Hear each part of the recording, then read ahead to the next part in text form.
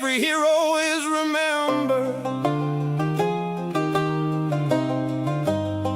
in honor of Ryan King and all that have fallen before.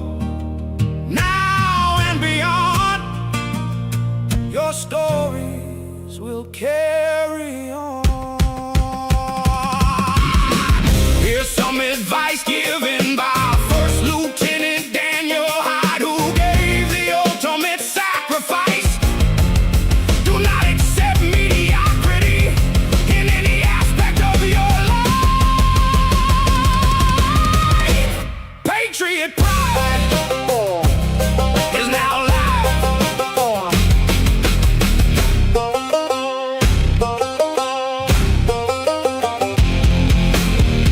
Patriot pride is now live.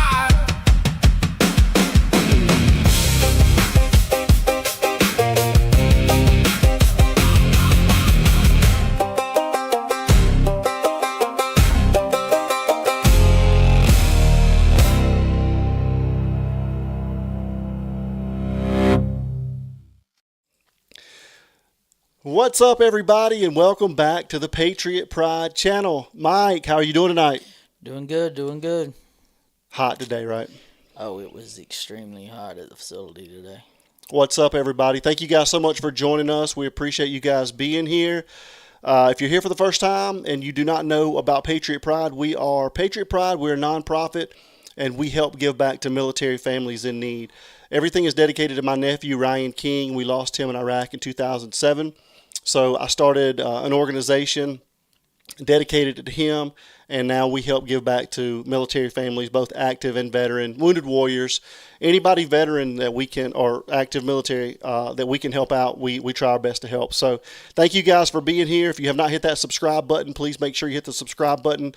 We're trying to get to 12,000, and you guys hit the like button. We're trying to get as many likes as we can get tonight. So thank you guys so much. We are going to get back into the Nancy Guthrie case again tonight, Mike. What do you think? Surprising. Yeah, surprising, huh? No, we just want to find. I mean, if I had to bet, so I don't ever know what's going on, right? Yeah. If I had to bet, I would have bet every dollar I had that we were doing Nancy Guthrie. Every dollar. Every dollar. Bet the house. Yeah, I mean, there are a couple of the really good cases that I'm looking into, and I think they'll be very interesting, and I think people would want to see them. But there are still a few things that we have not gone over and have not covered, and tonight's going to be one of them.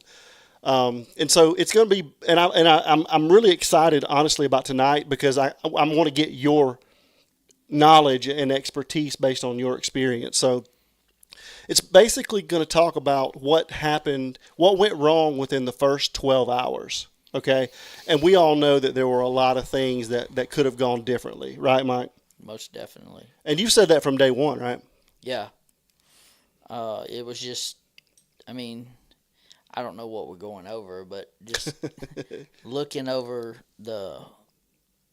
I saw the title, of course, the last 12 hours, or the first 12 hours, and there's a lot of things that you have, there's, and what I've said is there's protocols that are put in place when something happens. You need to follow these, and it didn't look like any protocol was followed. I agree.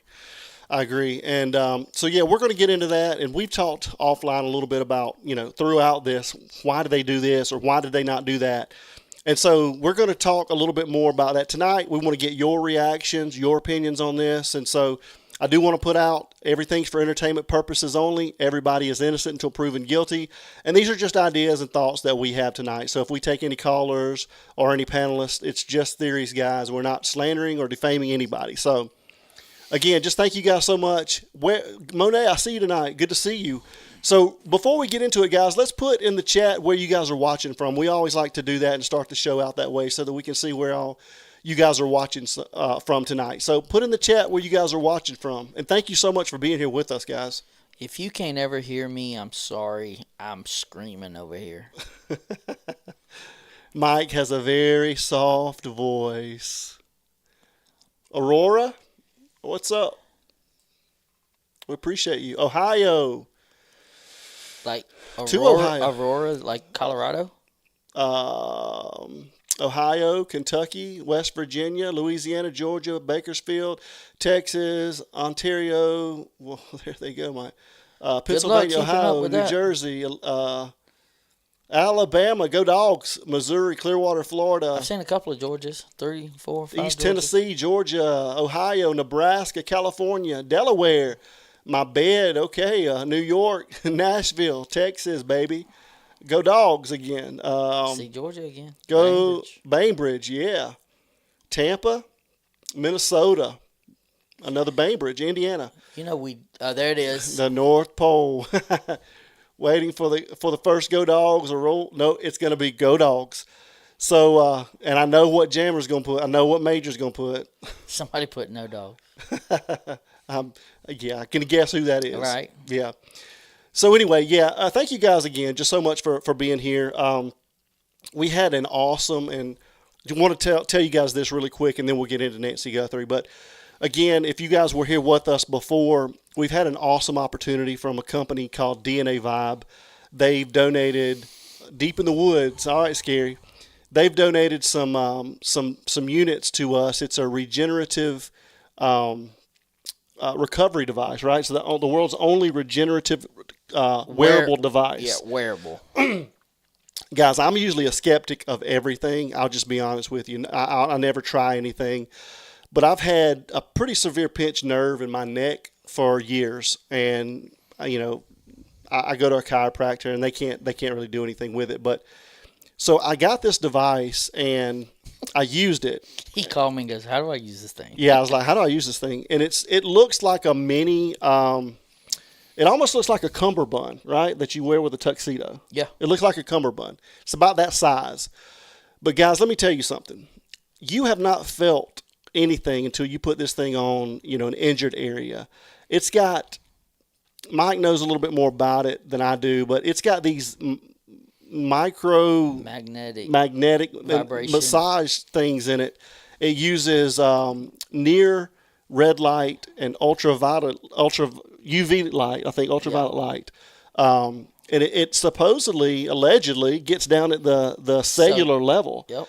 Look at you. You've been studying. I'm telling you guys, this thing is amazing. So I just want to thank DNA Vibe and Scott and Coach Milk for the donations. And we're going to take you guys live, and we're going to start going to some military bases. We're going to go to Fort Bragg, where Ryan was stationed.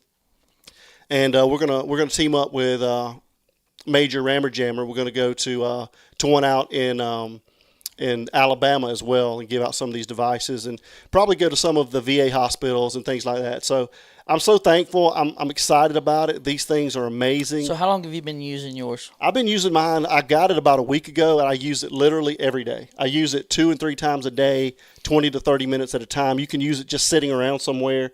It's amazing, guys. I mean, it really is. I've never really used anything like this before. So, and who knows, we may be able to give out 1 or 2, in the chat. So I don't know. We'll see what happens. Okay. We'll see what happens. So anyway, real quick And again. I got to give a shout out to Devin. Yes, and Devin. Yeah, if it weren't for Devin, none of this would have even happened. So please tell that story real quick about Devin and what an awesome kid he is.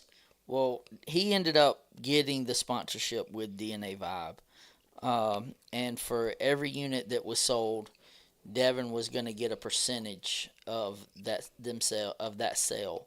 And instead of him taking the proceeds of that sale, he wanted to donate and give back to Patriot Pride. It was unbelievable. So they found out about it, and they were like, instead of you using your stuff and your proceeds, we'll just donate a certain amount basically in your name.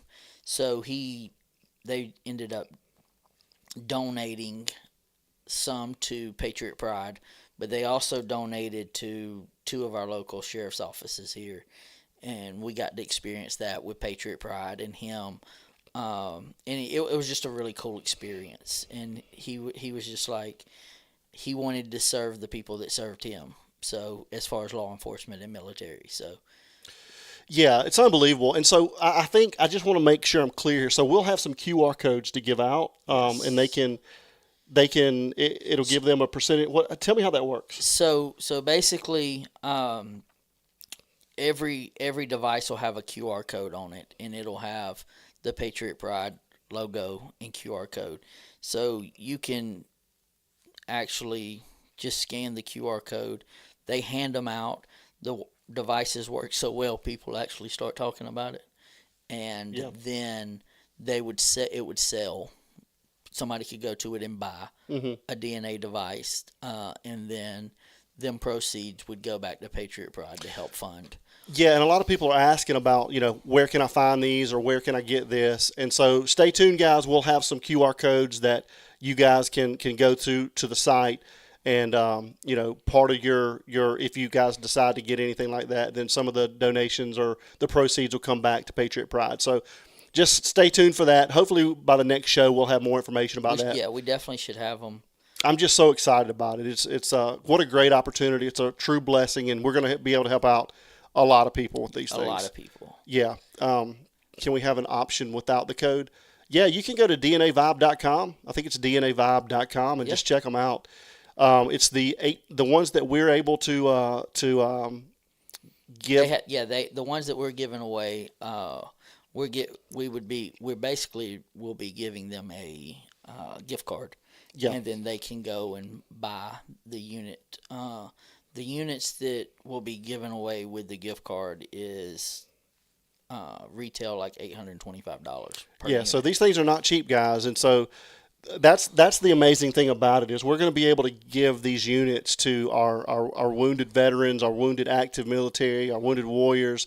And again, I'm trying to work it out to where we can actually include you guys as well in some of this stuff. So we're still kind of working things out. I'll tell you what I'll do tonight. Devin's able to get some that we've already gotten. And if you set a goal, if we hit the goal, then I'll give somebody.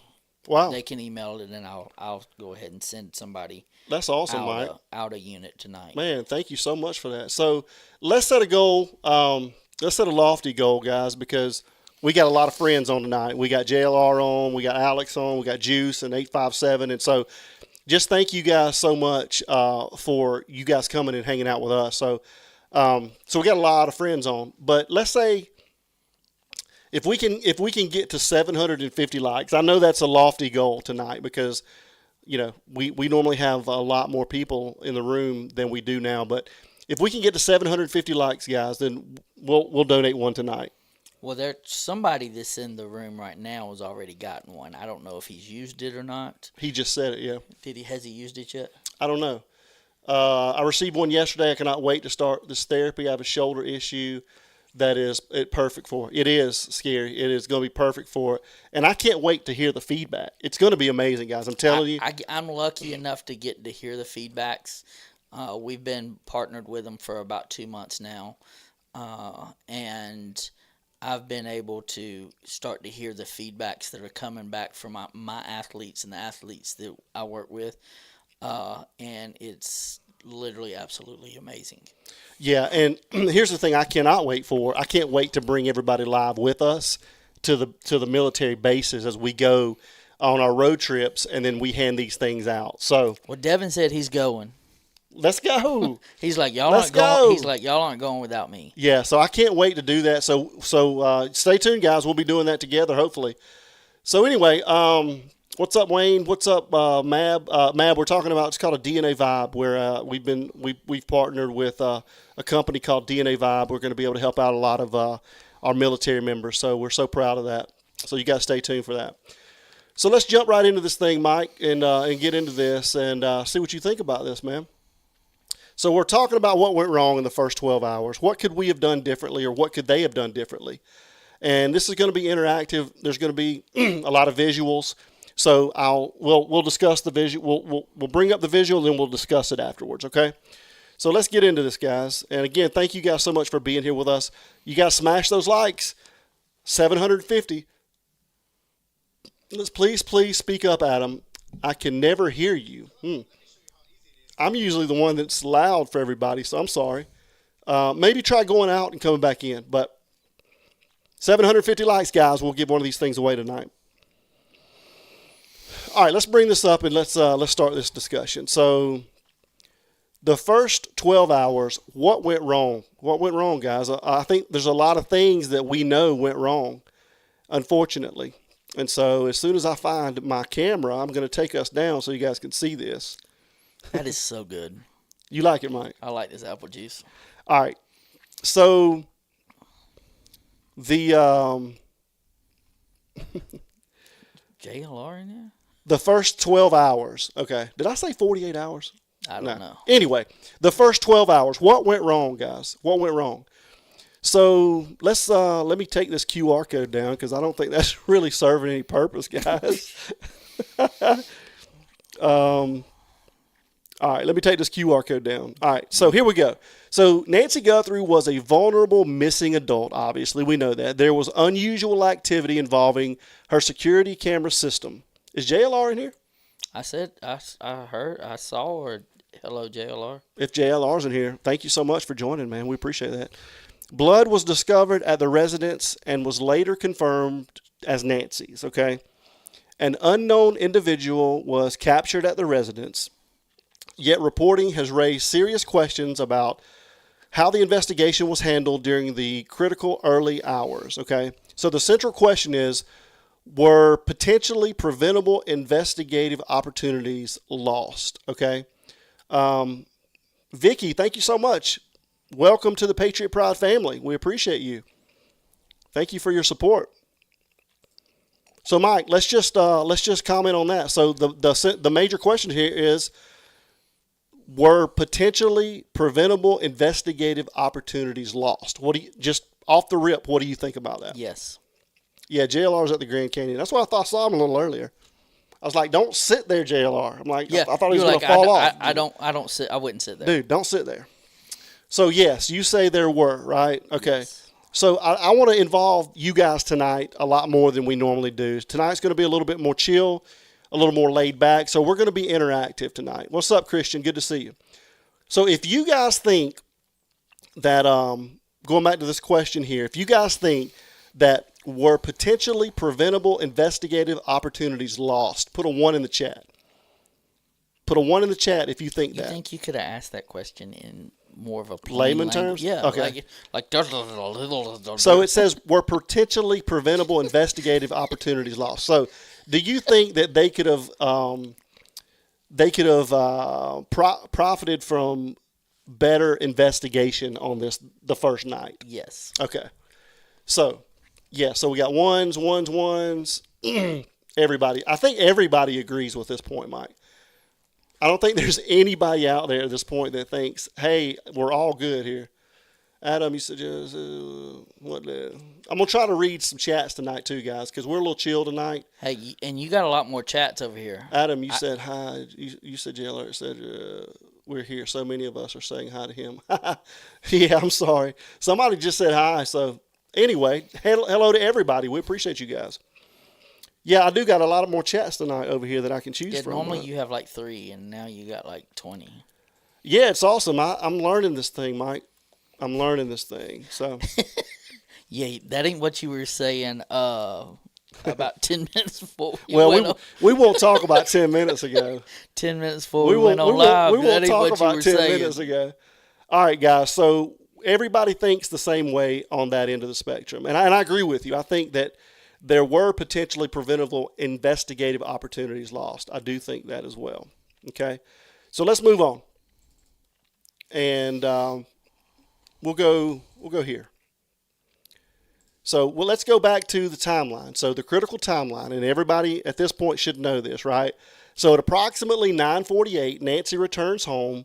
The garage door closes shortly after, and we know that was allegedly at 9:50, right, Mike? Yes. So at 1:47, the doorbell camera disconnects. The FBI says an unknown armed male appears to tamper with the camera. Okay? So then at 2:12, the camera system detects a person. Okay? At 2:28, Nancy's pacemaker-related app connection is lost. So we go back, and we're not going to get stuck on this pacemaker conversation, but that does not necessarily dictate whether she was there before 2:28 and it doesn't It necessarily doesn't say even that's prove that she was home. right. Doesn't necessarily mean that's when she left the home or the property. It just means when that app was going to download for that day at 2:28, the pacemaker was not there. Right. Okay. So just want to be clear on that, guys. Okay. So then at 11:56 a.m., allegedly, or 11 a.m., that's a little controversial. We don't know if it's 11 or 11:56. Family members arrived to check on Nancy. Okay. Then at 12:03, 911 is called, and then at approximately 12:15, law enforcement arrives. So the key window here, Mike, and you always say this is key on a lot of things that you talk about. So allegedly, we have 41 minutes from 1:47 a.m. to 2:28 a.m. is what happened during those 41 minutes. So what do you think about that? I mean, do you think that's even legit? I mean, do you think this timeline's even legit at this point? Yeah. The only thing we know for a fact, right, that has been corroborated outside of is Nancy getting in the Uber and getting dropped off. That truly, and then the guy on the porch. That's to me, that's the timeline. Well, the unfortunate thing, in my opinion, is I don't know that I believe the time that it says the guy was on the porch. That's what I'm kind of battling, and I have conflict with that, because if they don't have time stamps, then how do they know the guy was there at that time? That's my question. So I don't know. Okay, so we'll go back to this, and so what time do you think that is? I don't know. You can't just say I don't know. Well, that's the thing, is I don't know what time it is, and I want to know how they know it's 1:47. What if they do know it's 1:47 and they just zoomed it in? I mean, just so we could get a better look. I don't know.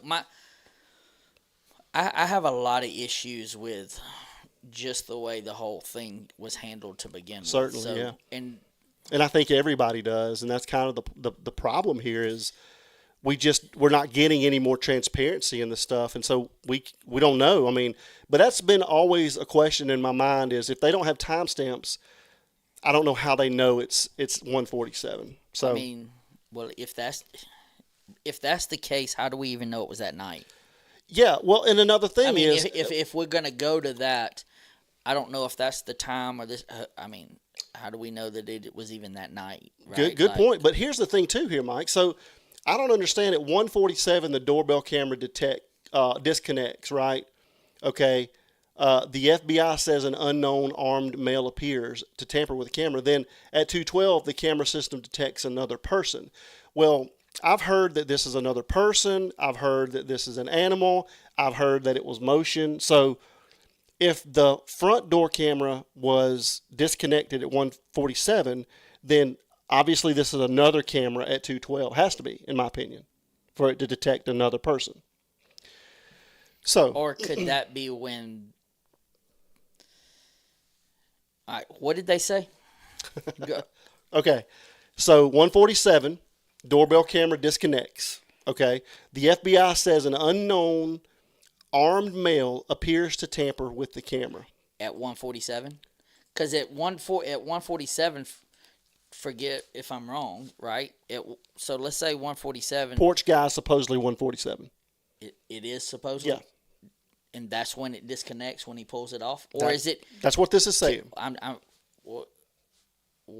Could there be a jammer that disconnects that? Could it be disconnected through a jammer? Well, we've talked about that. No. True Crime Andy, welcome to the Patriot Pride family. Thank you so much. We appreciate you. Could there be a signal that was sent that disconnects that camera?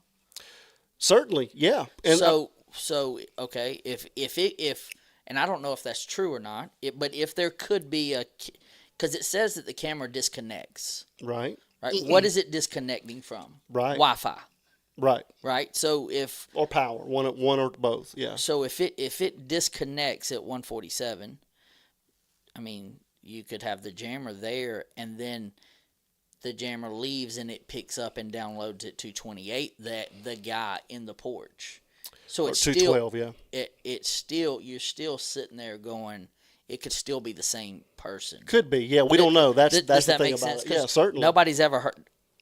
Certainly. I hadn't heard anything else about another Nest camera or whatever Well, being there. he said that I'm not going to discuss the cameras inside or outside in one of his first press conferences. So, and we know there were multiple cameras around the property. So, but the FBI says armed male tampered with camera at that time. Yeah.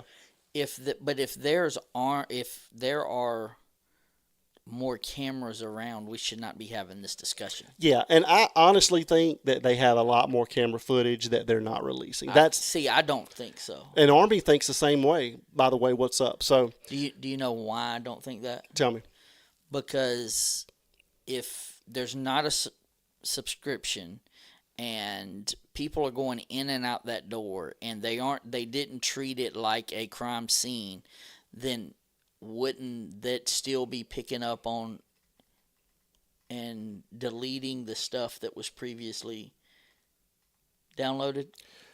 You see what I'm saying? Yeah, I do. Like, because if they walk in the house or they're walking in the garage and there's another camera or whatever, like, it's picking that up, correct? Right. And then is that not overriding on what's previous? And then before they decided, hey, we might need to do some more investigation work, and it just overlapped every time people were coming in and out of that house? Yeah, I don't know. I mean, it's a good question. And Dom C, if something got by me, I'm so sorry. If I see some people saying gifted memberships, I did not see that in my chat, but thank you so much if you did that. And if you didn't, thank you just for being here. But if you gifted some memberships, thank you.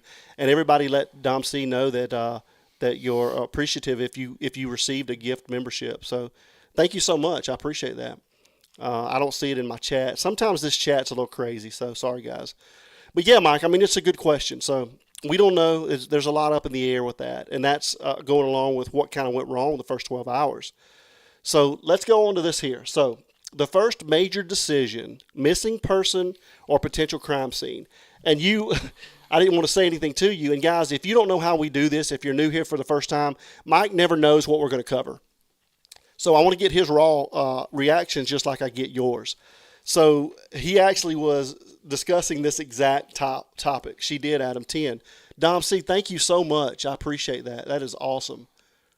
Thank you so much, Dom C. That is awesome. We love you, Dom C. Thank you for that. We appreciate it. So what was I saying, Mike? That I was having this. Yeah, you said the exact same thing. Is that why you wasn't saying anything and Yeah, you looked yeah. away and changed the subject? So he said the exact same I felt thing. like a damn idiot. I'm sitting here and you were like, so what are you thinking about tonight? And I was like, well, based off the topic, I can tell you the first thing is the totality of the circumstances. You would look and go, hey, we need to treat this as a major crime, because you can always scale it down. It's going to be hard to treat it as something and scale it up. Yeah, so he touched on the same topic that we're about to cover. So good job, Mike. So basically, the first major decision, missing person or potential crime scene. Investigators did not necessarily have to choose one theory immediately. Two investigations could have operated simultaneously, and that's exactly what you said, Mike. So track one, vulnerable missing adult. Could have searched the neighborhood, deployed search teams, checked hospitals, searched roads and surrounding areas, used dogs where appropriate, and interviewed neighbors, okay? And then they could have also used a secondary track two potential or possibility. So possible abduction / major crime. So they could have secured the residence immediately, preserved the porch. I'll just slide in here. Take in the doormat, protect physical evidence, bring in major crimes personnel, begin forensic processing, preserve digital evidence. So the big question here is, why not run both investigations at the same time? So why not, Mike? Why do you think they did not do that? Lack of experience. Lack of experience and just incompetency, you think? Yeah, I think they... And that's one thing, and I'm not saying... Again, you don't. I always use that saying, you don't know what you don't know, right? Right.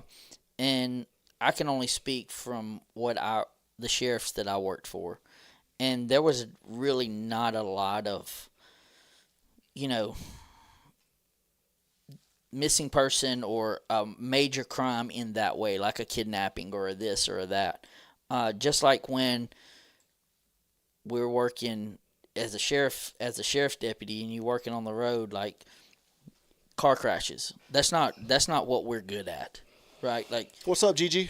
We do more a lot of transportation, and you're transporting inmates, and you're sitting out, you're writing tickets and this, that, and the other. But when you go to car crash, especially if there's somebody that's been injured, at that point, all we would do was we would direct traffic, and we would call Georgia State Patrol. Right.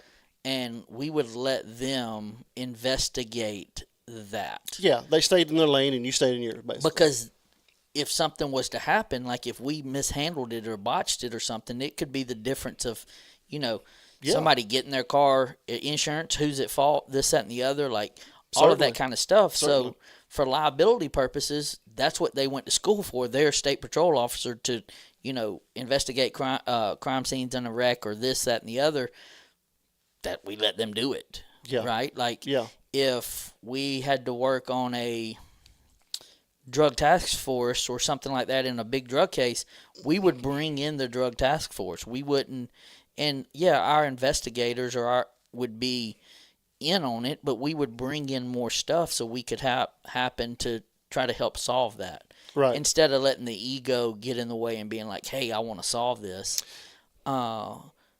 And I want to be the one to get the credit. Ultimately, like, it's about bringing justice to the family. Exactly. No matter who solved it. Totally agree with you. All right, so let's move on. So now there's the question or the situation of the blood, okay? Chris says they learn this in training before they get the badge. Yep. So the blood, should this have changed everything, okay? So Nancy was missing. She was considered vulnerable. Unusual electronic activity had occurred at her residence. Blood was present outside / on the porch area. DNA testing later established the blood did belong to Nancy. And even before investigators knew whose blood it was, unexplained blood at the residence of a vulnerable missing person could potentially be critical evidence, right? So the equation is a missing vulnerable adult, camera anomaly, unexpected blood equals preserve as a potential major crime scene. And so again, why, Mike? Why did they not do this? It's got to be lack of knowledge or lack of effort, right? That's always what I say in a leadership role. It's either lack of knowledge or lack of effort. So it's either they're incompetent or they meant to do it, as far as lack of effort goes, in my opinion. Well, here's the thing. Camera's missing from the door, right? Like the camera's gone. You have bushes or plant over here laying beside it. There's blood sitting there. Meds, the phone, everything's there. Like, and that's what I'm gonna get back to talking about Devin. Me and Devin were kind of talking about the case because he's always asking. He's called into the show. Yeah. And he's always sitting there and he's asking, like, Dad, like, why is this or like why is that or what did y'all talk about or whatever. Deborah says law enforcement could be involved. And, sorry, Mike. We investigate. Smash that like button and go Dogs. Thanks, Wayne. We appreciate you, brother. So one of the things that he asked me was, and I think I even said it. I broke it down. And I was like, look, where we live on a hill that is super, we got a steep hill, right? Mm-hmm. And you're just not just going to come back down our driveway. But you're not going to go up the driveway either. Yeah. Especially just mobility-wise. So, I told him, I was like, what if somebody, my brother's in a wheelchair. I was like, what if you were here and Andrew's wheelchair was sitting right there, but Andrew's gone. Like, where'd he go? Right? Like, his mobility is, how's he going to get up that hill? The only way he's going to get up that hill without that wheelchair being there is somebody drove his ass off. Shout out to Andrew. Love you, brother. Like, you know what I'm saying? Yeah. So, common sense would tell you if she's having mobility issues to get somewhere. She didn't go far, Yeah. right? On her own. So she had to have help. Well, if she had to have help, that would common sense would tell us, okay, something is involved. Whether it's a crime or not, something else is involved, and we need to treat this. What's up, Truth? We need to treat this as just not a little old lady not wandering off. Thornbridge, thank you. We appreciate you. I totally agree, man. So you have to go, hey, let's treat it as somebody else is involved. Somebody else has took her. Well, if somebody else has took her, then what does that need to be?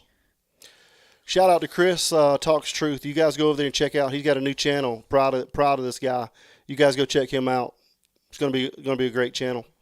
Yeah, I totally am down with what you're saying, man, for sure. So then you go, hey, let's treat it as a crime scene until it's not, instead of trying to prove that it's a crime later on, right?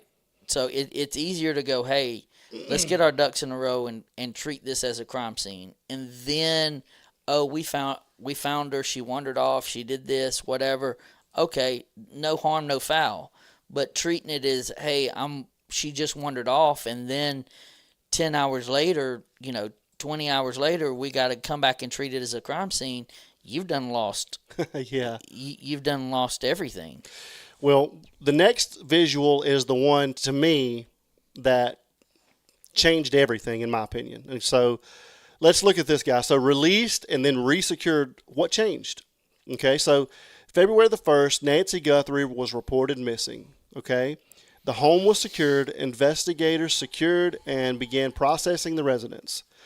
Okay, in approximately 20 hours or so, the investigators processed the residence. Okay, so then on February the 2nd, the property was released back to the Guthrie family. Okay, then on February the 4th, investigators / FBI returned to the residence at approximately 4 p.m. Okay, and then the crime scene was resecured. The crime scene tape goes back up.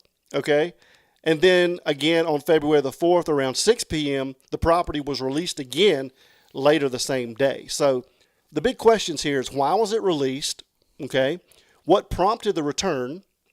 What changed during those 2 days?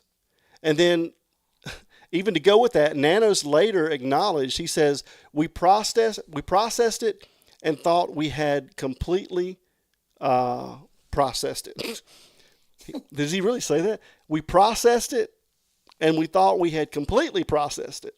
Okay, cool. In retrospect, I probably could have held off on that.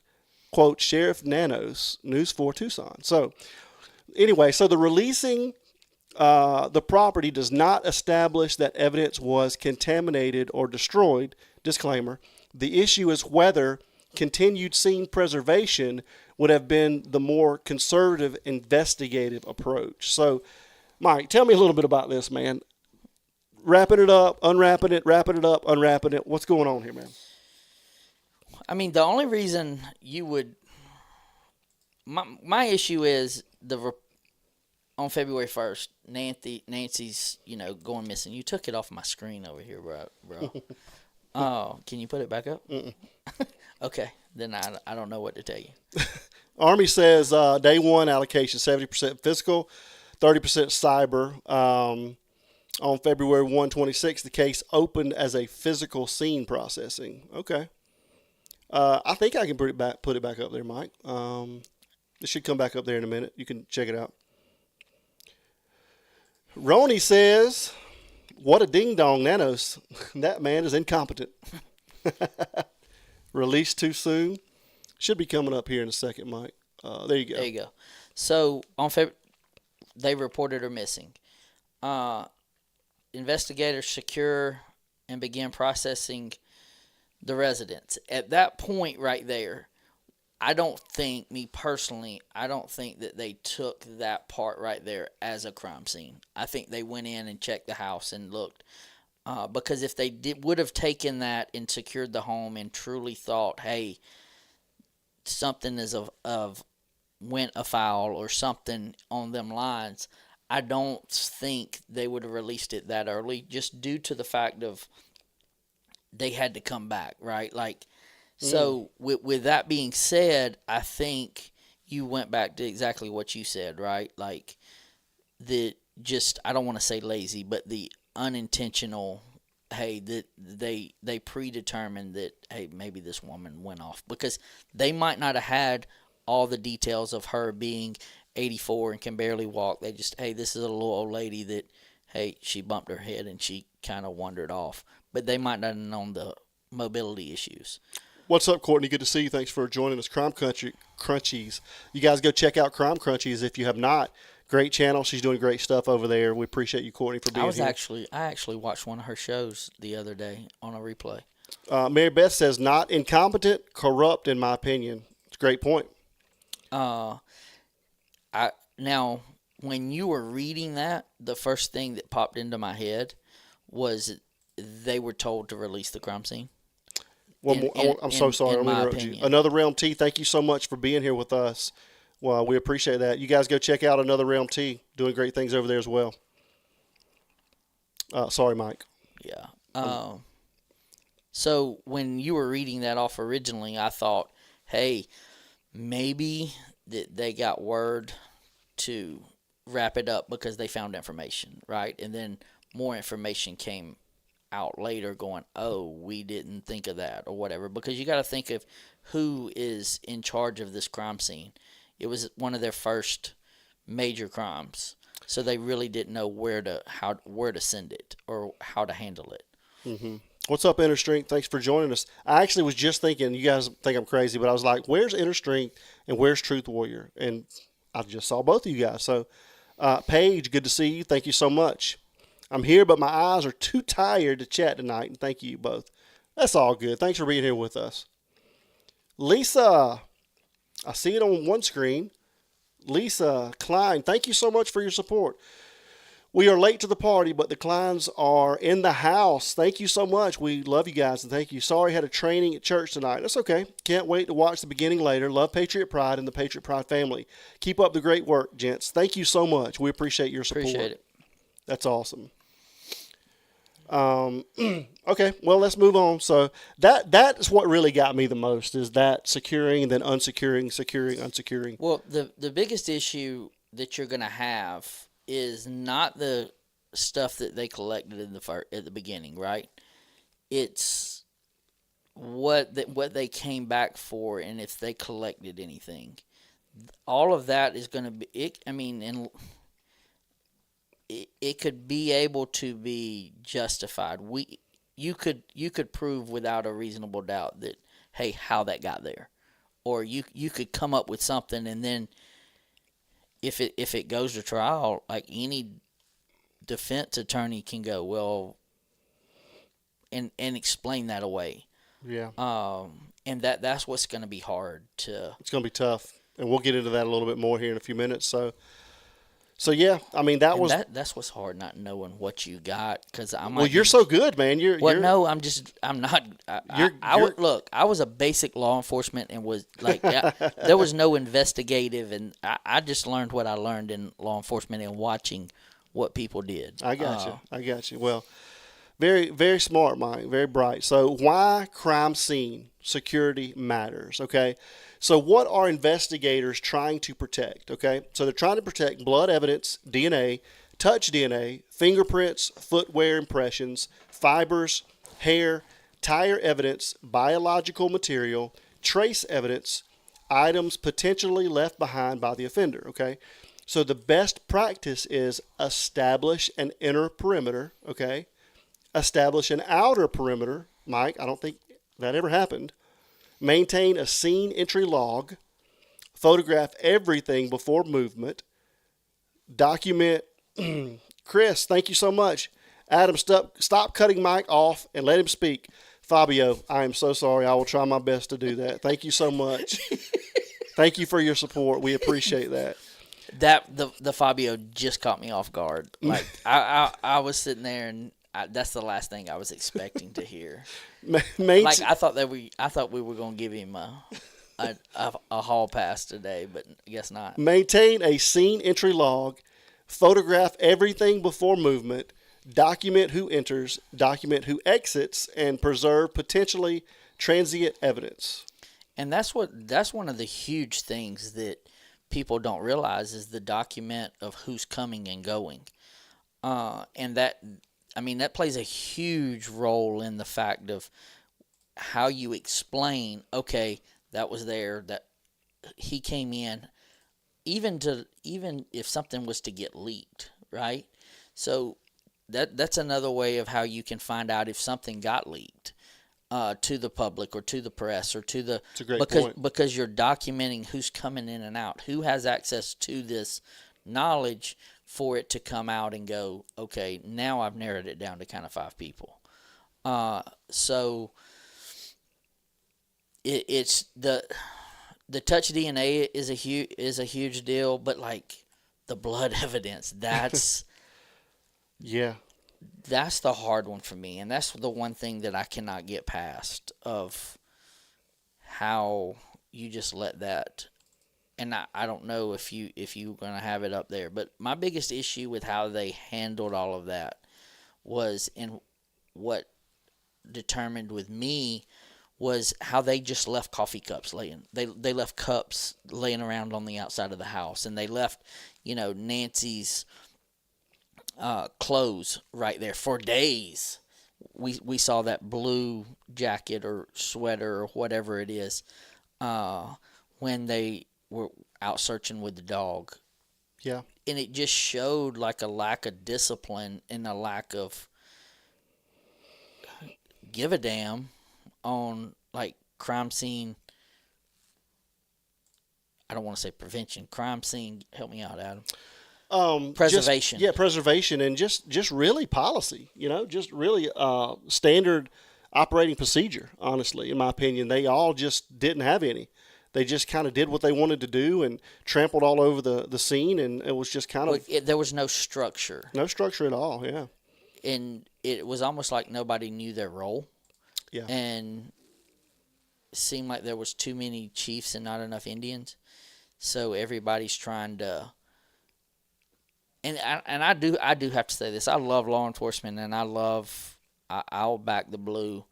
But the one thing that, and I'll be honest with you, one of the reasons that I got out was when you're into that law enforcement, it got to the point where it was worse than schoolgirls. With people wanting to get credit. The first person that will throw you under the bus is somebody who's trying to make rank.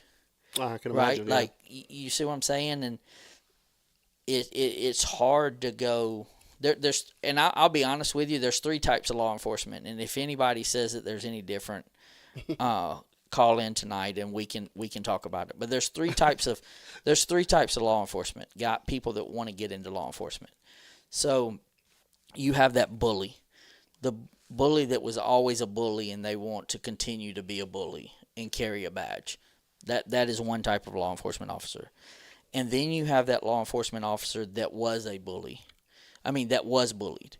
And now that they have a badge, they want to show everybody what they want to do. And then you have the ones who really want to make a difference.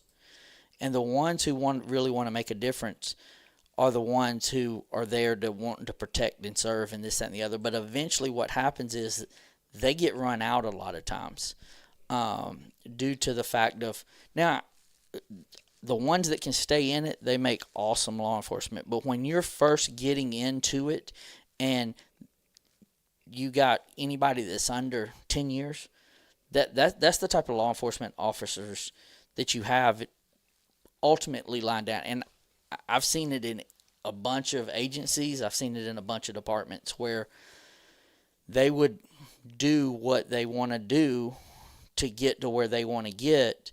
And it's, hey, I'm going to bully you, or I was bullied and now I'm going to show you now that I got a badge, this, that, and the other. And then you have the guys that really want to make a difference. And there's a lot of them guys out there that want to make a difference. And there's some that are, just think about going back, looking at type of law enforcement people that you've dealt with. and people that you grew up with that ended up being in law enforcement. And I would say 85-90% of the people are the guys who do want to make a difference. But then you got that other 10% that gives all of them a bad rap. Right. Yeah, very well put. And real quick, guys, I want to remind everybody, again, thank you so much for being here. If you are new here or if you're rewatching, Mike, we had like 7,000 people watch the replay last week. What a blessing. So if you guys fit into that category, or if you're new here, you have not hit that subscribe button, please, guys, hit the subscribe button. It helps Patriot Pride out so much to get the name out there. Help us out in the algorithm so that we can, in turn, help more people. But, guys, hit the like button. Let's smash that like button. If we get 750 likes tonight, guys, Mike's going to donate a DNA Vibe. It's an $825 value. I'm telling you, this machine will change your life, guys. So if you're in here watching, Miss Hammond, it's great to see you. Bless your heart. Thanks for being here. We love you, Miss Beth. So, yeah, if you guys are in here, and I don't know, I don't know what it said over there, but if you have not hit the like button, guys, hit that like button. If we get to 750, we're going to donate a DNA Vibe, and I'm telling you, you guys will love the item. So, all right, let's move on. The future prosecution problem, and you've always said this, Mike. So what happens if they arrest someone, okay? Investigators may eventually identify a suspect. Prosecutors would then have to prove their evidence in court. Defense attorneys could scrutinize how the evidence was collected, when it was collected, who handled it, whether the scene remained secured, whether unauthorized people had access, like the Amazon Prime guy or the pool guys or the mail guy or the pizza guy, and whether evidence could have been disrupted, okay? So the important distinction here is questions about scene integrity do not automatically make evidence inadmissible. They can, however, potentially create issues that a defense attorney may exploit. And Mike, you've always said that. So the big question here is, could decisions made during the first hours become issues during a future trial? What do you say to that, Mike? 100%. It's just like anything. I give hitting lessons for a living, and I always talk about like your setup determines everything. You can have the best swing in the world, but if you aren't balanced and your load isn't proper and it's all about timing, right? So you have to have a good base, and you have to have a good foundation, and you have to trust your hands when, hey, just let them go and swing. Same thing in law enforcement. When you're sitting here and you go, all right, I got to trust my deputies that are first on scene. I got to trust that they were trained right. I got to trust that they follow protocol. Well, you have to also give them the autonomy to do their job, right? Right. And the leverage to be able to do it. But a lot of them, they don't know. They aren't taught. So even without the autonomy, right, they just aren't. A lot of them aren't taught. There's a checklist you kind of go down, right? Like, hey, you come to the scene. You're looking around the scene. You're looking at, and you do a little bit of your investigation work. Where a lot of people try to get in trouble is they try to take a sheriff's deputy, and that sheriff's deputy tries to and then turn around and be an investigator when they aren't trained to be an investigator. And they try to do it on their own because they're trying to climb the ladder and be like, hey, look at what I did. I secured the scene, and I did this, and and they kiss ass to give it to the investigator or give it to the detective. And with that being said, you have they overlook something, or they leave something out, or they move something that shouldn't have been moved. And look, know your role. If you're first on scene, you have a checklist that you have to do. Secure the perimeter. Get the questions. The sooner you can get a detective or an investigator there, get them there, and let them do what they do. 100%. Thank you. I appreciate. Bless me. Yeah. Chris says, thank you, Chris. Says, Mike, keep me in mind. I have a pinched nerve in every part of my body, so you know that device would fit in well. Remember me, my friend. All right, Chris. Thank you, brother. We're gonna let Adam pick it how he picks it. It's a random selection, guys. Random selection if we get there. And Major Rammer Jammer put out 700 likes, but I said 750. So we'll see what happens. But the goal is 750 likes tonight, guys. I know we can do it. So if you're watching this, you have not hit the like button, please hit the like button to get a chance to win a DNA Vibe unit. That's an $825 value, guys. It'll change your life, I'm telling you. It's a restorative, regenerative, wearable device that you guys... Say that really fast 3 times. It's tough to say, restorative, regenerative, wearable See, device. I always say regenerative, wearable regenerative device. You try to make it all complicated and hard. All right, so let's move on. But yeah, great point that you made there, Mike. Where's my picture button? There it is. All right, so here we go. The future. So let's check this out. So the clock was running, guys. The clock was running. Did I not say something about this too? You did. I'm telling you. I'm telling you. So digital preservation should potentially have included doorbell/security camera records, Nancy's phone, which we know that the family were able to access, pacemaker related records, and Lord knows we're not going to get back into the pacemaker discussion tonight. But anyway, Wi-Fi/router information, cellular networks or records, neighborhood doorbell cameras, neighboring security systems, traffic cameras, license plate reader systems, and nearby business cameras. Okay, so digital evidence can disappear because of retention limits, automatic overriding, like you said, and technical limitations. So the question, what digital evidence existed at 12:15 p.m. that might not have existed days or weeks later? So that's a really good point.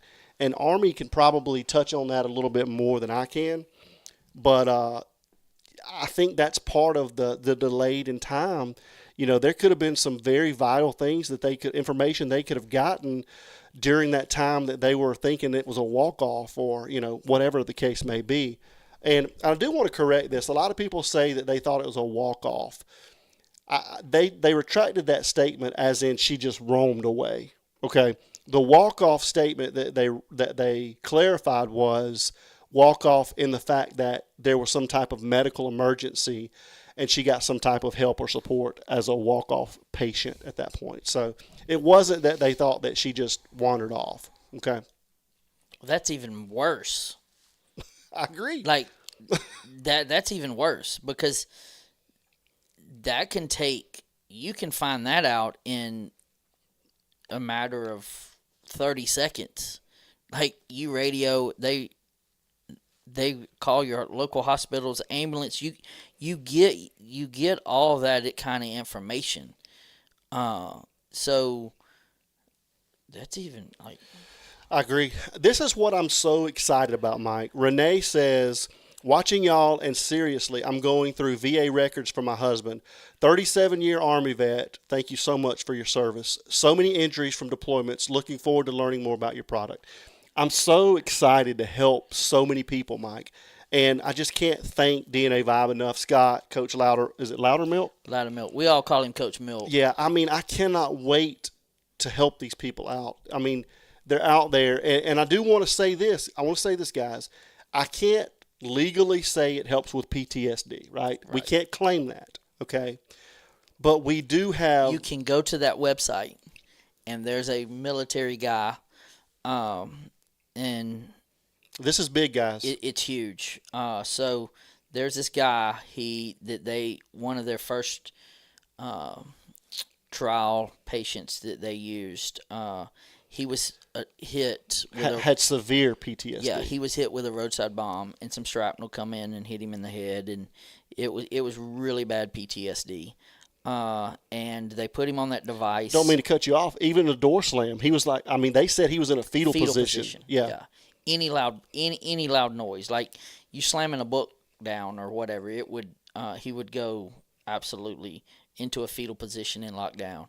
And he messaged DNA Vibe after the fact, after about 6 months of using it, and he called him and he was in tears, just excited. He's like, I finally got to play a board game with my family, and they were like, okay, like, that's great. And he's like, no, you don't understand. And then that's when they found out how bad his PTSD was. And because he called the people that had donated it, not the people that, were working with him during that. And then he stayed using it. About a year later, he called up the guys that had donated the stuff to us and ended up going, hey, you won't believe where I'm at right now. And he held up the phone, and he was at the range with his teammates shooting firearms Unheard at of. the range. Unheard of. All because, and it's his words, not mine, all because He contributed to the DNA vibe device. And so they put it over the vagus nerve. Vagus nerve, yeah. And it allowed him over the course of time to be able to work and be able to work through them issues. Yeah. To be able to go out to the range and shoot with his former teammates. Yeah, so I'm so excited again, guys. I don't mean to get cut too far off topic here, but this is just going to be amazing.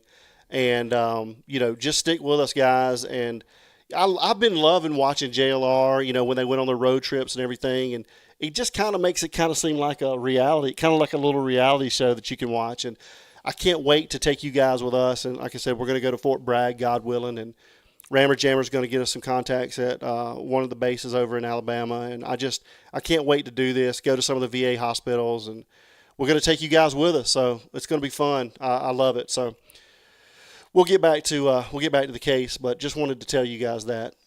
So yeah, the clock was running. The clock was definitely running. Devil Dog, Desert Storm veteran, love you guys. Thank you so much for your service, and thank everybody in here, everybody that's watching and that will be watching this show. If you or anybody in your family served, you served, and I want to thank you guys so much for your service.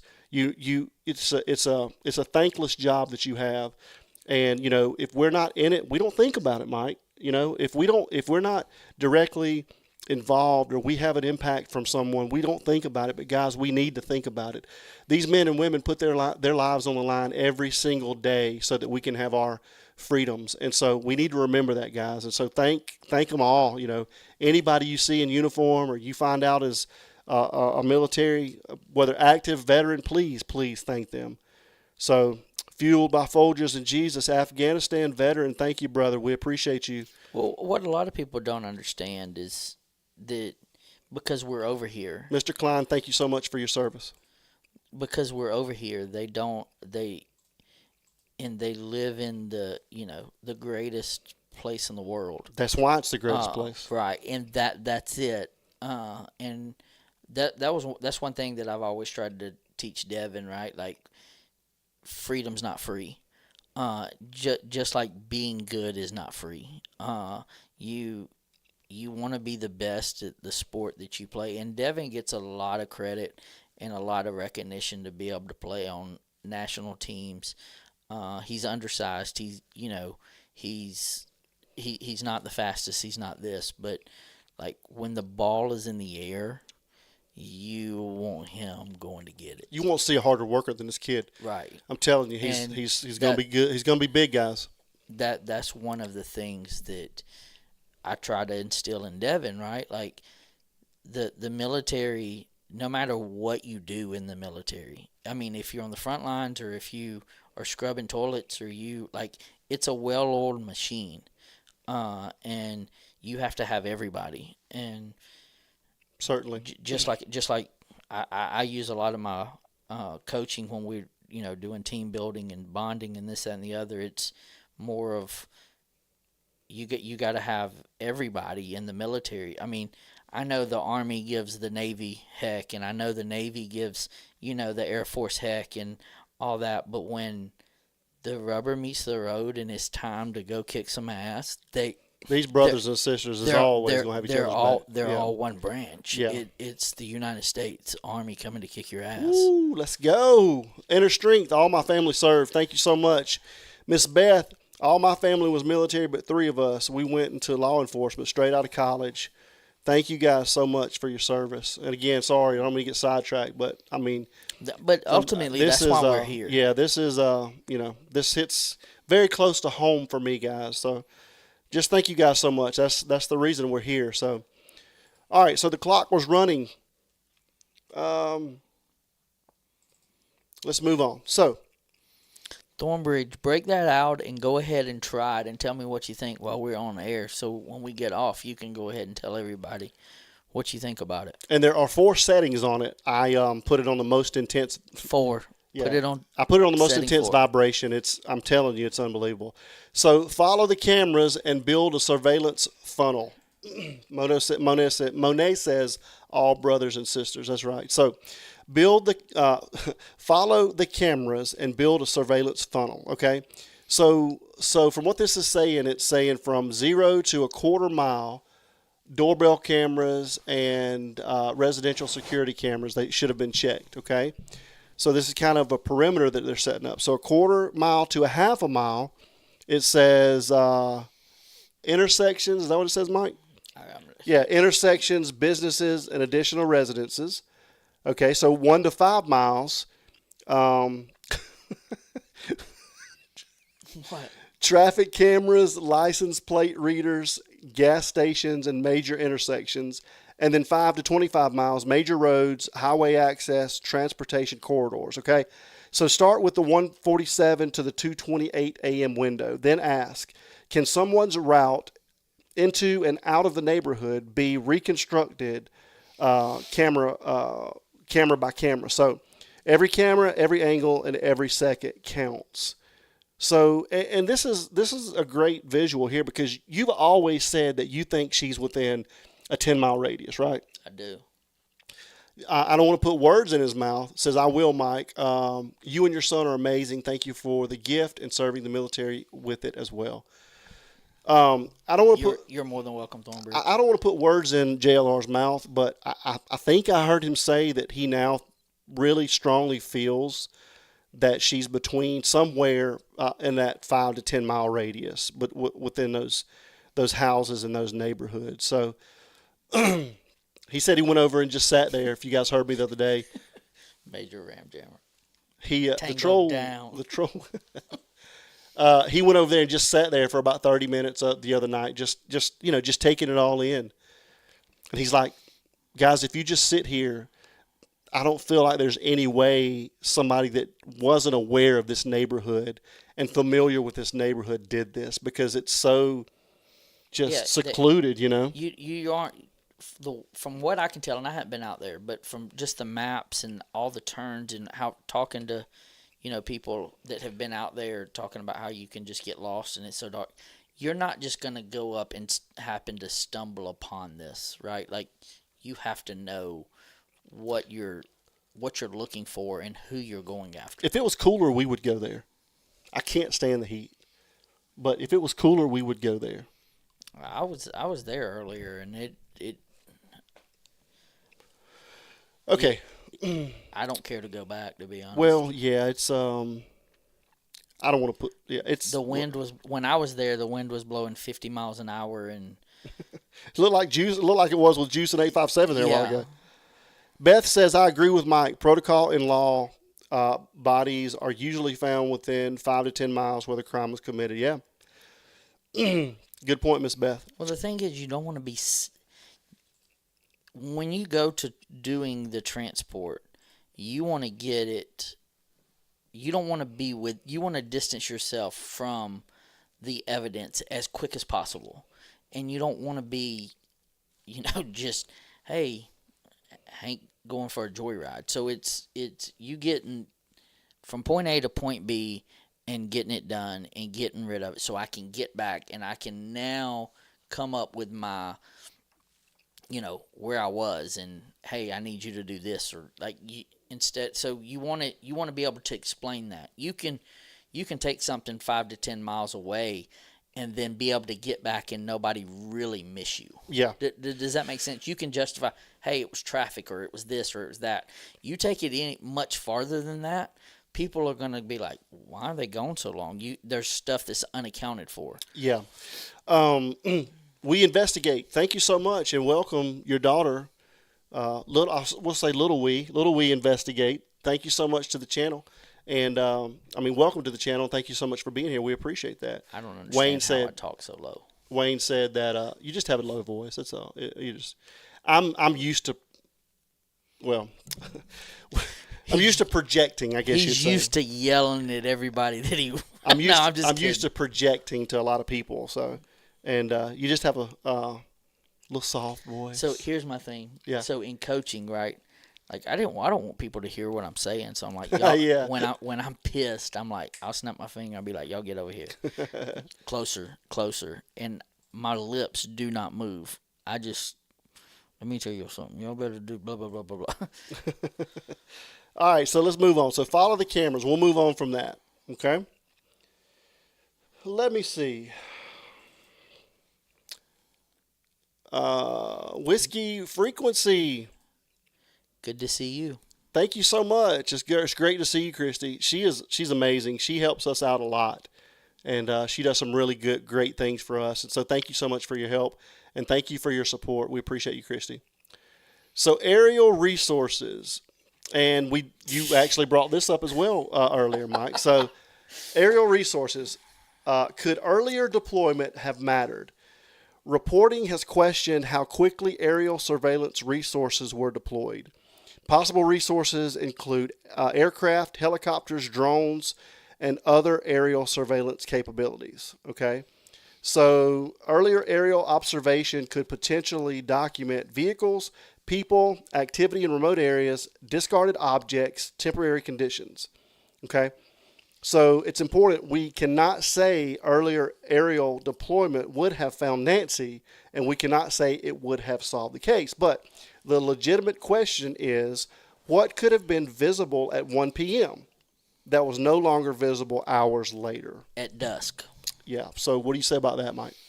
Well, for every hour that goes by, your search has to get bigger. So if we could have handled it different and had resources, y'all, they have a $1.4, $1.5 million search plane. They have it, and it didn't get up in the air until almost dusk. So because they didn't have a qualified pilot to get it up that quick, and I mean, then why have it? Like, if you don't have it to be on standby, then why are you using the taxpayers' money to purchase a $1.5 million plane that is going to take you 7 hours to get it up in the air? Like, that, to me, that's stupid. Like, if you're going to have a $1.5 million plane, you need somebody on standby that can get up and have a go bag, even if they're off, right? Have a go bag and be like, hey, you're on duty today. You can't be within a 1 hour time to get up in the air, right? Yeah. And Chris says allegedly the pilot was on punishment from Nanos. Imagine that. Imagine that. I wondered why it took so long to get in the air. But now you think about what's the distance that they're going to be able to travel in an hour, right? And if I can get it up in the air within the first hour or hour and a half, even 2 hours of the call, right? Yeah. Instead of right. waiting hour 7, there's a 5 hour difference there that they're going to have to cover a bigger, square mile. Like, yeah. What are you? It ain't like you just put a plane up and be like, oh, now go find her. Yeah. So Shortleg says, didn't they pick up a very faint signal and didn't check it out? I don't know about that. Yeah, I'm not sure. And again, I just want to say real quick, thank you guys so much for being here. We were talking about this, and we were actually questioning a couple things before we came on tonight. There's like 11,000-ish or 12,000-ish people watching our friends and other streamers, and you guys over here with us, just thank you so much for coming over here and hanging out with us. We appreciate your loyalty and your dedication. Just for every time we come on, you guys show up, and we're honored and thankful for that. So thank you guys so much. And I know we'll have a ton of people watching on the back end and watching on replay. So thank you guys so much. But again, hit that like button, guys, because if we get to 750 likes tonight during the live stream, Mike is going to donate a DNA Vibe device. I'm telling you, to change your life, guys. So let's try to get there. I love this channel. Thank you so much, Paige. We got a lot. We got 400, we guys, got a lot more likes. We got to go. We got 462 likes, guys. We got a little ways to go. It's okay. Like I said, we've got a lot of friends, huge channels that have a lot of people watching. So it's okay. We just appreciate you guys being here with us. All right, so aerial resources. We'll move on from aerial resources. What was that noise? Double click. I was like, somebody calling in? So we'll move on from aerial resources to who was leading the investigation. Experience and command, okay? So reporting has raised questions about investigative experience, leadership, communication, coordination, duplication of investigative work, okay? So their Sergeant Aaron Cross says Pima County Sheriff's Department has been identified as having played a significant role in the early stages of the investigation, okay? So again, we just want to put this disclaimer out. These remain allegations. They do not prove that any particular person caused the investigation to remain unsolved. Okay, a major crime command could include experienced major crimes commander who sets strategy and prioritizes, crime scene supervisor, oversees preservation and forensic operations, search and rescue commander, coordinates search and rescues and teams, digital forensics lead, captures, preserves, and analyzes digital evidence, and FBI/federal liaison, provides resources, expertise, and interagency coordination. So the question is, did the right people have the right authority early enough? So what do you say to that, Mike? No, not at all. I mean, the one thing that sticks out in my mind is 2 or 3 days after she went missing, you have, I don't know exactly if it was 2 or 3 days, but very shortly after she went missing, he was videoed sitting or going to a basketball game. Hi, Barbara. Good to see you. So, but it goes back to exactly what I was saying earlier. Dean says, I'd rather be here with the Waffle House gang, Mike. Appreciate it. Appreciate it. Starting back from the top, right, when I told you there was 3 types of law enforcement.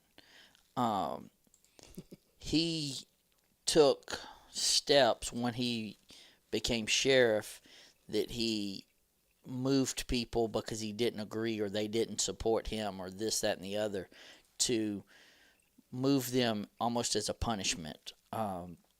And I'll show you now I'm in charge. Instead of going, hey, if me and you were going for the same job, yeah, of course I would be devastated that I didn't get it, right? But at the same time, I either move on or I accept that you got it and I fall in line. Where he moved people around that didn't have qualifications to get into his inner circle.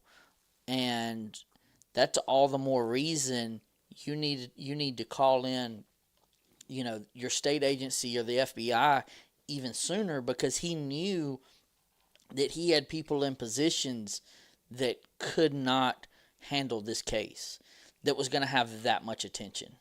Look at this picture. Yeah, it's pretty good. Sorry. It's legit. Yeah, sorry.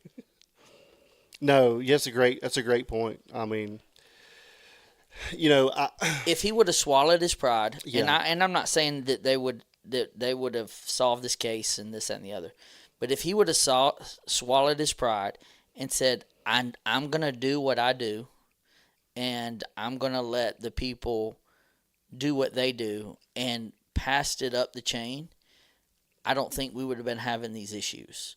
But since it's almost like you took a AAA player, right? you took a AAA player playing baseball, and you threw him into Game 7 of the World Series. That's a good analogy. And expect him to be able to perform. He might be able to perform under normal circumstances in spring training and this and that. Yeah. But not Games. not your first Yeah. first major case Yeah. where it is a worldwide event. Yeah, and Scary Drawdown makes a really good point here. Says all the 20 plus year detective veterans have all stated mistakes seem to have been made, probably because of the inexperienced staff. So they've interviewed multiple 20 plus year detectives, experienced detectives, and they all say the same thing. And that's a great point. But why do that, Mike? Why? In what world does it make sense for nanos to make these people have different roles and put these inexperienced, uneducated people in these positions? Publicity? No. So that they don't solve it? I think they so me personally, I think he didn't think this would happen in his town.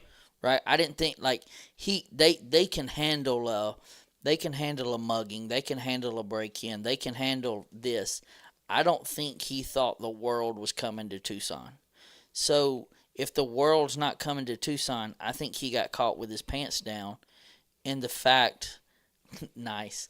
I think that he got caught in the fact of putting them people in them positions that what we call yes men and women, and they just agree with whatever he says to go, hey, I'm going to surround myself with a bunch of yes people, and they're going to be the ones that protect me. So if so-and-so talks about me or so-and-so talks about me, it's got to come through two different people before it gets to me. Does that make sense? Certainly, yeah. And I think it was a perfect storm in the beginning of him getting caught with his pants down, and now what do I do? Right? Like, oh my God, well, I've promised him so-and-so, and I've promised him so-and-so. I'm going to have to, I'm not going to go back on my word and call the most, experienced person we have back over there, and that guy go, I told you so. Right? Yeah. So now he's just going to fall on his sword, which what he should have done is just go, instead of me doing that, I'm already here. Take it, FBI. Yeah. But that's where his pride, he's too prideful to do that, because I've been a sheriff for, this is my town, I'm going to, all that bull crap. Yeah.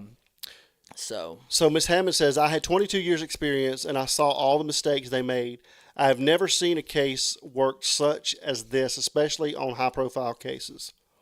Great point. And then Scary Drawdown says, Jen just stole my DNA vibe. Make sure it's on the high setting. I'm telling you. 3 or 4. Yeah, You want it on setting 3 or 4. You guys put it on there for 20 minutes. I'm telling you, it's a life changer. You might be asleep if you put it on 20 minutes on your shoulder. That's what you do. I do. You put it on there and you fall and asleep. I'm out. But it is not hard for Mike to fall asleep, guys. I will tell you that. I think there's a few nights maybe he's been asleep over here. You'll never know. You'll never know. Yeah. So no, if you'll see me doing this, or you'll see me go, bam, if I'm actually asleep. All right, guys. So we'll move on. Who was leading the investigation? Okay. And we got a couple more. So They're crazy. let's see. The next one is, what could have happened at 12:15? Okay. So what could have happened at 12:15? Are we talking AM or PM? PM. So Okay. experience and command. So reporting has raised questions about investigative experience, leadership, communication, coordination. Nope. At 12:15, conservative response. At 12:15, they could have secured the residence, secured the porch, and established a broad perimeter. Okay. So then at 12:20, they could have began a vulnerable person search. Okay. Simultaneously began potential abduction investigation. Okay. And this goes back to they could run a dual investigation, right, Mike? Right.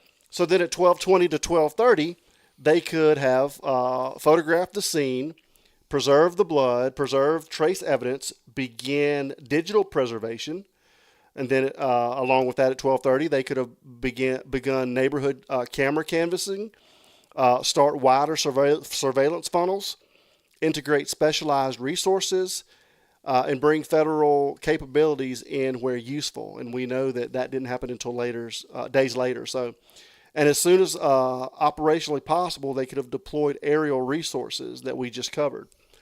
So continue ground search, forensics, digital investigation, surveillance collection, and aerial work. So early decisions, early actions, every minute matters. And I just think we lost so much time during this. I really do. I think we lost so much time. Well, just being who it was. Mark the Shark in here. What's up, Mark?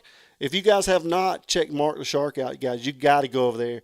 Mark is a cool dude, Mike. Oh, I love watching Mark, man. He takes us on these journeys. And he takes us into the QT. gas station, And he's like, what do you guys want? Yeah. I told him one night, I said, get me a diet caffeine-free Coke.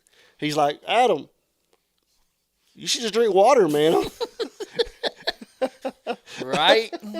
So anyway, real quick, guys, if you have not checked out Mark the Shark, you guys go over there and sub him up. I'm sure you have, but if you're not, you're missing out. So, and one other thing, guys, make sure to hit that like button. If we get 750 likes tonight, guys, Mike is donating a DNA vibe. So check it out. Scary Drawdown says, this graphic is really great. Really lets you see the timeline. Thanks, Scary Drawdown. We appreciate you, brother. So, yeah, I just think we lost very valuable time that, they were looking at this as to one investigation, and they could have, like you said, been running multiple simultaneously.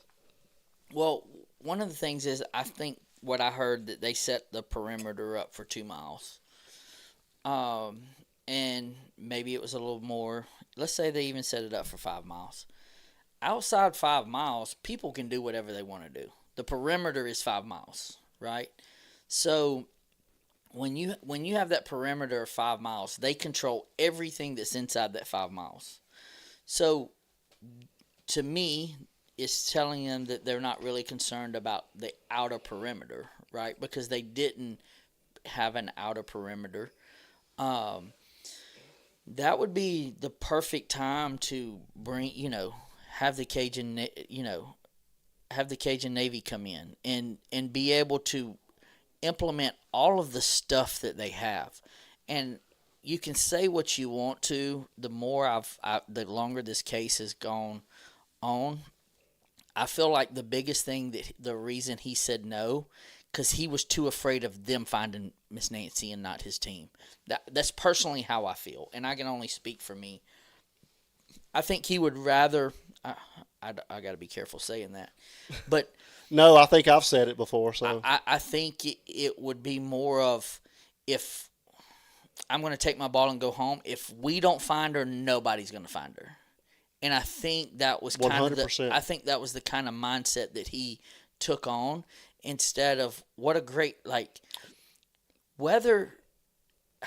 awesome would it be that you get, he was too big of and worried about somebody else getting the credit and getting their names in the headlines. And I'll go and tell you, if I'm a leader, I don't give a damn. It's not about you as a leader. I don't give a damn who, Let's who just get got it done. the credit. Let's just get it done. Right? Yeah. I'm glad to bring to you we were able to find her, right? And give props to the people who needed the props and quit making it about him or making it about his department. At the end of the day, it doesn't matter. We got an 84-year-old woman missing, and I would take help from anybody to help bring them home. Because at the end of the day, this is what I always tell my team, guys. If one of us looks good, we all look good. And if one of us looks bad, we all look bad. So remember that, guys. It's very important to remember. Fueled by Folgers and Jesus says, I also put Patriot Pride in my song. I heard that song, and it's a great job, Christian. You did a great job. I appreciate it. And allegedly you sang that, and the jury's out on that. But if you did, you got a great voice, man. All right, so let's move on, Mike. Just a couple more. Actually, maybe one more graphic. But I just wanted to put these things together and kind of form this. See, they also put Patriot Pride in my song also. Yeah. Hey, Monica, thanks for joining us. We appreciate you. So what could have happened at 12:15? We'll move on from there. And getting back to, as you're pulling this up, it goes back to coaching, right? Like, I'm a head coach, so, or I used to be. I'm retired now. But what I would always tell my coaches, at the end of the day, I'm going to let you coach, right? Your win and loss record doesn't matter. It only matters what the head coach win-loss record is, right? But at the end of the day, if I let you coach and I put and hire the right people, my win and loss record is going to take care of itself.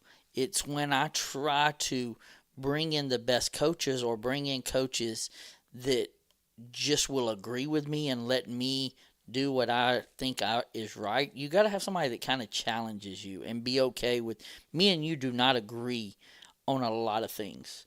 We respectfully don't agree, but at the same time, I'm like, hey, bro, that's some BS. I wouldn't do that, or I would. And same thing with me. You're like, hey, like, Yeah. you need to. Well, that's what you need. You need that, and you got to be open to that. But when you have a lot of yes people around you that are too afraid to say something because they're afraid, next thing you know, they're working night shift at the worst precinct out there that don't. So it's hard to find them kind of people, and when you can't find them people and you got a bunch of yes people, you get results like what you got now. Jaylene, you'd be surprised at my abilities to sing. Mike actually heard. Mike's heard me sing a few times. Oh, dude, hey. I threw it down one night at a birthday karaoke party to You did. Purple Rain, actually. Yes, you did. Anyway, we'll move on from Had that. a couple of dance moves too. Hey. Oh my gosh. Anyway, so I think I got some video of that. I'm gonna try to sneak that in. You're gonna hit the button and it just pops up. good luck with that. I can't even figure these buttons out. So anyway, would this have saved the case? Right. Okay. So we don't know. Obviously, we cannot say. We would be a lot better off.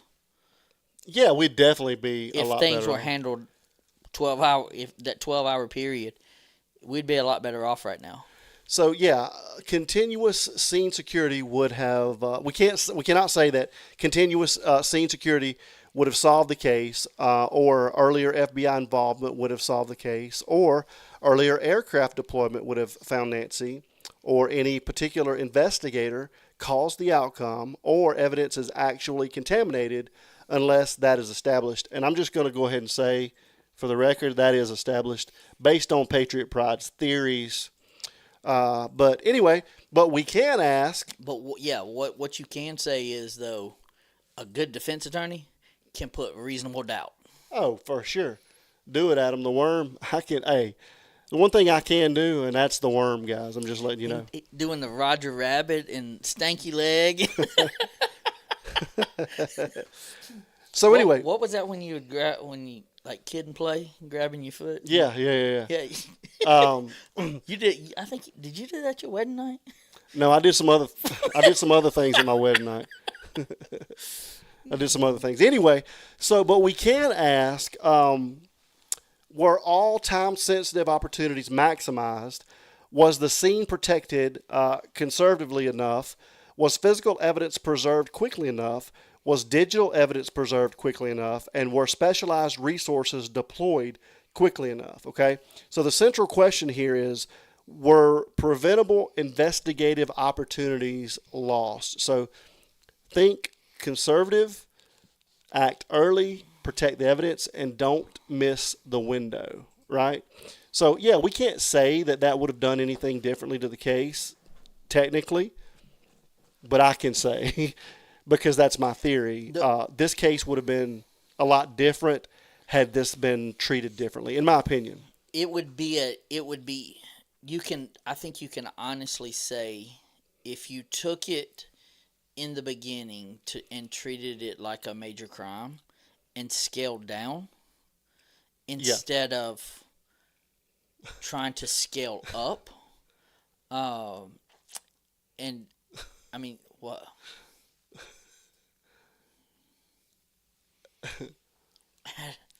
Yeah, you're. I think that's a great point that you're making. So with that being said, you're going, okay, I can go here. I can get to this level and drop it down.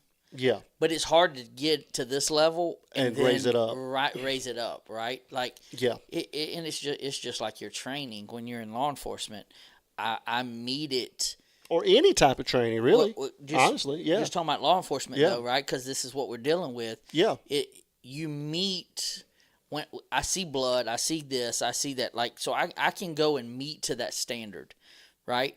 But if I treat it this way, then I can't. It's going to be so hard to jump to level 10. See you later, Matt. Thanks, man. But I can start at 8 or 9 and work my way down, right? Like I can meet it, I can match it, instead of going trying to raise the level and go from 0 to 100. I go ahead and come out at 100, making sure that we're doing everything right, and then gradually scale it down as needed. Yeah, yeah. I mean, that's a good point. Oh, well, definitely a good point.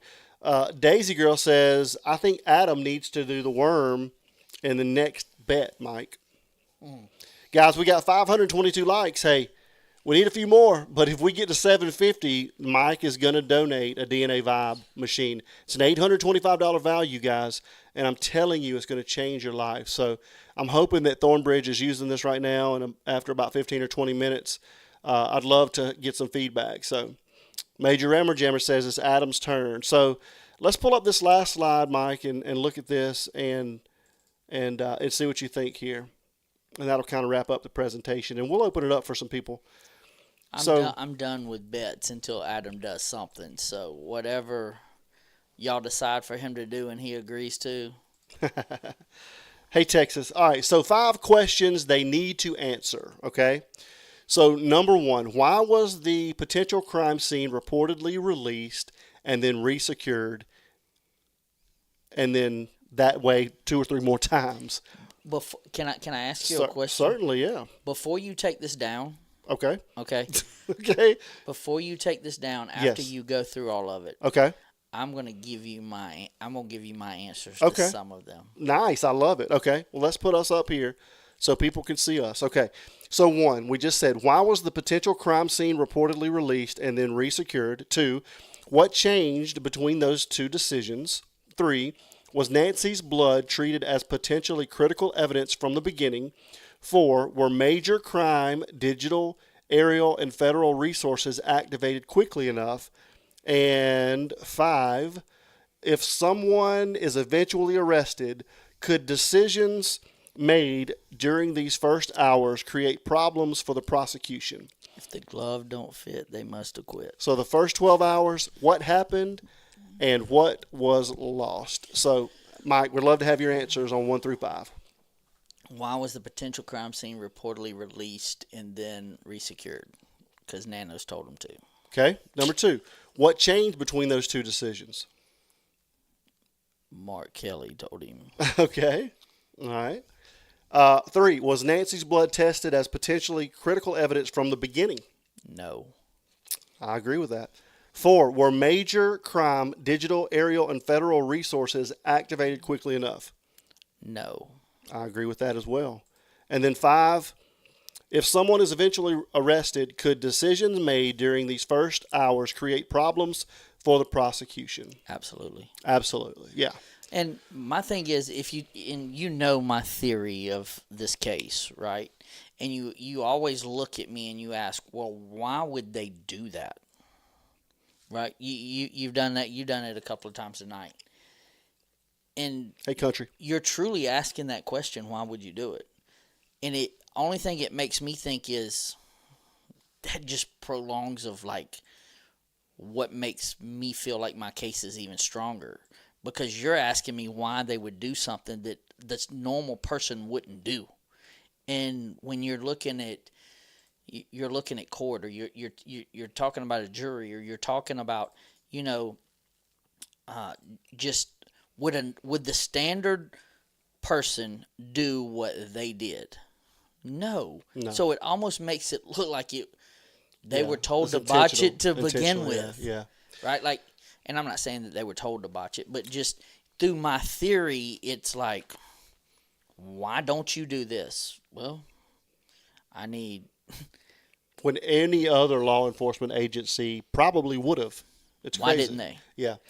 So And anyway, it gets back to who it was, and you look at like who all is involved, who are the players, why was it handled this way, and it makes you. That's what makes me think that it was bigger than just meets the eye. Yeah.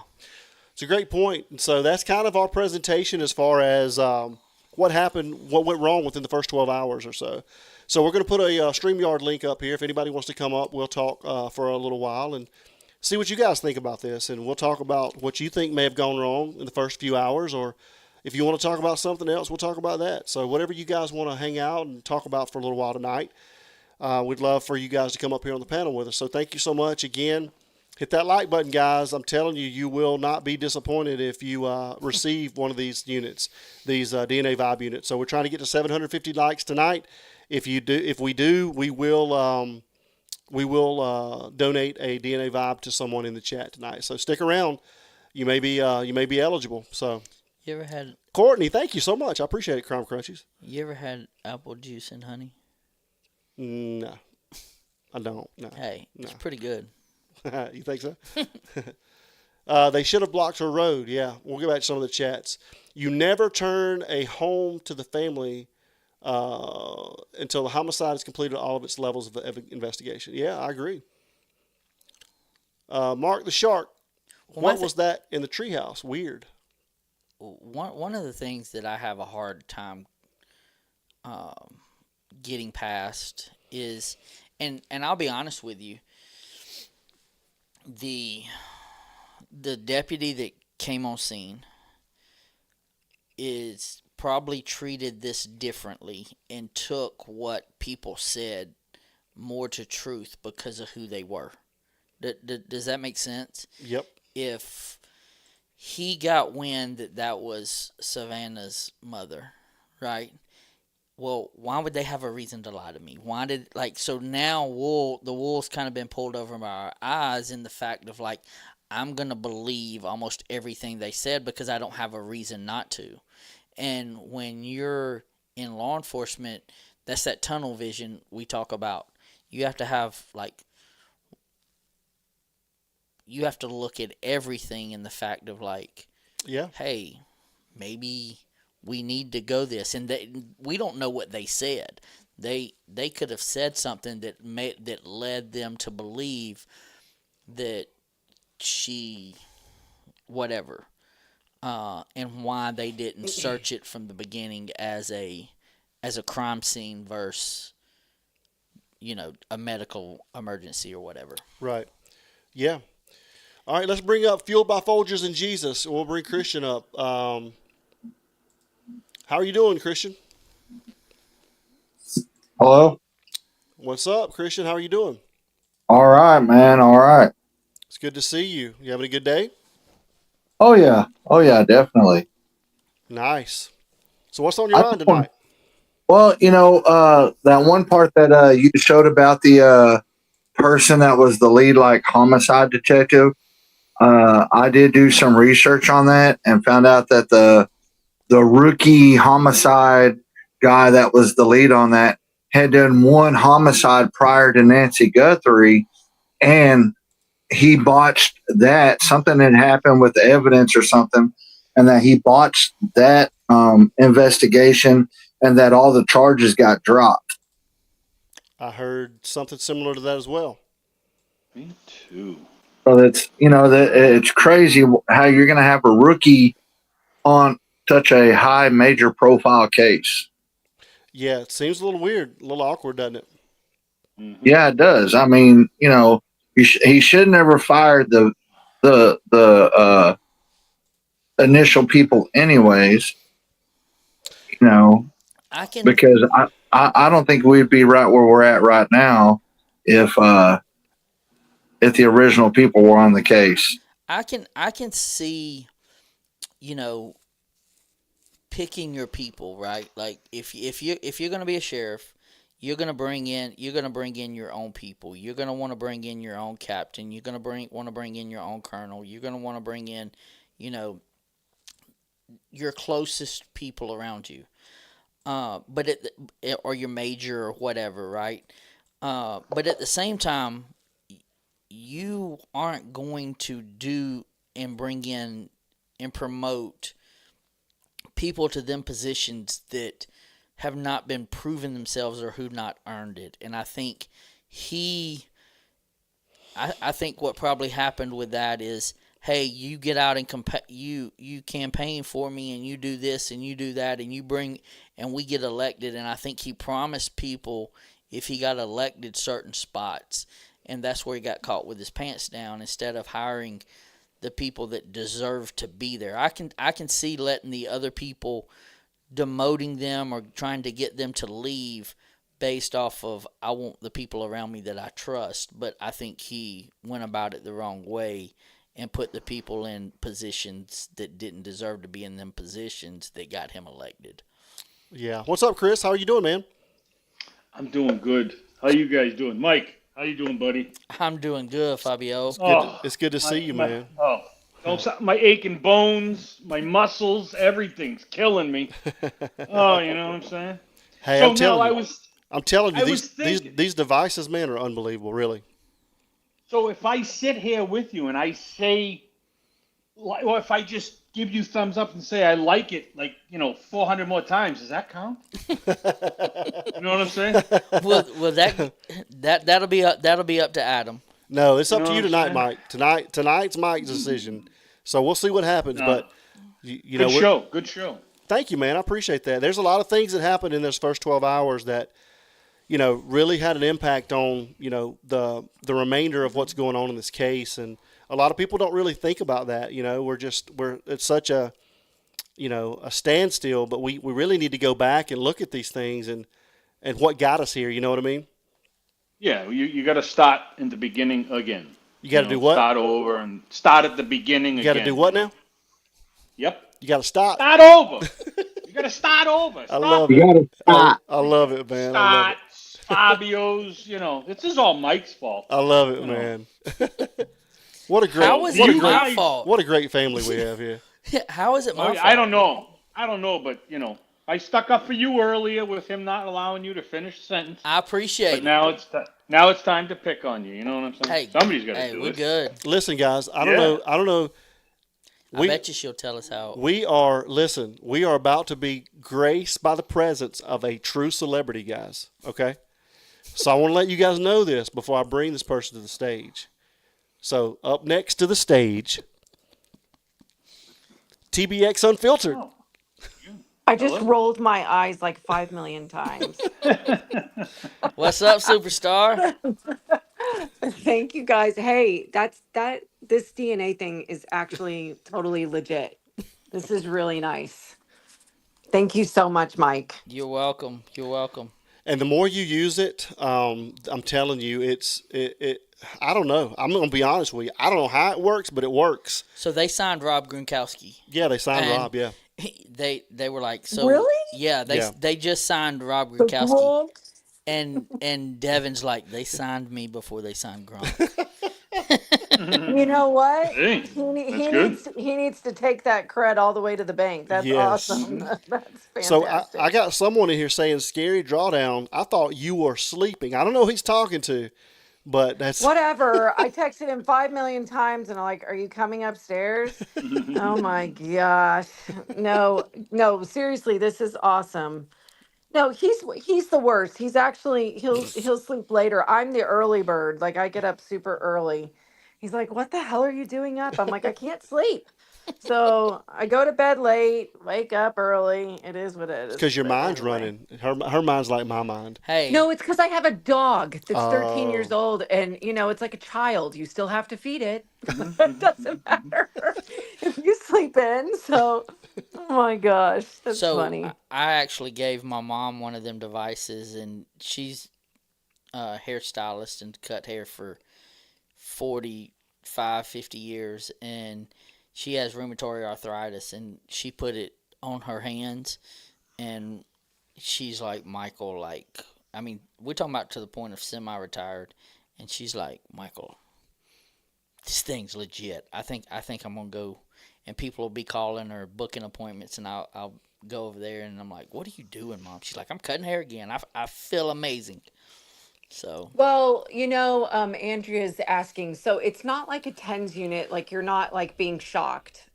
Right. So it has a few different speeds of vibration. And I think if you want like the pulsing vibration, you can do that, but it has the red light with the heat, and it has a gel pack that you can take in and out, and you can make it a cold pack or you can make it heat. make sure you And just put that in the fridge. Don't put it in the freezer. yes, no, I won't do that. So, yeah, but thanks for the tip. So, yes, I can see how that would be problematic. So, no, but the red light therapy on it, I think is something that I've been using that anyway for some of my scars after surgery, and I thought it might be kind of BS, and it's not. So, I think this is really nice to have that red light therapy with the heat. And like I said, you can do the pulsing, so it's kind of like a voom, voom, voom, or Hmm. you can make it more solid. So I think a lot of that, what Mike was saying, and what's interesting is I have a friend that she didn't know until later in life that she had ADHD. And I think it came on, even more so the older she got with hormone changes and whatever, the anxiety levels that come with it. And her doctor was telling her about the vagus nerve. And I think I heard you talking about it with the vibrations on it and putting that on it. And Hmm. it can actually take the anxiety down. And Yes. It that takes it down actually hits. tremendously. Yes. Right. So for people that just have, just hormonal changes with anxiety that they've never had before, I think this could also be very helpful. So I can't thank you enough. Really, really nice. Well, Thank you so much. sure thing. And you were talking about the red light. So the reason it has the red light on it is so it helps penetrate to get down to the cellular level. The vibration is a magnetic vibration that allows the cell to rejuvenate based off of the the vibration frequency. Hmm. So and Interesting. out Well, I past know red light is so huge anyway. I mean, I think that's why they're doing it in a lot of different therapies. I guess they do it a lot in Europe with their what do you call it? Not the, what is the steam thing called? the sauna. Thank you. So they do like the red light saunas, and I guess it really, really does help with a lot of things. And Yeah. but So yeah, but just so you know, the red light on that is yes, the main reason that they have it is just so it gets the depth. The key is for that is that the magnetic vibration and the frequency that it is put in that helps rejuvenate it. does it work on wrinkles? I I don't don't know know. about I don't know. You can try it though. Neither Why you nor not? Glenn have any wrinkles, so I don't know what you're talking about with that. But just Oh, remember, it does need to be skin contact. So just remember that, guys. yeah. But No, I appreciate it. Yeah, it has all, just so you know, this is not like baptism by fire with this. It comes with a full, like, quick start guide, how you do everything. It's very, very explanatory. So, and it's easy for people that are not techie. And I'm not going to say who that is in my house. Me, just kidding. So, anyway, I Well, appreciate that. So, I got to tell a story though, and I'm going to tell it on Adam. So when he first got it, I left the device over here, and he first got it. He calls me, and he's like, "How does this thing work?" because I'm gonna be honest, I don't mean to cut you off. I don't use this crap. I don't use these things. I think it's all smoke and mirrors. Like I just don't get into these things. So I just when I got it, I just kind of took the strap off, and I'm like, whatever. So go ahead. So then he calls me. He's like, "How does this work?" And I was like, "What do you mean? How does it work? Like you plug it in and you got the strap and you strap it on the area that you want and you go." He's like, "No, I need it here." Well, the funniest thing was Shut up, Mike. he starts strapping it in and he can't figure it out. And the straps are really like they're super velcro-y, so they stick. And he's sitting there and he's trying to pull it off, and he's over here. He ends up FaceTiming me. And he's like, and he's trying to put it on. It was the fun. I was like, Adam, it's not that hard, bro. It's not that. He's like, I can't get her to do so and so. It was the funniest thing. It was like 10 minutes. I was laughing. So I wish I'd recorded it. Yeah, but I will say this honestly. I don't usually Once he figured it out, I don't promote these type of things, guys. Really, I don't. And whether you use it or you don't use it, that's totally your call. And do some research on it. But I will say this: I've been an athlete my entire life. I've lifted heavy weights my entire life. I've ran. And I just normally, He as was me, running. I was running. Yes. So as men, we just kind of deal with it. We're like, we're good. We just got to push through it. But as we get older, honestly, guys, as we get older, we need to start taking care of our bodies a little bit more. And so now I try to do red light therapy. I try to do cold plunges. I try to do sauna. And this device, coupled with all of these things, I mean, it helps rejuvenate at a cellular level like nothing else I've ever seen. There's an example of a couple of high school girls that had severe sprained ankles, right? Yeah, most definitely. So they had high ankle sprains, and they put it on, and they were talking about being in a boot somewhere 6 to 8 weeks, and within 10 days they were playing. Yeah, it's amazing. Yeah. So, Wow, not saying that's this really. works for Do you everybody. have It may not. do you have a link for it? Well, we want to make People are sure. asking for it in the chat. Yeah, we So saw that. I want to make sure that the right people get the right credit for everything, and so we're working on that. And probably by our next show, we'll have some QR codes for everybody. And again, Yeah, I don't want to say this works for everybody. It's not a cure-all. It's not. I'm not trying to sell any kind of snake oil. So you guys do your research on it. It's DNAvibe.com. I'm just telling you based on personal experience how it's helped me. I can tell you we had all of your top 25 high school football teams.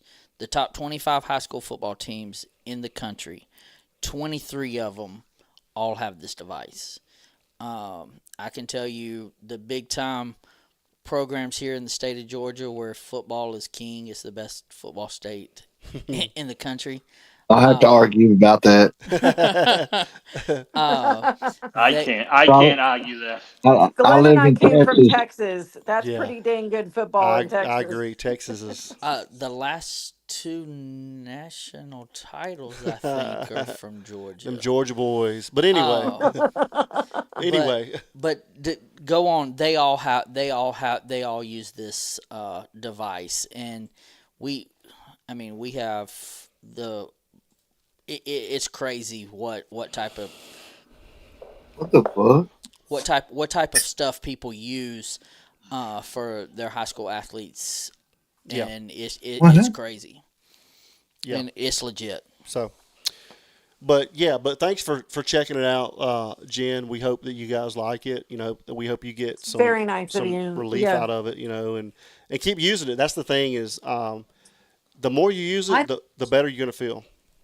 Well, I think the biggest thing for me too is that it seems to have the properties that'll help out people in the military that may have some PTSD, if nothing else, for like we were talking about the vagus nerve issues and stress, and I know that they even do like our bed has like a thing on it that I don't know. It helps people sleep. It doesn't help me sleep, but it does the vibration thing. To me, it just reminds me of like the beds you used to hear about in the motels or something with the quarters, but it's a little weird. But I'm like, I don't Wait a understand minute this. now. No, it's like that Glenn, where you Tempur-Pedic been thing where you can. Yeah, no, that's not that. Promise. And it's like Wasn't they're there like, one of those? I don't mean to cut you off, but wasn't there one of those in one of the Vegas vacations? I don't know. Yeah, it was National I Lampoon's don't- one of the vacation Yeah. movies. Yeah, those are my I favorite. think you're right. I think you're right. Yeah, Oh, there Oh, was. gosh. yeah. I Anyway, think, sorry, Jennifer. wasn't it also in like one of the Macaulay Culkin Christmas movies when they were like in Florida stuck? Yeah. I think the kids were figuring Yes, out. there That's was. so Yeah, funny. yeah, Yep. Yeah, but they have that, but I know for some people it's for whatever reason, and I think it offsets like your brain.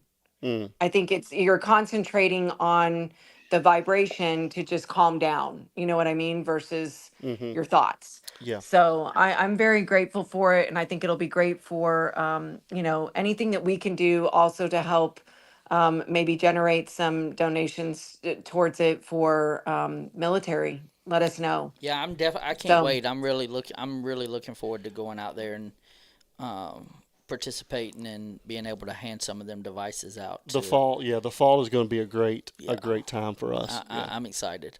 yeah.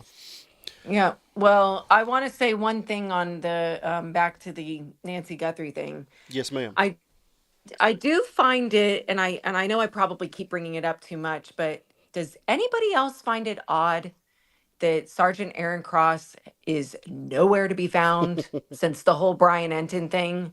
Yeah, I totally agree with you. And I'll tell you this. Never mind. I don't think I can tell you this. Sorry. There's Okay, some. well, tell me later. Yeah, Does there's something does else. anybody know what I'm talking about though? Like he was Yes. on Brian Enton interviewing, and he said that he spoke to one of the responding officers that said that he said this is the first time I've heard this, but apparently the family was saying it was a walk away, and that's why it took longer. And Brian Enton's face was like, "What the heck?" And he was like, "We haven't heard that." And then it was like this flurry of everybody was talking about it for 24 hours. Then he comes back and says, "Sorry, Sergeant Cross said that he was mistaken." I'm like, Sergeant Cross doesn't say anything without checking it probably 6 ways to Christmas. Yeah, Like, I think we've all watched him enough to know that this is not a guy that flies by the seat of his pants yeah, when he says something. And then all of a sudden, after that, he's gone, And I thought, what does that mean? yeah. He's under house arrest. That's I'm what telling you, I feel like it means that they were saying it and he was told to shut up and something happened. Courtney says. She just covered him. I just covered him in TMZ in a recent show. We'll have to check Oh that my out. gosh, you did. Yeah, Okay, so what does that mean, Courtney? yeah. I mean, like she's saying the same thing. Is that what she's saying? I mean, it's just very, very odd. So, It is. It's very odd. And I can say this because I think he revealed it. Um, I think Sergeant Cross is one of the only people that actually would talk to Richard and gave him any merit to anything he was saying, and then all of a sudden he went silent with him as well. interesting. Well, somebody's saying Chris Talks Truth saying, no, he's back. Okay, he's Okay. back. Well, that's good to hear because he went away for a while and I just wondered what that meant. So Courtney says Interesting. he's staying. He says he's staying away from the case because of his conflicts with Nanos. Interesting. Makes sense. So Makes sense. Nanos, in other words, told him Shut you are up. removed. Wow. Give me 1 second, Courtney. I'll put it up there. Yeah, that's kind of, and we lost Christian. Christian, come back if you want to.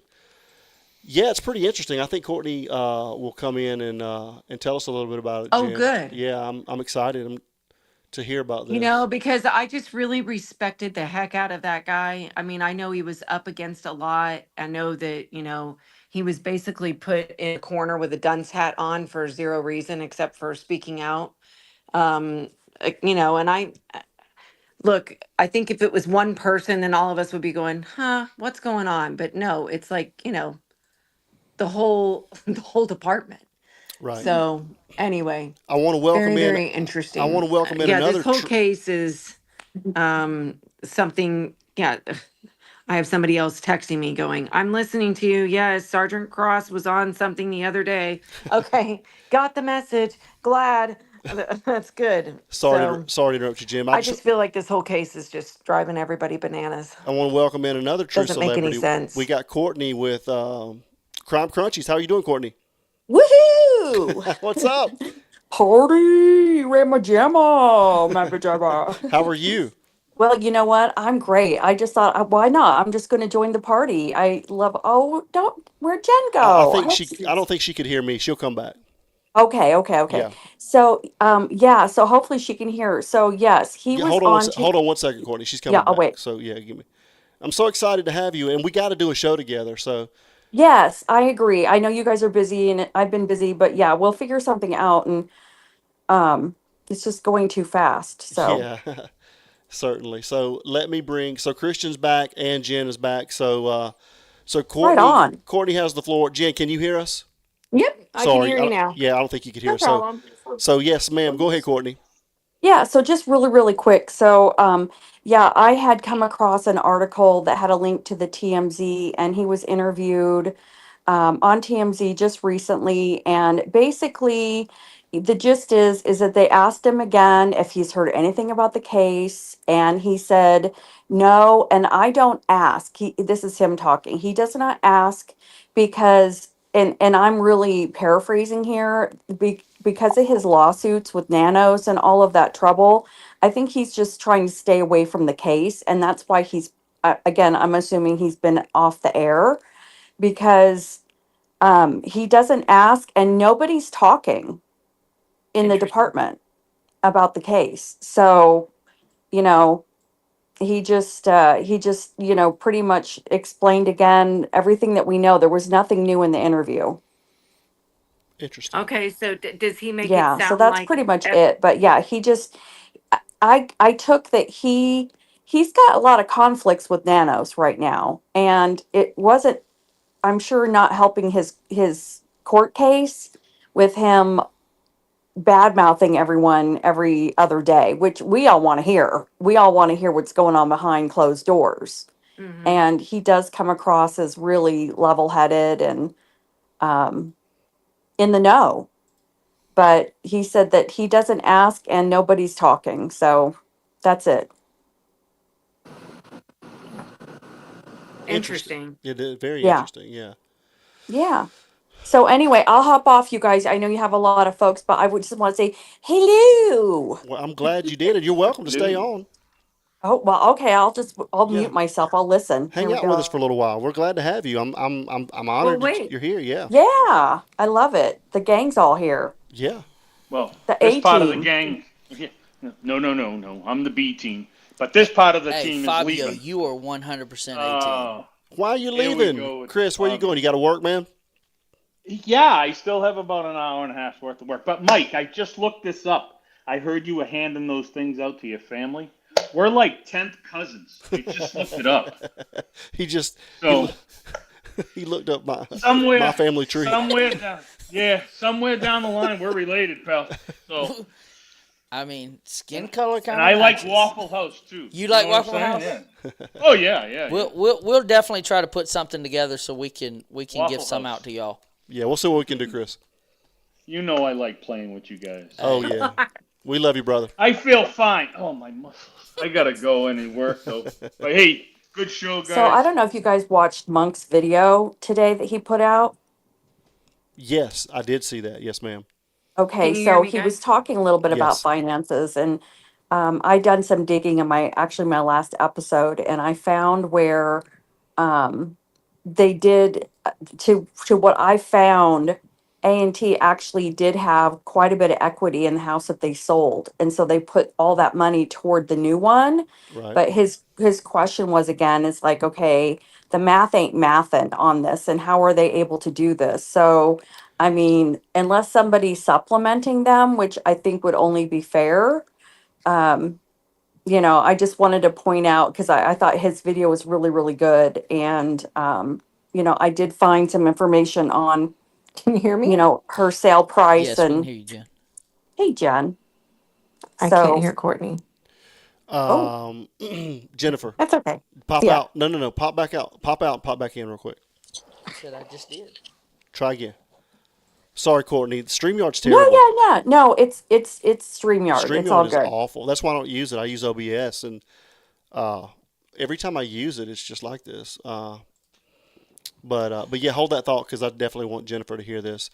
And what's interesting about this is I'm not trying to toot our own horns, but Yeah. so yeah, we love Monks. Monks is unreal. Sleuth, all those guys are amazing. But we kind of did that same show, Mike. Remember? Did you? I didn't hear. So when we put up the the interest rates and the mortgage costs and all that stuff and how it correlated to the salaries that they were making and what makes sense Yeah. and what doesn't make sense. And Monks did a really good video on that today. And like Courtney said, it just the math is not adding up. 100%. I mean, you can't. I mean, you make a certain amount of money, and no matter, even if you do put down that type of money, you're talking about. Well, you're still looking at. I don't mean to cut you off, but I'm sure you're about to say, you're looking at increased taxes. You're looking at increased Yeah, insurance. it's crazy. So you got to have. I mean, let's say you put. I don't know how much their house is. I think it was 650. Let's just say they Six Let's made. say let's fifty. say you It put was 650. Yeah. Yeah. let's say you put $200,000 Let's down. just say three. I think they got three, right, Courtney? Something like that. They put $295,000 Okay. down, but they only had 285 in equity from their house sale. So they even pitched in another 10. It's like, where is this coming from? Okay. And then Yeah. you look at, and we don't know if that was a 15-year loan. We don't know if it was a No, 30. it's a 30. It's It's a a 30 30. year loan. See that? I mean, you're looking at.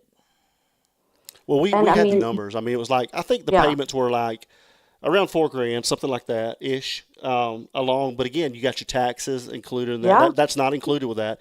Their taxes went up threefold or fourfold from what they Yeah, were you did. paying. Yeah, you did the whole thing on it. You had everything. Yeah. Yeah. It's funny because we've all done all the same shows, but at different, all the realizations are coming to everybody at different times. Yeah. It's like we're all figuring it out, but at different speeds. So, Right. Well, the yeah. main thing is we're just all. It's such an honor, and the community to me is just it. It's so humbling to have everybody here. You know what I mean? Like Yes. everybody wants to help each other, and that's what it's all about Yes. to me. Is we're all in this together. You know what I mean? Yes. Her 1 year is coming up and I'm already thinking, okay, what can we do for 1 year? You know, Yeah. how can we all unite and in remembrance of her? I don't know. I'm getting ahead. I always get ahead of myself. My sister is like, okay, one step at a time. No, I think that's a great idea, and I know Jennifer. Can you hear us now? Yes, I Sorry can. about that. So I know you No, it's had a fine. couple questions for Courtney, maybe. No, I think I was wondering if Sergeant Cross had said anything about the FBI being in charge.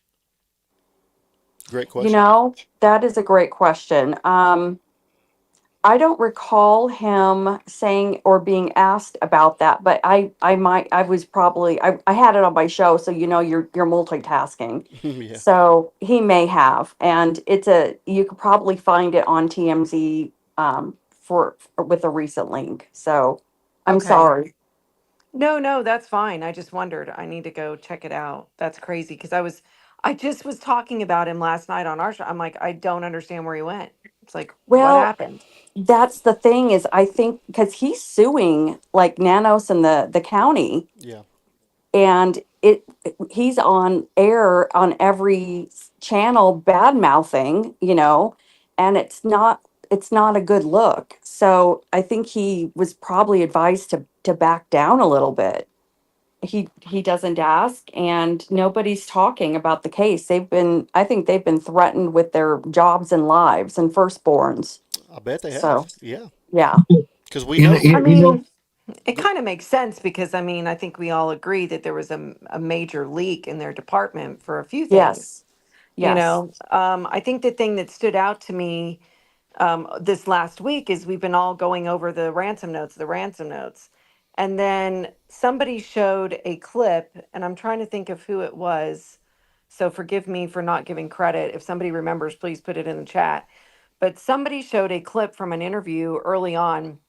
And I know Brian just came out, Brian Enton did, about the fact that the ransom notes he believed, that his source said that there was no apology in it, Mm-hmm. but he kept hearing about an apology. Well, the other thing that just came out was that the notes said what she was wearing. Really? And I went, so wait a minute. So That's a the different notes that note. we're all being say, the notes that are revealed, they've revealed the notes. So I heard Jim Clementi say on another show, boy, I really wish that I could see the rest of the notes, like the whole note, so then I could really make an assessment. And then I've heard another profiler say that. And I went, I don't know what's happening here. They just revealed the notes. And I think a lot of us felt like that was it. Like I kind of joke and say it was like, the Orphan Annie decoder pen from Ovaltine. Like that's it. The watch was on the foot of the Yeah. bed. What else? Like That's the thing. there's got to be something else. Well, now I'm hearing that there was no apology. So which one did we get? And then it was there were clothing mentioned in it. I didn't hear that. So it was Brian Enton. Okay. But I didn't hear about the was it on Brian Enton about the clothing? Major said it was Brian Enton. I don't know. I saw that clip recently and I went, what in the heck? Like we're not being given the whole notes. Well, you know what? That actually makes sense. And so let me just riff for a minute here. So, Brianna on Crime Junkie is actually who released the notes, and that's because she was with the TV station and she'd seen them. And so she finally said, screw it, I'm just sharing this stuff, which I think that they should have. There was really, like you said, there's nothing in them that's horrifying and isn't anything we already knew. So it makes me think, and then everybody got on the bandwagon. Nanos is like, well, now we think it was the time to release the notes. Well, I have to wonder, that would make sense if there is a third note that the TV stations didn't get. And everyone's like, yeah, here are the notes, but they're really hiding the one that has Yeah. the info in it that they're protecting. So anyway, Well, I mean, that makes logical sense because I think a lot of us were going, I'm sorry, I thought you said they weren't real. Now they are real. Then what do you call it? The APR or Rugers, or Reuters rather, came out saying, it's not real. We've talked to the FBI. It's not. And then 24 hours later, the they're FBI real. is putting out a statement saying, no, they're real and we're still processing them. So which ones are you processing? Because I don't think that Pima County nor, Brianna Whitney would be just willy-nilly releasing notes if the FBI is still considering them real.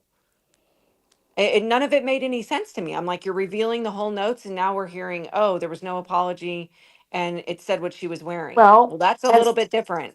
And recall in July, because they've been real quiet until July after Derek Colella went.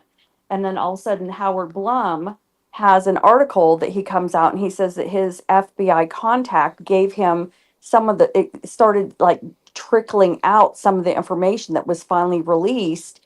And I felt like that if the FBI truly did give Howard Blum this information for his article, that they were tickling the wire to see who's going to do what, like who's picking up the phone, who's calling who, who's playing telephone as soon as those things were released. And so I don't know. And a lot of this we could be played completely because if you notice, the FBI is still going back and forth over who has. Yeah, and I think they're playing. I think Joy was the one that said it. I think they're playing a game with us. I really do. Mm-hmm, I think it's a game of If deception and distraction. mm-hmm. Honestly, if and why would you do that? Exactly. Why And I why would you mean, do it? That's where I'm at the point because they of already know who it is. And Maybe. so they're trying to make that person I think so go too, Safe. cuckoo, Jen. go cuckoo for Cocoa Puffs. Yeah. And, either the cuckoo part is they can't handle it anymore, the guilt that they feel like they're on their tail every 5 seconds, or they're, I know I've said it a million times. I think that's why the streamers were kicked out, even if it was illegal. They're going to kick them out. They know the charges will be dropped, get them the heck out of there so that and they can either see who goes by and catch them Yeah. on game cameras or whatever. And figure it out. And then I just find it interesting that it was, about a week later, all of a sudden the FBI is canvassing that neighborhood again Yep. behind her. They cleaned everyone out. So something happened, and I think they're on to somebody. I think that's why we don't have a car. I think they already have the car. I think that's why we don't have a profiler that's putting out a profile photo. Yep. I think they already know who it is. They're not The asking problem for is, more help. right. I really think that if they needed more help, it wouldn't be freaking Nanos that would be coming out. It would Yep. be the FBI with a press conference, with an update of we're at a loss and this is the type of car. Because you're going to tell me that I understand there's not a ton of cameras there, but there's cameras. There are. Even if it's a car adjacent to a car that they're looking for. It's like, there was this car that was near the neighborhood around this time. Did this person see anything? Please come forward. I feel like there would be that communication even. see Interesting. Go ahead. See, I think it's totally Savannah's controlling just like they said, Savannah's controlling the narrative. And Mm-hmm. I think Savannah controlled it from the beginning with the call that she made, and it's a political stunt. Like, not that she went, but the way everything is being handled now, I truly believe it is a political. They're turning it into now. Turning it into a political issue and making it bigger than what it actually was. And I think it. I mean, you have to look. We're looking at an 84-year-old woman missing, right? But who was she connected to? Let's move. If you went 3 levels out of who she was connected to, right? Like you can go up to the highest people in the land. Just 3 people removed, and like her daughter, who did she interview? Who did she have access to? Who did the daughter's husband have access to? Who was her son? Who did he have access to? Like, it's not, I don't think in the beginning I thought it was a money oriented. I think it's an information oriented to make her go missing. And it just from the calls, like, I don't see her calling Mark Kelly right off the rip. That's not going to be the first person I call, right? Like I'm gonna call like other people other than them. I'm gonna call a politician, and why are they gonna run people off? Yes, it's gonna. Who sets them laws? Who makes them laws? The politicians do. They know, hey, let's get them out of there, even though, yes, we might pay out a lawsuit. We might do this. We might, but we're just going to offer them $100,000 and let them walk. Mike, wasn't it you that had the theory the other night that this could be also retaliation to maybe money owed to Derek Colella and that group? That wasn't me. I agree with that, but I won't. I'm not going to take the credit for that. Was that? Okay, somebody I'd heard. Oh no, I actually, heard it that was too. no, it Yeah. was me. Actually, I came up with that. No, see, hey, at least you know I'm honest, Courtney. well, was a I want test. like It was a we're test. very. It's I agree with it. It wasn't me though that came up with it. We want to credit.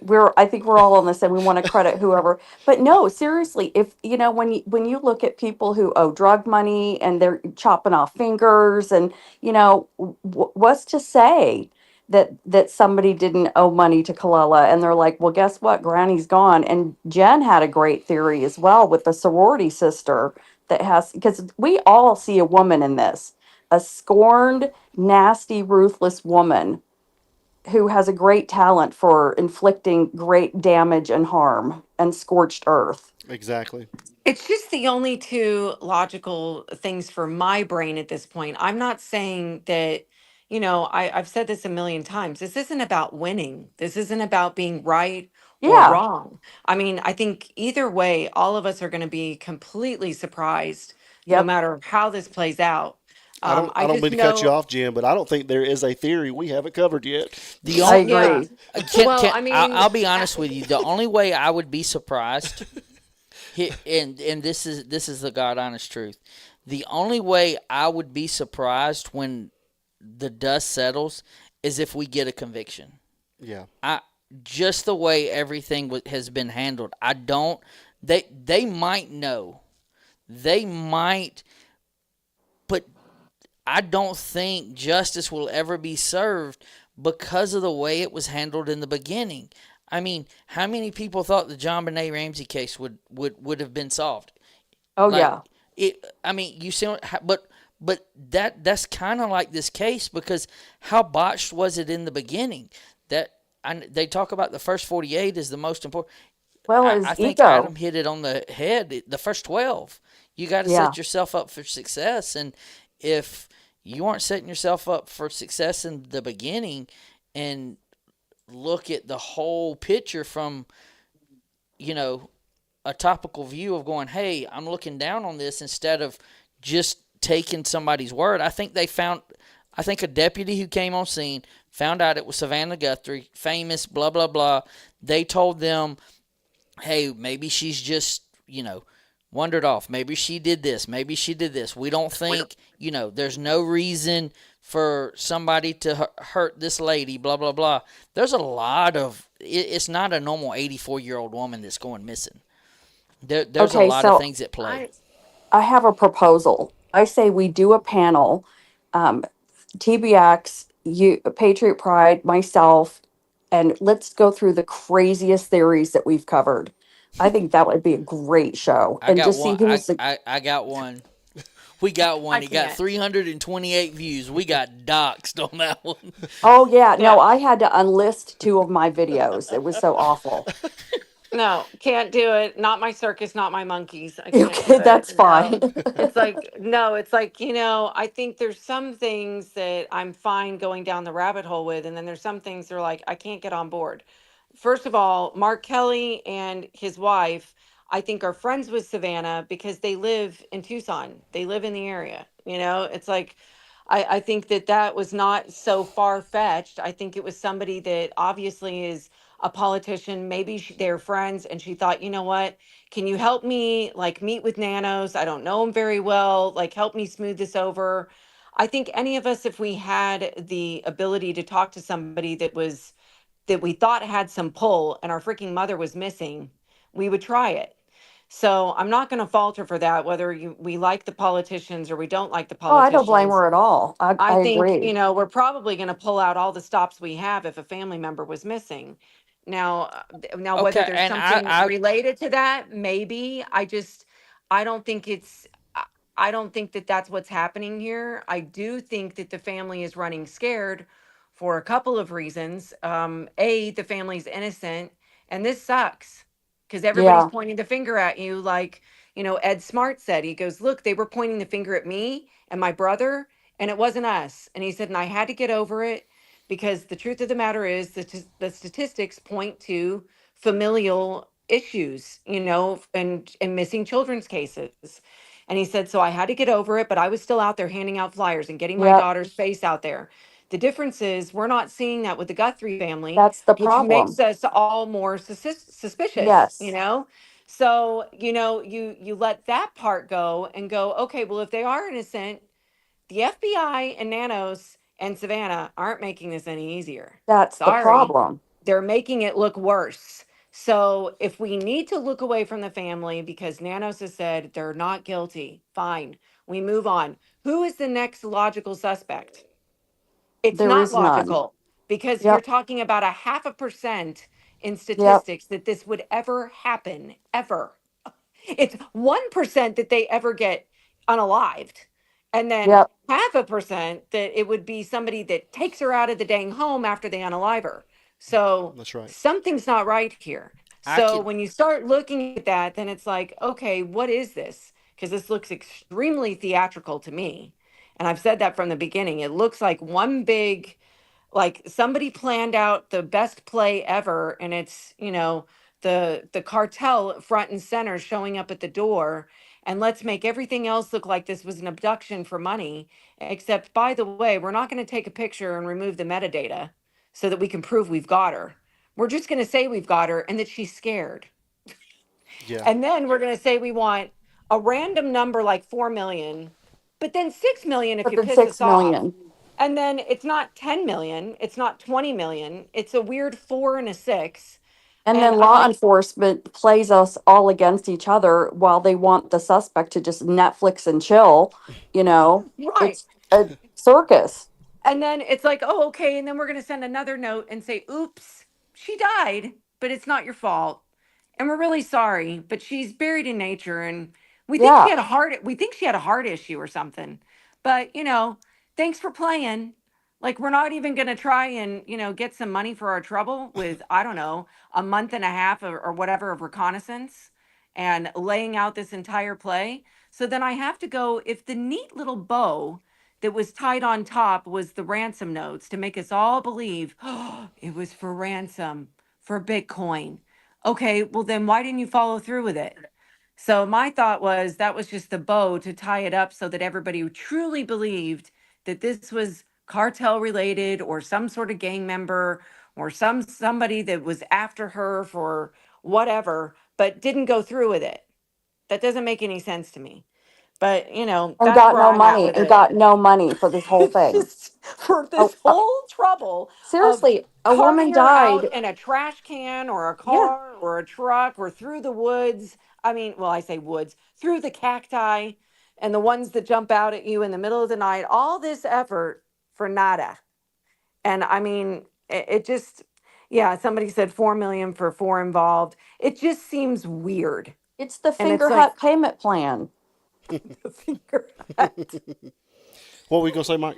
I can get down. I can get down with you want to call the people that has a little pull, right? But at the same time, you're having the president of the United States mention on this case. You have access in your job to be able to reach out to the director of the FBI personally. Mark Kelly is he is powerful, but to reach out into that, Mark Kelly's not going to do anything for you in law enforcement. Like it's not. I want to be able to do. He's not going to help me find my mom. I want to be able to go. I'm contacting whoever. I'm contacting Dog the Bounty. I'm contacting somebody, right? It's not going to be Mark Kelly who's sitting back being a politician who then comes and delivers donuts Donuts. to I the agree. sheriff to smooth It's stuff over. weird. I'm calling the most powerful person I know that has something to do with law enforcement, not my senator. And what you're saying is she had ties to people even She more had- powerful than right. that. She had ties. I would call my brother and be like, "Hey, you are in intelligence. Can we not go backdoor channels and do a black ops something?" Like, I'm not calling my senator. The average person, yes, I can say, "Hey, that might be the most powerful person I know." Yeah. That ain't the most powerful person I Savannah mean, her knows. her husband was in with Clinton and has a PR firm, and I mean, I'm sure that He's they apparently horrible at his job unless it's a corporate relation. I mean, he this is the is, worst yeah. PR job I've ever seen in my life. But, I also think that Nanos, I don't understand the gambling. Like, what did he gamble with? Roulette? Because he's the worst poker player I've ever seen in my life, too.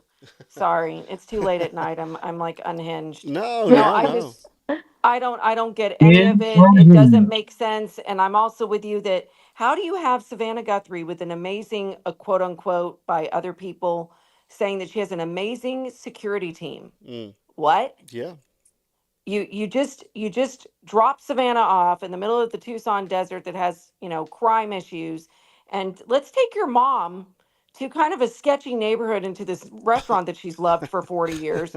And let's just, Well, show everybody that your mom lives by herself, that you're just visiting, that's and a good point. It there's was Annie in the sketchy. corner eating her shrimp. The inside of And, her home. Let's just show her bedroom.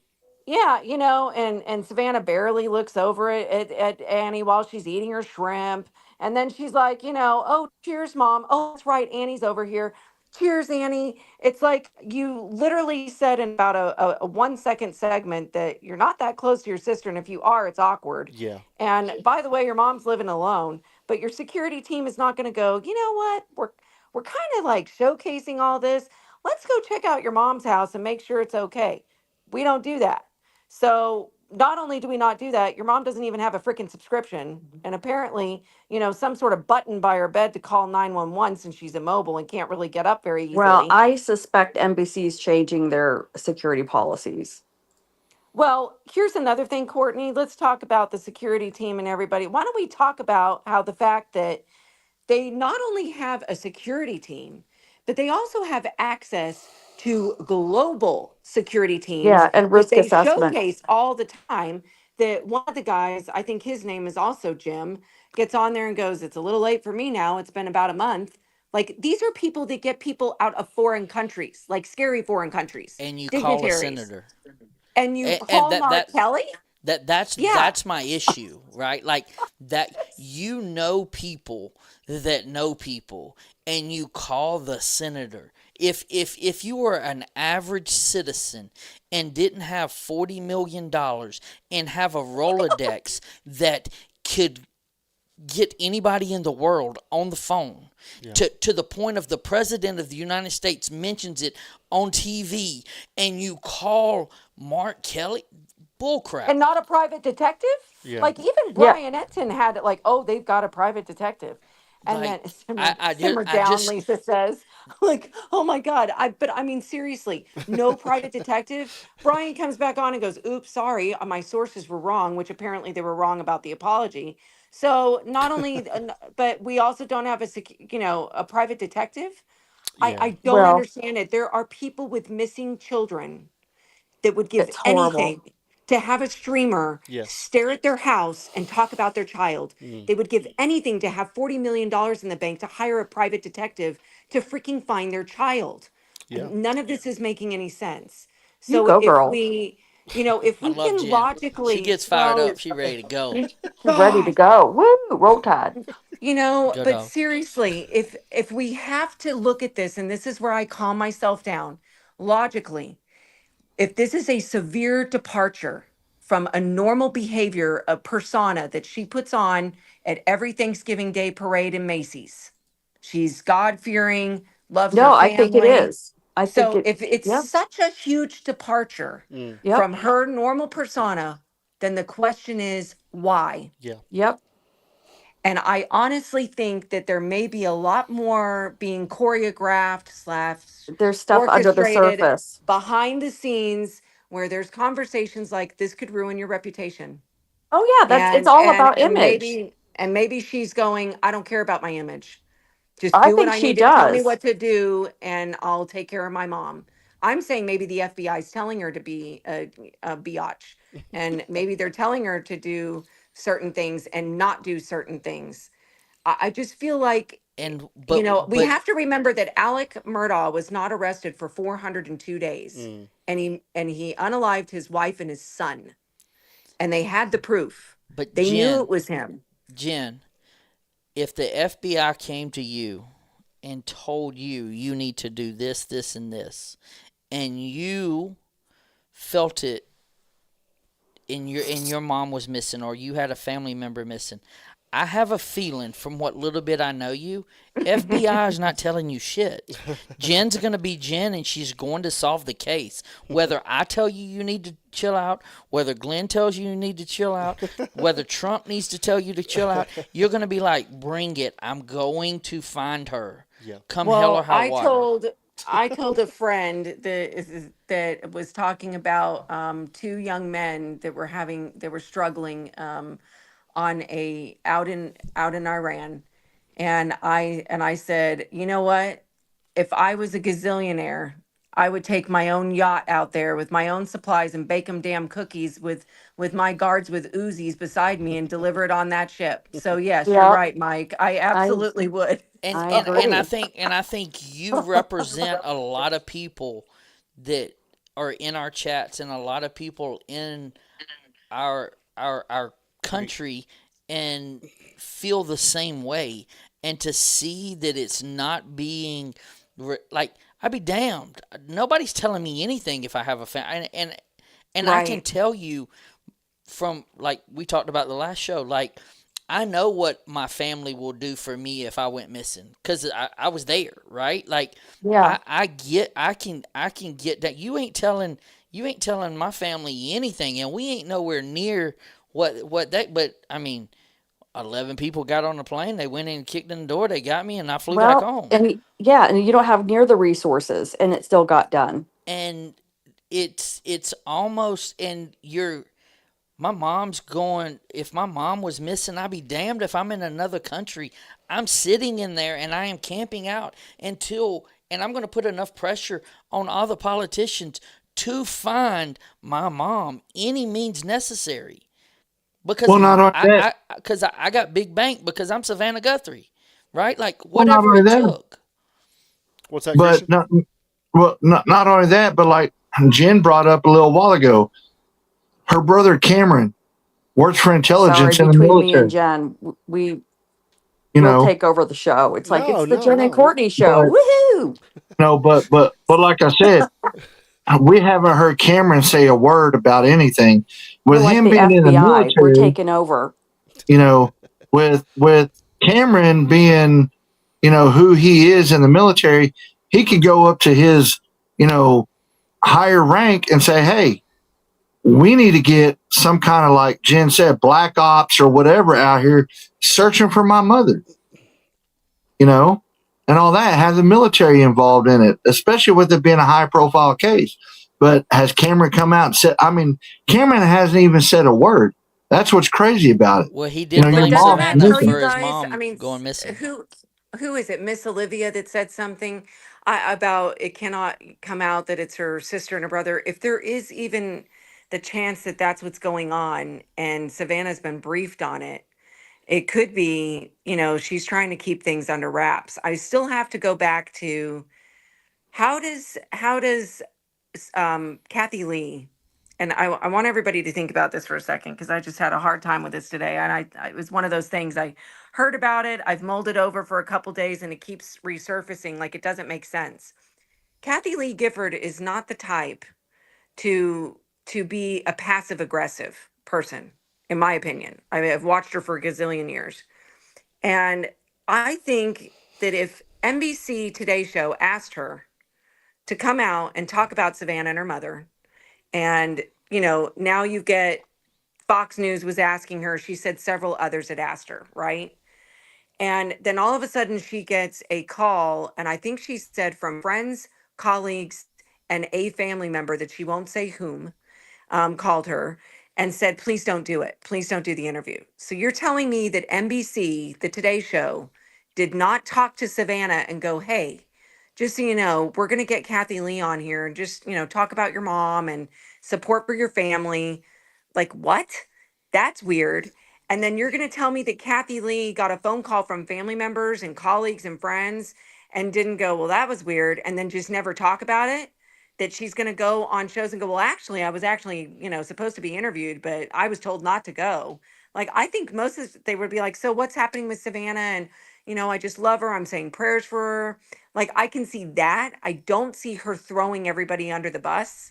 And that's kind of seems to be what's happening in a very polite way, Well, is very passive aggressive. keep in So, mind, she did call the sheriff on Alex, said he was streaming in front of mom's house after he'd been arrested, and that's why they went and got him. He's got well, it I documented. know. No, I know, but I'm not saying that she's not a witch. I'm Yeah. just saying I'm wondering if Kathy is feeling controlled, like she was Mm-hmm. feeling controlled, and that was a aggressive way, Maybe. of letting everybody know something's weird going on. And then she Yep. says at the end of it, I have my own, thoughts of what could have happened here, and let's just say I hope my feelings are wrong, or my instincts are wrong. And I thought, does that mean that she thinks, was that her way of implying that she was passed away? Is what somebody said on one of my chats. Well, maybe she was just saying she may have already passed away, but I took it as she may have known who did it. It sounded a That's little what I more thought. ominous. Yeah. But again, it's not looking good is the problem. And if you're not going to have press conferences and you're not going to be out there with your T-shirt with your mom's face on it, out helping streamers look for her, it's not good. The sympathy is waning. It's starting to turn into anger. And when eventually what's going to happen is people are going to stop talking about it. They're still going to feel sorry for Nancy, but I think they're going to stop talking about it. I agree. Christian, what's on your mind, brother? I'm just listening. It's a great conversation. I love listening to Jen, especially when she does her live shows. Uh, you know, I've watched a couple of Courtney's live shows and all that, but no, I kind of agree with what everybody's saying. Is, you know, I mean, I've honestly thought that this whole thing was a cover up. I really do. A And cover up for what? yeah, tell us why you think that. A cover up for Nancy missing, because I mean, you know, we know that the investigation was botched from the very beginning and all that. Remember, initially they said that supposedly she walked away, and then they turn around and say, no, it's a homicide, you know. But I mean, we got very little detail. And then Nanos comes out and says, oh, well, we're going through thousands of videos and thousands of photos, but yet we only have 2 videos to go off of. You know, so why not release some more stuff so people are aware? Or is he actually telling the truth that they have all these videos? That's a great point, and I want to piggyback off of that. But real quick, I want to say, Joy, thank you so much for your support. Welcome to the Patriot Pride family. We appreciate you. So, guys, I want to ask you guys this. So when Nanos comes out and he says we have two videos, we kind of touched on this the other night, Mike. Do you guys think that he's dumb enough to say two videos and they actually have two independent videos, or he's dumb enough and he's just saying that the one video that split is the actual two videos? I think he's. I think I mean, he's dumb either enough, way, right? But I think he's dumb enough to take. They came in on two different files to say that he has two videos, and it being one video. okay, what do you guys think? Do you think there's actual more video evidence that he referred Yes, to that he didn't mean to refer I to? do. Yeah. That they didn't release a still photo. I mean, they didn't just get a still photo of January 11th. I believe that there's more video and he just can't keep his mouth shut. I think I tend to agree with that. Christian, what do you think? I agree with that too. I think that there's more video than what they're saying because remember in that they even said inside the house that there was movement detected on a camera inside the house, but that they were trying to, I guess, get a hold of Google to see if they can, get real video. And I think that they actually have video. And like somebody brought up earlier, I think they already know who did this. I really do. I think that they know who it is. But in my honest opinion, I think that they're trying to build enough evidence up so when they do detain this person, take him to court, it's going to be a 100%, you know, uh, basically 100% for the defense, or not the defense, for the prosecution to put this person away for good, and that might be the reason why we haven't heard anything or why they're coming out because I mean, I don't know. It just, No, it's a great thought. But real quick before I don't want to lose this, Stephs, thank you so much. Welcome to the Patriot Pride family. Thank you for your support. Sorry, Mike. If we have that much video, then I have to agree with Army Vet that it is. We won't be able to prosecute him because it is a foreign actor. I don't think because if we have that much video and we know who did it and we're trying to dot our I's and cross our T's and all of that kind of stuff, and we have as much video as we say we do. Usually, the reason it, like the Murdoch, Yeah. there isn't video. There's not that you have to put that together. And if we have that much video, then we're in trouble because we don't have any more information. Does that make sense? We can't if it's a what, and I trust, me and Army have talked a little bit, and I trust what he says, and he's talking about clues and this, that, and the other, and stuff that was kind of censored out and retracted from the video that we have seen. Then I have to kind of go on his lines of, then I don't think we will ever have justice. Not because of the case is botched. I think because it was a foreign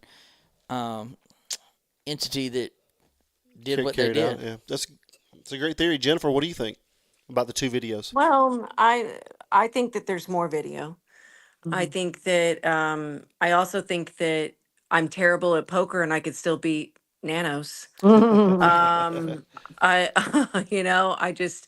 I think he's the worst liar. I think there's a lot going on, and I think the FBI probably shut him down because he was telling too much. And, 1 minute he's saying one thing, then the next minute, I mean, I think somebody just put it in the chat that, 1 minute he's saying in one of the early videos, I think it was actually the night that she was at the first, full night. It was the first full day of her missing.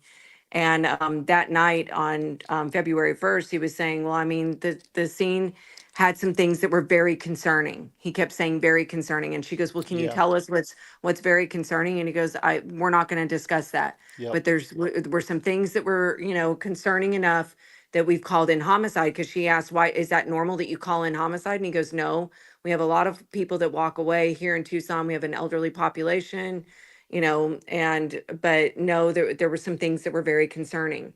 So, and then the next minute we hear is that the inside of the house was pristine. So was the very concerning the nosebleed out front? I just have to believe there was something more. Or I the Now, I think it, also I have to think it, have a doors little bit. being propped open. I Like, think it was Savannah calling Kelly and her saying, "Look, you need to understand this is not a walk away." And I think Kelly called the sheriff and said, "Look, you need to keep going." That's what my opinion is that Kelly helped drive the bus in the beginning and change the so course. Maybe. why would the crime scene? Okay, if that's the case and that was the conversation, then why did they release the scene so soon? Well, If I will tell you that Brian said it to me and Glenn, not only off camera, but on camera, and then off camera again, because I was like, he's ruined this case. Like I was throwing my temper tantrum, like, this is just ridiculous. The evidence that they have is ruined. And he goes, Jennifer, Jennifer, Jennifer, Jennifer. He was like, do you know how many homicides that I showed up to in Kansas City that were in the middle of the street with a million people? but Showing up and that's the walking all over it. but And you just said it right? You said homicide. They didn't treat it as a homicide. They treated Nope. it as a famous mom's and I disappearing. get it, but I'm saying that by the time police got there, there's 5 million people touching the body, touching the scene. And he was like, Jennifer, I'm telling you that I've come into homes where people were, took a while to call. He was like, there is a very strong possibility, even though this was absolutely amateur hour from what I can see. He was like, I haven't seen the inside. I don't know what's going on, but from what you've described and now what I've learned over time of talking to you, it's amateur hour.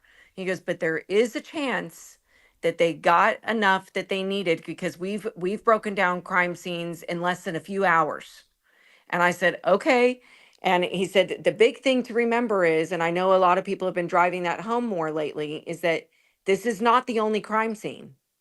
So there's at least two more crime scenes. There's the car and Yep. wherever they took her. Yeah. And Yep. if there was another crime scene after that, there's another crime scene. So what I feel like Jim Carrey here, but you're saying there's a There's a chance. chance. And I We have to agree. have a little bit of faith here that maybe there's a chance. And like I, we've all been saying, let's just hope that that's what they're doing is building a case. And I saw one prosecutor that said he was a federal prosecutor, and he said, I've never lost a case. He said, I have Okay. a so I think a lot of these federal prosecutors, Oh and I yeah. think that's where this is going, Yeah. they're We not going to They're extra go into careful. court we showed that the other without, night. Yeah. yeah, without boxes on dollies coming in of evidence. Yeah. Not a binder, dollies. Because I think the FBI overall has an over 95% successful conviction rate. and he said 98 when you talk about them pleading That's out. right. Yeah. But yes, I get that one. But when Brian is called, he is a homicide detective. So when he is called, he knows what his job is. He's going in and saying, "Hey, there is a body. There's the crime. We can put it together. We can do all of that. It's there." But when you come in as a to set down and lock down a scene Good as a night, deputy Andrea. on the scene, you come in and you go, "Oh my God, this is Savannah's mom, and they told me that this and this." Your projection and it gets skewed, so we overlook stuff that might matter in a homicide that a homicide detective would not overlook, right? You're right. where You're right. where now they would say, "Hey, I need you to get this and this," and they can get it done in 2 hours. They could get it done in 3 hours because I know, hey, I see what's in front of me. I'm looking at my surroundings. I know more than likely this and this. I know where I'm at. You're looking at an 84-year-old woman who has no element to the crime, who has kind of been told maybe by the family that, or the family staying, she don't have any enemies. She doesn't. She's 84 years old. She's this. She's that. How long has the family been there? And now all we really have is blood at the front door. The back door's propped open. Like, she could have hit her head. She could have wandered off. She could have done this. So it's not, nothing has been established yet. So then when they go through the motions of not collecting what they need to collect the first time and then having to come back the second time, the reason Brian would come back the second time is go, hey, I want to walk this room. I know we took these pictures, but I want to see how far is that hallway actually from it. Is it looks like it's about 6 feet, but it's really 10 feet. Like you go by and you look and you see how things are played out. When you're going in and you're an investigator and you don't know the stuff that he knows, you can't tell me that they released that crime scene. They got everything. There's no way that they got what they needed to get in that amount of time based off the totality of the circumstances in the beginning. It's not looking good. I'm just, I'm trying to have, it's really not. I mean, let's be honest. I'm sure somebody was spilling coffee all over the blood and going, oops, sorry about that. And like I said, you're picturing a lot of stuff honestly, that's not right, but I don't know. I honestly don't think that the house was immaculate. I really don't. That's hard to believe. Well, it's like Jennifer said. I mean, is it immaculate or is there things there that are very concerning? I mean, which one is it? And why would you give two brief? And I'm going back to, why would you give two different statements? Why would you go on record and give two statements that were totally different? Contradictory, yeah. Yeah, I could see if it was a little bit. I could see but if it Are you talking about Nanos? Yes. Yeah. Because he got spanked. He got spanked. Because I think the FBI told him I not already to got say spanked. I already got spanked. I already said what I said. I got spanked. Why am I going to go say something else now? Because they told him to go correct it. I'm telling you, I think he got spanked and in trouble, and that's why they took him off of this. Because, like I said, I mean, look at the interview he did the other day, guys. I mean, it could be a week from now. It could be 50 years. What? I don't think he can help himself. I think he's such an egomaniac. And I can't hear Christian. 50 years. Oh my I think you're God. right, Courtney. He's so he's yeah. He's so stuck on himself, egotistical, and really Courtney, narcissistic. 100%. Yes, he's And- like the but- emperor's new clothes. That's all I have to say. Well, no I mean, egomaniac. You look it up, and there he is in his Corvette with his underoos. you can honestly see how much of an ego he has, because look at the crime scene today of the Tucson police officer that got unalived inside his house. He did a press conference. He's standing there with his hands folded. Pima County's here, and we're going to take control, and woo, woo, woo, woo, woo, woo. And then he turns it over to the police chief of Tucson. She talks for like 20 seconds, and that's it. But he sat there and talked for 4, 5, 6 minutes. Well, and here's the thing: he can get scolded and punished by the FBI, but if he don't want to go back and say that, he ain't got to go back and say that, because he's not under the chain of command of the FBI. No, he's under the chain of the command of Savannah. Hence let me read my script. Give me a second. and so with him saying, pristine, with him saying, concerning, with why there's so many things that have been contradictory. Isn't that Contradictory? Yeah. Like, it's almost like I want to get all of these theories and get this out and do all these kind of things to have people create the chaos. So it's almost like he's really trying to screw the case, because if you're a man, hey, this is what it is, right? Like, I said from day one, I think him sending the stuff off to the labs and this, that, and the other, he was getting a kickback from the labs to be able to afford the Corvette and the house and this. Like, I wouldn't be surprised. Yeah, And- that's a good point. but because he could have easily let that evidence get on a plane and go to the FBI Much more quickly. No charge. He don't Yeah, give a cheaper, dang what the for free. FBI is thinking. Yeah. That's right, Courtney. And not only was it free, but also, I don't know, the chain of custody wouldn't be broken and on Exactly. a freaking FedEx plane. like and I did find this out. Like the FBI would charge Tucson for the crime lab. Like they would pay. They would have to pay for it. But But it's nowhere near. but Yeah. it's nowhere near $200,000, Well, right? maybe he's But Cash, embezzling. Maybe he is 100%. doctoring some books. Yeah. yeah, Yeah. but 100%. Cash Patel came out and said that they had a plane on the ground right there in Tucson or Phoenix from day one. And so he don't care about being scolded by the FBI or this that. That's not what changed his tune of him saying, "Hey, there's concerning things, and now things are pristine." That didn't come. That didn't come from FBI. That would come from somebody who is padding his pocket for re-election. That's the Yeah. only thing he cares about. It has nothing to do with he's the top dog That's why I there. think it. That's why I think it was Kelly, because it's all political. Who knows what he Interesting. wants? So why did Savannah call him? You see what I'm saying? So why did Savannah call Kelly? Because Kelly's going to have to get endorsements too. He's going to have to raise capital and money too. So If I'm friends with a senator, I'm calling to have him get the wheels greased not and going.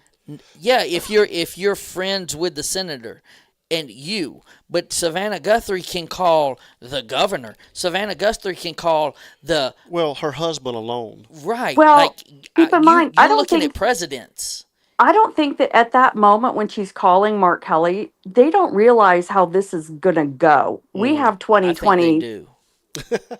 Well, I think maybe. she knew exactly where it was going. My whole thing was that happened, and I'm calling him because he is in the political realm and he is there. This whole thing, I personally think, stemmed from who her husband was and who she interviewed to, and she knew too much. And the first call she makes is, "Oh crap, who is in the island files and who like." Well, so I have a theory, and I can't hear Christian, so I apologize if I'm talking over anyone. Christian, no. Christian, go out and come back in, please. Can you I'm hear me? sorry. Go out and come I can back Um, in. hear. okay. Um, s- so I looked into the Epstein stuff, and the only meat. You have to say Mr. Rourke. We're not allowed to say his name. We just call him. I call We call him Island Boy. I call him Okay. Mr. Rourke from Fantasy Island. That's a Anyway, good, go ahead. yeah, okay, yeah. Okay, Mr. Rourke. So Yeah. I looked into it, and the only meat on that entire bone is the possibility that if Savannah had been going down, because the files were released around that time, if she was working on an investigative piece behind the scenes and had more interviews coming out, and somebody's calling her husband, who his founder of his PR firm was actually reached out to by Mr. Rourke's team for crisis management at Right. one point. That's right. If somebody told him, look, you need to shut her up and get her off this investigative, deal, and he couldn't control her, and this was a retaliation. That's the only angle I could figure out from that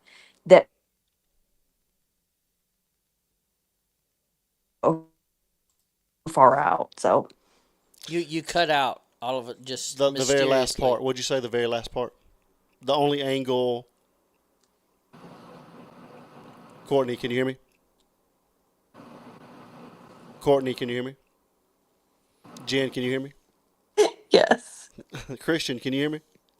Yep, I can hear you. Why does she get cut out in Exactly during the right when time. we're yeah. talking about like, One, Jen, see if Because I came in. see It's if Courtney this can hear thing. you, Jen. I don't think she can. Courtney. Courtney, can you hear me? Go out, come back in if you can hear anybody. She was on it though. She was on it. She was right there about to tell us what it was and went away. But no, I don't know if you can hear me, Courtney. But if you can, go out and come back in, please. But that's kind of what you were getting at, though. Yeah. well, it goes even deeper than that, right? Like when the Clintons testify.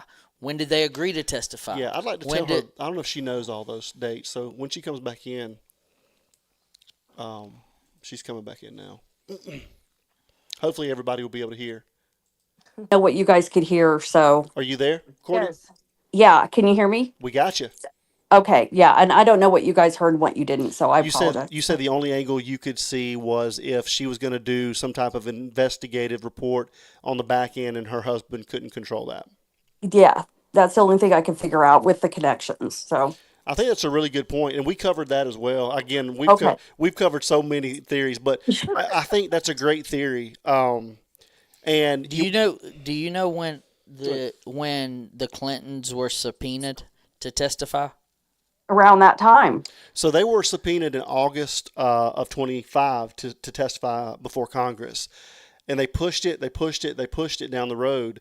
The files, the 3 million files, came out on January the 30th. She went missing on the 31st, and then the Clintons agreed to testify on the 3rd of February. And then they Yep. actually did a testify on the 26th of February. But then there's some people that thought it was because she was going to the Olympics.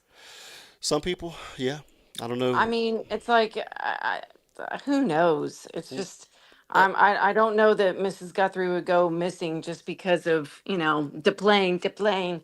I don't know, Well, it goes back to that first knee jerk reaction where Cam says, "I think she was kidnapped for ransom." Something had to have been brewing in the background Mm. to where you're not going to immediately go there. I'm sorry, Because you're of just you, right? Like it was basically because of you. Well, he said yeah, it. Yeah, yes, he said that. So yes. if a military intelligence officer who is super elite test pilot, like we're talking about one of the smartest people, comes out and looks at you and says basically, like, you have to look at that then why would it? Because she dug up something she shouldn't have found, and he knew it, and he's calling her ass out on it, going, "You should have stopped when I told you to." Mm. Okay, so I have my family are all pilots, and my brother-in-law is a captain of the 787, and he's got friends at American Airlines, and one of them ended up in Sims for the 787, and the training was in like the second or third week of March, and his sim buddy was Cameron Guthrie, and so we knew this Oh ahead of wow, time. wow, And we didn't know if Cameron was going to even go to training because of what was going on, but he did. He was the first person who went back to work. And so I would hear third, my sister backs this up, but he would talk to our mutual friend, and he stated, didn't talk a lot, but said it's 100% linked to Savannah, and that was in their private conversations. And he would mention things like, "I hate going home on the weekends. It really sucked. I had to go get my mom's car," and comments like that. And wow. and so, and just think, and I don't know Savannah personally, but she didn't get where she got by listening to her husband, or having her husband being controlled by her husband. She got where she got because she found a story, and she pushed and pushed and pushed and pushed to get that story. And so if she felt like, hey, I, this is where I'm going with it, she had enough. I'm gonna break this. Yeah, like, because that's what she, and they're like, okay, we'll see. Break it if you want to. Yeah, Well, yeah. wait a minute, Courtney, I have a question. So, uh, and first of all, Inner, stop telling on me. Uh I did oh. say I was going to bed.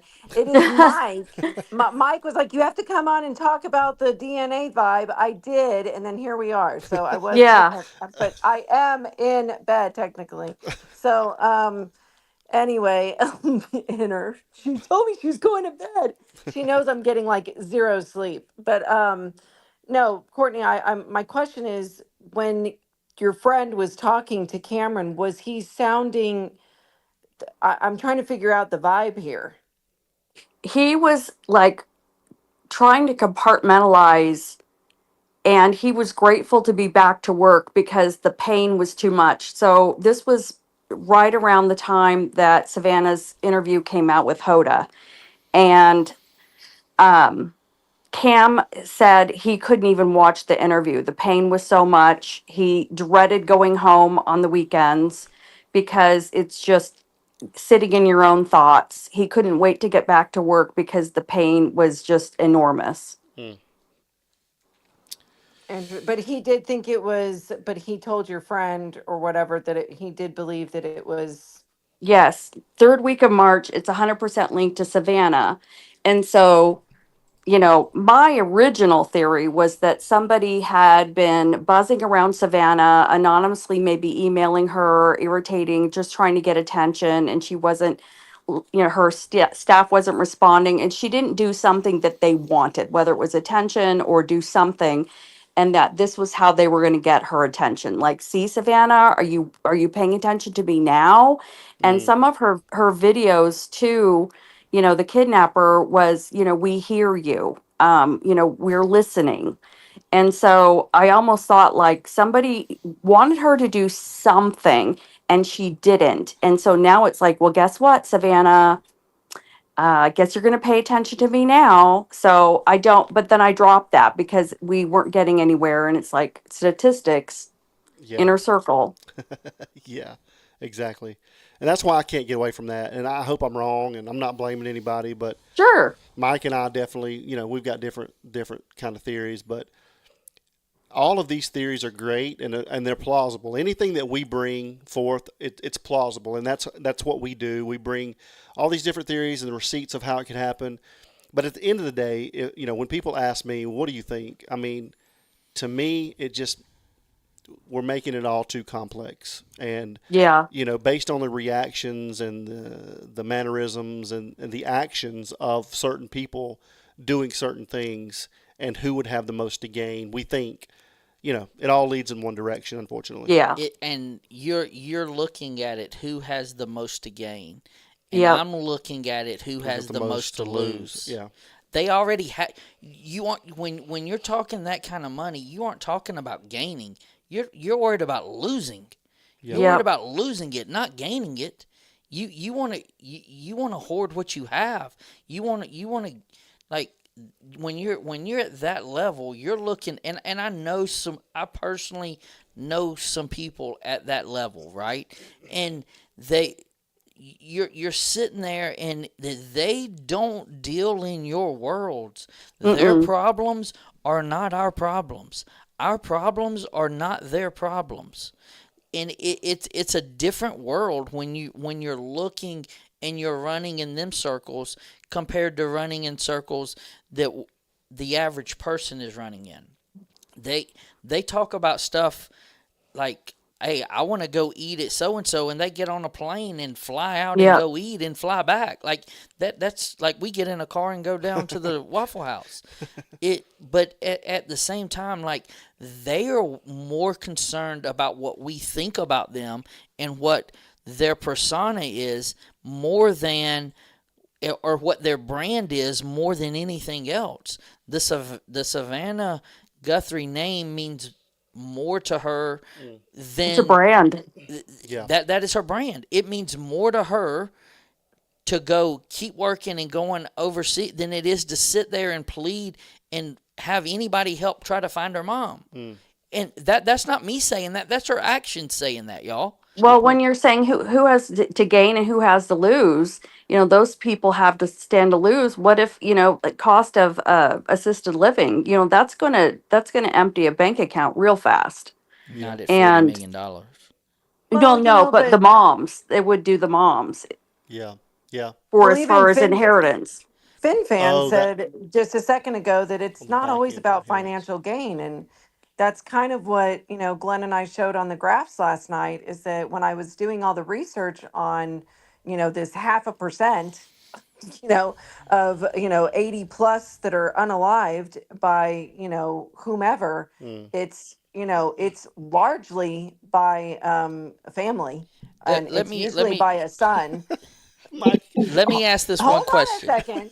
Hold on a hold on. second. But what was interesting to me was that there was a higher percentage. They were three times more likely to plus that unalive their parent if they had depression, Yep. anxiety, all it, which I thought was interesting. And if the child slash caregiver of the person that was unalived was over the age of I think it was like 55. Or It was 60. 55 plus or Yeah. 60. Yeah. Yeah, and it was, I thought that that was really interesting to me because it was like, wow, they said that it could be something as I don't want to change your diaper anymore. Not that Annie's doing any of that, not that anybody's doing that, but I thought that it was interesting that it was having to be at their beck and call, and that was enough to make them flip their lids and do something completely unimaginable.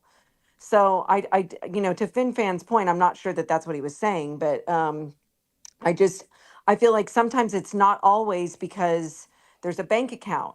And I know to some people it's like, oh, it would have to be millions to be worth it. I think all of us have watched enough, unsolved mysteries and, 48 hours and every other crime show you can think of, Datelines, where it was like, are you serious? You did that for 100 grand?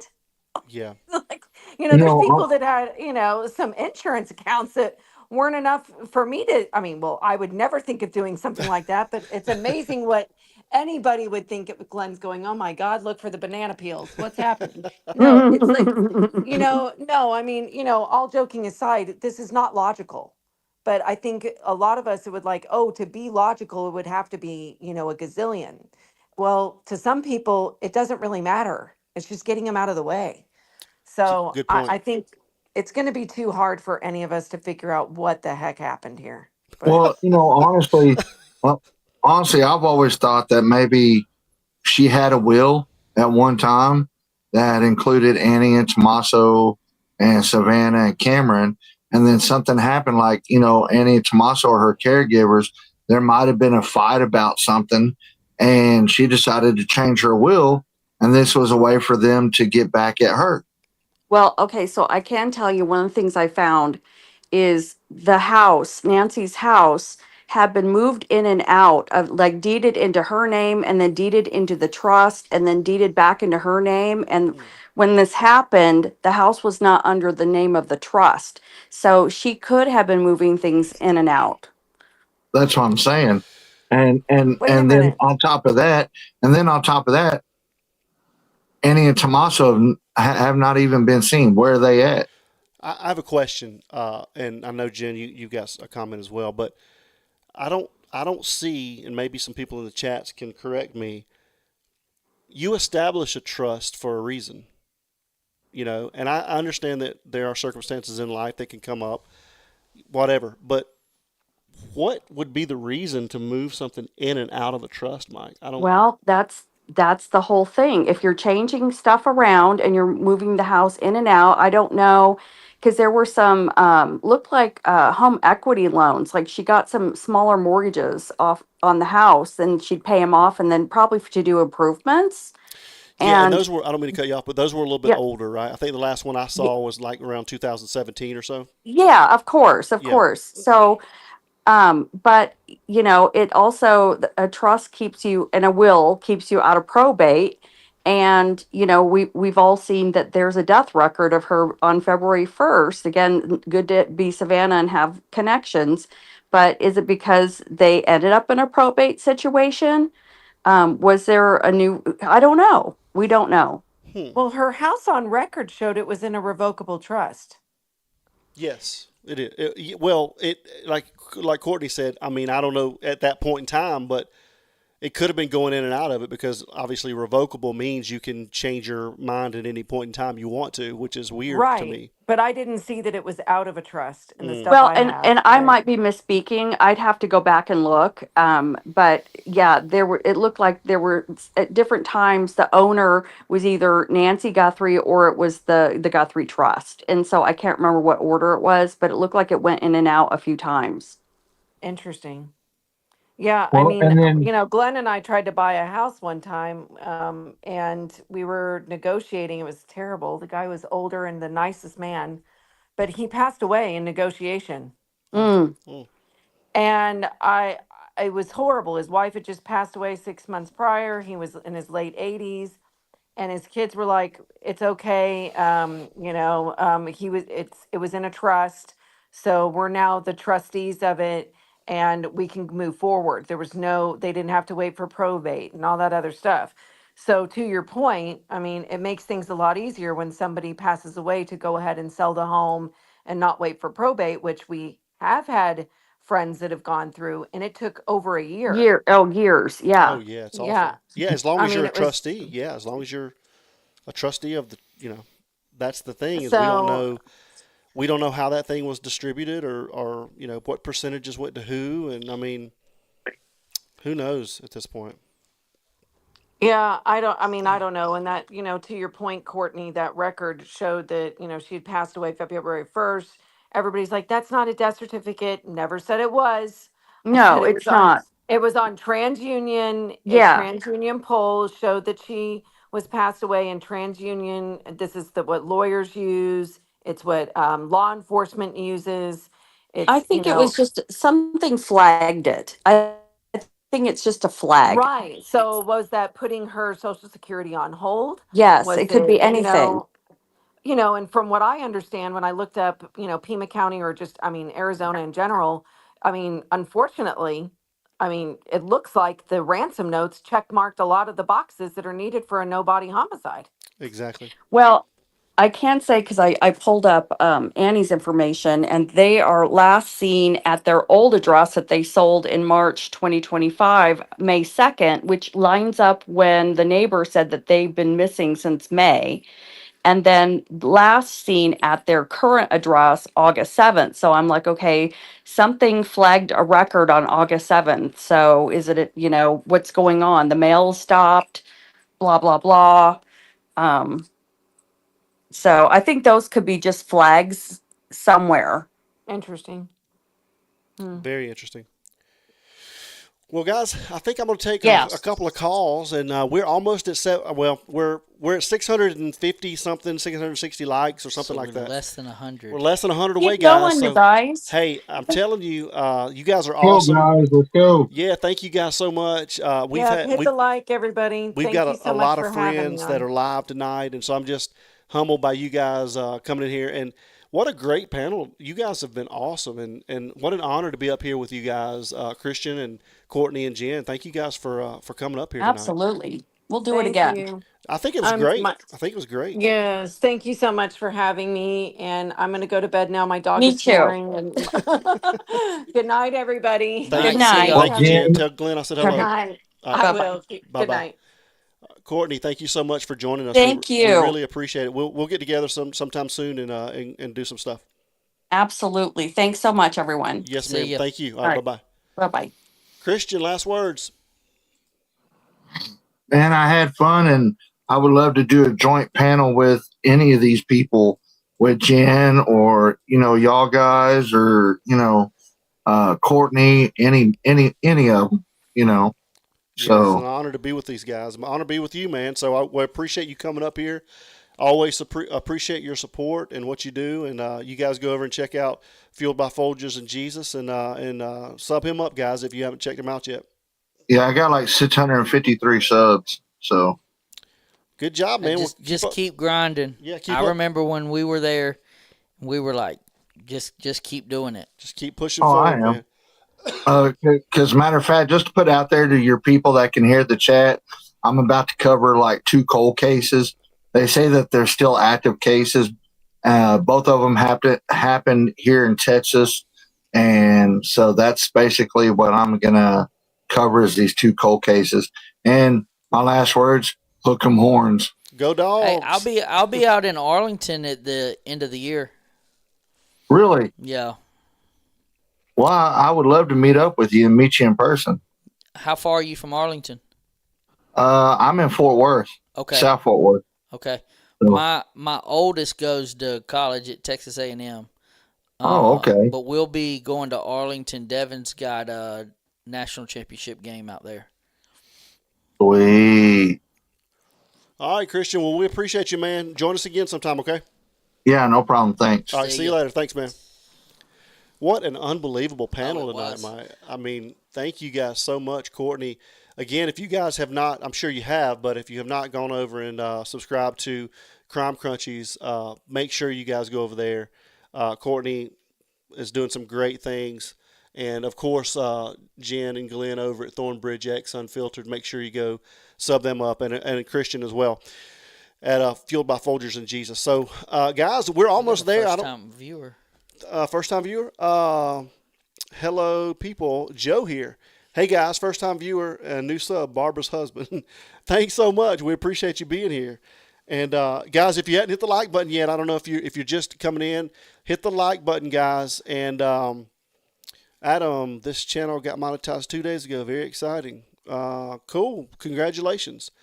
If you guys have not heard what's going on here, if we get 750 likes, Mike is going to donate a DNA Vibe device, and I'm telling you, it's going to change your life. It's a wearable, regenerative recovery device. And so, hit the like button if you're here and you have not hit it yet. If you guys have not hit the subscribe button, we're at 643, guys. We need 107 likes. So I don't know if we'll be able to get to it, but you guys will not be disappointed. I promise you that. So if you're still here with us and you have not hit that like button, guys, please hit the like button. So we'll take just a couple of calls and see if we can get to 750 likes. And again, I'm very honored to be here on the panel with these guys tonight. Almost definitely. Yeah. One thing I was going to say was following like my kind of theory and just the thoughts of some people were saying, well, FBI would have to be involved, or politicians and this and the other. Just think about this. How many times has a politician told you that they were going to do something on TV, on this, on that, red or blue, whatever, and it not happen? How many times has a politician said what you wanted to hear and then did something else? Correct? Yeah, So certainly. like, how many people out here believe everything a politician says? Politicians say what needs to be said to keep panic down. They say what they need to be said to get your vote. They say what they need to be said to raise money. Like, there's a lot of things, and with that being said, you're sitting there going, "Hey, sometimes we're too gullible in the facts of if we have a disagreement, right, or we don't, or we have a thought, or we have a process of what your thought is of what happened. Trust but verify, and go in and go, hey, write down 10 things and this is what I try to do. I try to write down 10 things that I can disprove. Yeah. I try to write down 10 things that I can prove. If you can get to them 10, then you have a very reliable, not saying that's what happened, but you got a very strong hypothesis on something that could happen. It's a great point. And you look at connecting the dots. We can connect a lot of dots on a lot of theories, and that's what's so crazy about this case. One theory is not, I mean, you got one theory that's stronger than others, but for the most part, like, everybody that comes up on the panel that has their kind of theory of what they thought happened, I mean, it can go, I've seen some go 10 deep. Yeah.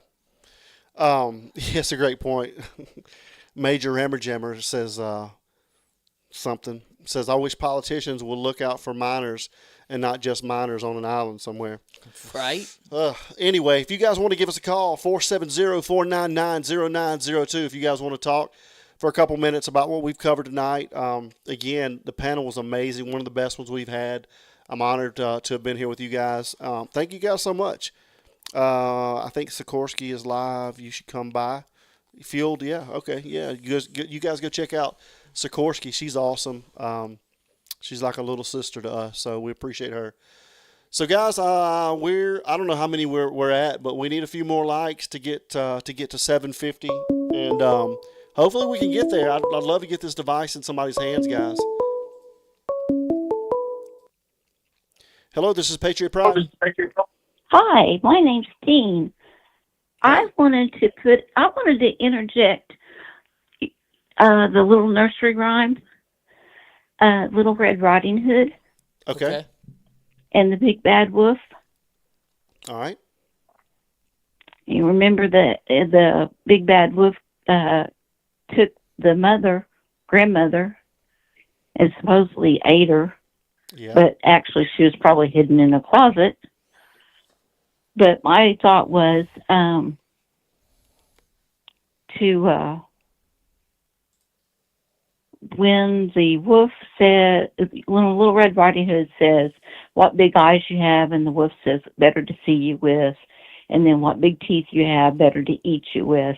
But I really do believe that in this day and time, when someone has the amount of eyes on them, that there shouldn't, no one that goes missing should stay missing. And I think, I honestly think that had Miss Nancy, I believe she knew something. I believe she knew something that was detrimental to not just one of her family members, but maybe two or three. Interesting. And I feel that because I had this happen to me by a relative, and they took out their own mother. Wow. So I really pray that that's not what it is, but in my heart, it just hurts. And I feel like somebody that was very upset. It wasn't, maybe they kept a grudge for 50 years. But I really do feel that Miss Nancy was on the brink of not only seeing an attorney, but seeing other counsel for what else was going on in her family. It's a great thought, great theory. Yeah, I mean, So, I definitely can get on board with that. Mike kind yeah, of thinks and I that, I mean, think, as well. yeah. Either Nancy knew something or Savannah was going to do something, somewhere in that realm. hmm And I also, I mean, um, we pray every day that she's okay. But if she has passed, she's in a better place. She's not hurting anymore. Amen. But my feeling is that, the big bad wolf came. Mm. Well, So anyway, that's Well, all that I had thank you for for you. sharing. yes, thank you so You're much. welcome. I appreciate you too. My partner is a 20-year veteran, and he retired in 2017, and I asked him tonight if he missed being in the Army, and he said, "I miss my comrades." Yeah. Of course. And he said that was some of the best people that he's ever worked with. Always, yeah. And thank you, and thank him for so much for his service. We appreciate everything. Oh, yes, absolutely. And also, I wanted to say that DNA vibe, I actually have one. Oh, nice. It's not considered a medical device, Right. but if you talk to your doctor about it or your chiropractor about it, they highly recommend it. Yes. I mean, do you use it much? Mainly the one reason that I started using it was for sciatica, Okay. and it was usually within an hour, my sciatica is completely gone. Amen. Yeah, it's a great product. It really is. Oh, yeah, absolutely. It really is. And tell me your name one more time. It's Dean, Dean. And where you calling from, Dean? I'm right here in Oklahoma. Oklahoma. Well, great call. Thank you so much. Don't be a stranger. Call us again next time, okay? You're welcome. You'll have a wonderful evening. You too, dear. Thank you so much. Thank you. All right, You're bye-bye. welcome. Well, we did not set that up, guys. I can promise you that. Definitely did not. So that's awesome. And it's crazy because so few people know about it. Yeah, it's going to be huge. Oh, dude. It's going to be. When you sign Gronk, I know, come on. Yeah, it's going to be huge. Yeah, huge. Anyway, we'll keep the number up for a little bit longer. Interstreet said she was going to go pull like 50 people from another chat so we could get some more likes here. So I don't know how many we're at, but we're not far away from 750, guys. Really? So We're about to hit it? if you're here, guys, if you're here and you have not hit the like button, please hit the like button. You will be, if you stick around, you'll be eligible for a DNA vibe. So we're going to do, if we get there, we're going to do Mike's going to do a donation. So Devin actually will be doing it. But let's go, Devin. So anyway, 470-499-0902. If anybody wants to give us a call, you're welcome to call us. Dean was awesome. Well, we appreciate Dean calling. I don't think I've ever talked to Dean before. So thank you, Miss Dean. So, yeah, great show. I mean, a lot to think about, like I said, going all the way back. But I think sometimes people forget how we got to where we are and why we are where we are, and I think this case could look so much differently, honestly. Major says Gronk will sign to anyone that gives him a football and some beer. He says, just kidding. Gronk is my dude. hey, There may not be, yeah. Patriots fan.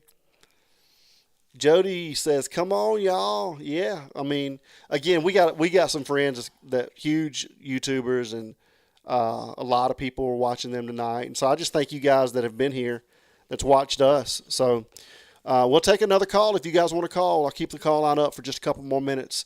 I'd love to hear from somebody that's never called before. If you're thinking about calling but you don't really know, give us a call. We'll walk you through it. I promise you, it won't be scary. So 470-499-0902.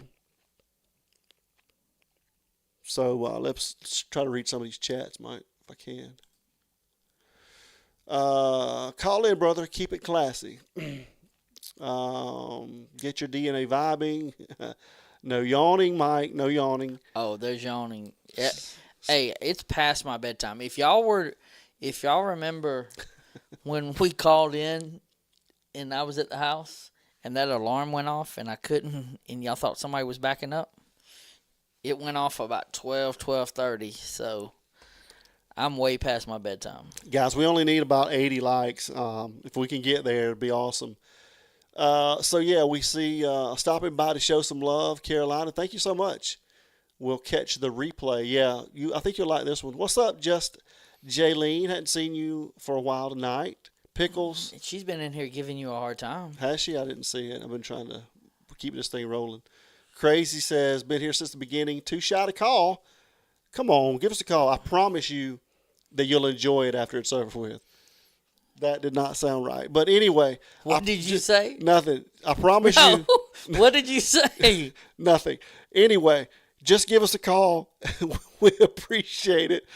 And we'll walk you through it. So anyway, on the rewind button. Above my head, so I'm pointing it. Is it somewhere right in here? Bear Pantry says, when you call, mute everything and just talk on the phone like normal. Yeah. Yeah, the number's above Mike's head. Your left hand, I think, Mike.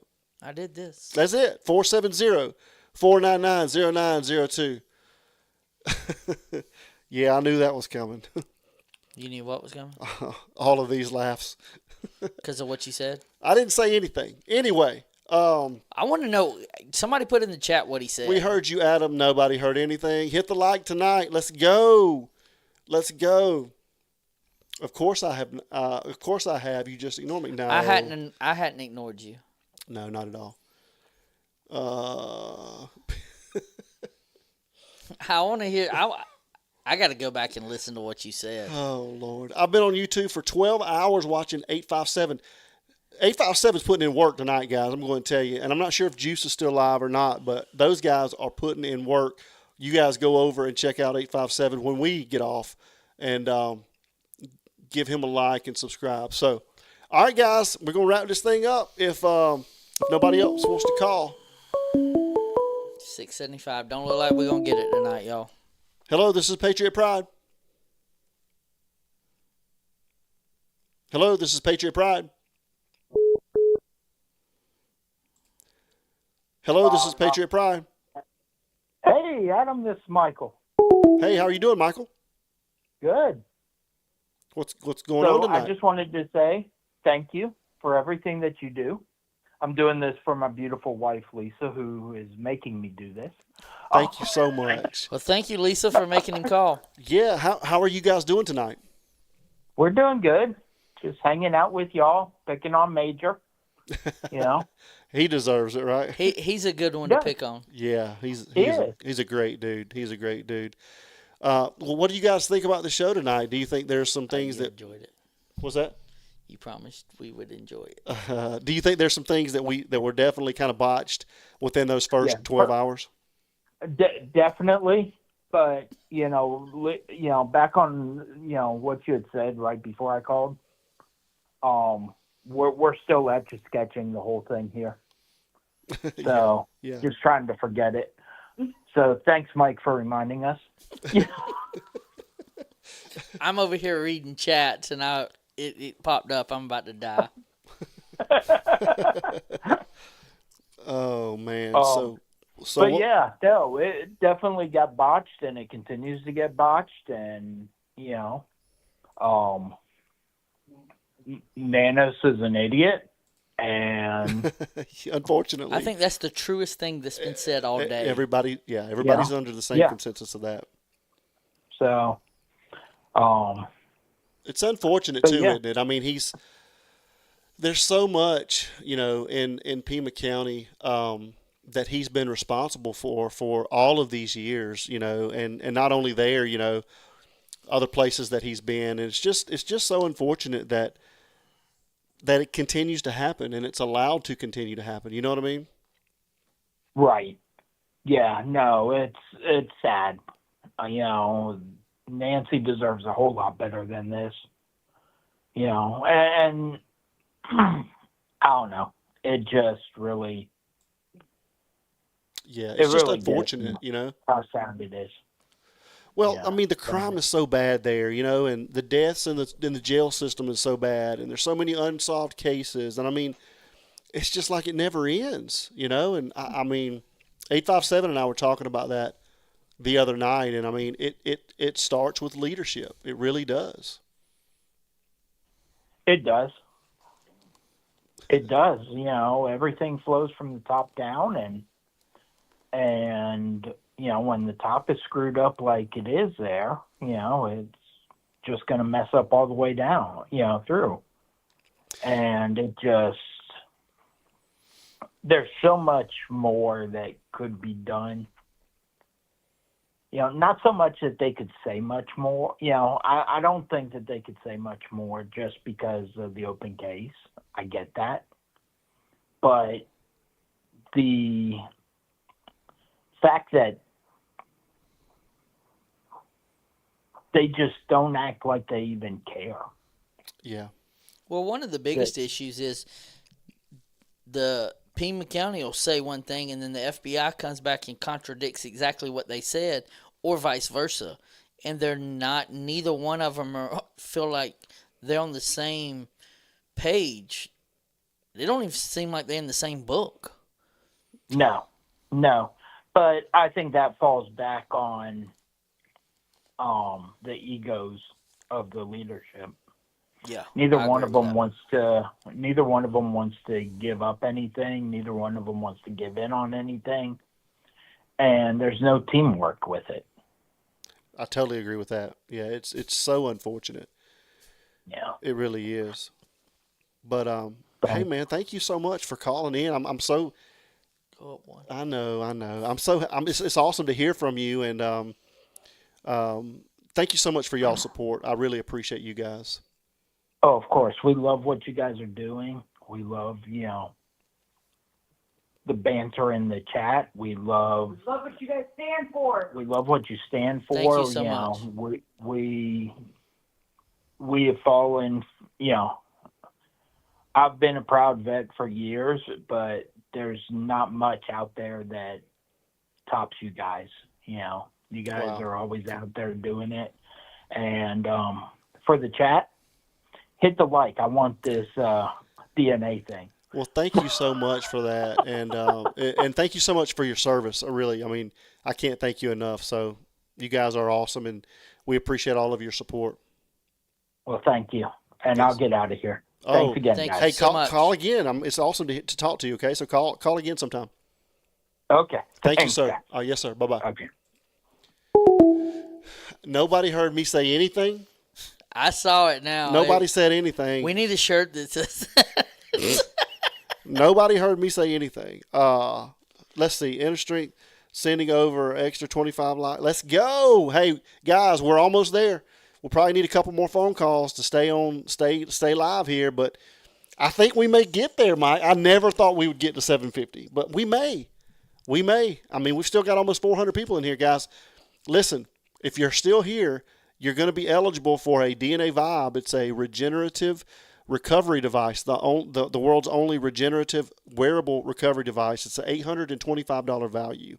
And I'm telling you, it'll change your life if you've got, I mean, really, if you suffer. I mean, it even comes with a battery pack. Like, I mean, it comes with. It's legit, guys. It really is. So, yeah, so you guys make sure, hit the like button if you have not hit the like button yet. We need 750, and Mike has said that he will donate one. So, of course, if you haven't hit the subscribe button, hit that, and hit the like button, guys. And if you're watching on replay, you guys hit it as well if you don't mind. So, says, God bless you guys, this country, and country music. God bless 857. Yes, I agree. Somebody said they'd order some barbecue sauce. They're just waiting for it to get in. So I thank you for saying that. Such a classy channel and chat. Love it here. Thank you so much. So if you guys, I want to clarify this, and I'm glad you brought that up. So I got all orders, every order that was that we had, we got them all out yesterday. So we did have a little bit of a back order on a couple of things. So if you guys ordered anything, thank you guys so much for that. And every order that we have, unless I've got any tonight, went out yesterday. Says someone has to design that shirt. He's got a bunch of shirts he's got to design. Hello, this is Patriot Pride. You promise them that they'll enjoy it when it's over with? Listen. I don't know what you're talking about. But yes, he promises. You will enjoy the phone call. I promise you. You pinky promise? Yes, you will enjoy having conversation with Mike and I after the phone call is over with. Yes. That is exactly what I said and meant. Sounded like. Yes. How are you doing? I'm fine. It's good to hear from you. I hadn't heard from you in a little while. How are you? How's your foot doing? Oh, it's giving me problems. Did you go to the doctor? Yeah, it's been hit all day today, so. It's been hit? That's not a good thing. Do you not have it in a boot? Yeah, it was jumped on and hit and. Probably the kids. By accident. Yeah. You know, her daughter's the one that told me that I smelled. Well, I don't know if you were here that night, but that country man smells like not good. Yeah, she was telling me again earlier. That country. Yeah, she called me. What did she call me, Jaylene? A country man, and I smelled like crap. She said you smell like poo. Yeah. Yeah, it was fun. Well, here's the thing. They really don't know you then. No, they don't. I promise you. She's just being rotten. Hey, Yeah. The funniest thing is one of the first times I ever met Adam, and that was outside, like where we went out. He has really good taste in name brand stuff. But he come out in some of these shoes, boots. Do you remember the thing? Now, granted, guys, this was probably 2008, maybe. I don't know, 2000. So how old? You 20? 2009. I don't know, whatever. But at the time, so you can continue, and you can tell them what you called them. I don't even know. I don't even remember what I called them. You called them elf shoes. Them thing. They. Oh my god. Oh my gosh. They were a high-end designer. I mean, these things. They were Gucci. But they look just. They had the pointed toe and they curled up, and I was like, bruh, me and you are not going out with you wearing them things. He's like, yeah, man, they'll be fine. No.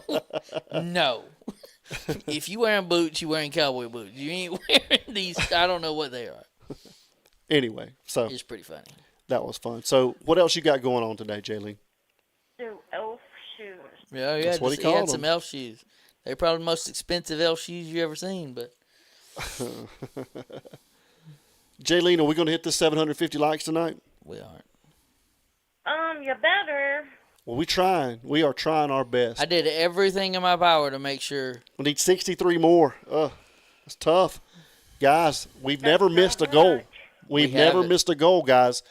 So if you guys are here and hadn't hit the like button, please hit the like button, and you guys will be qualified for a DNA Vibe regenerative wearable device.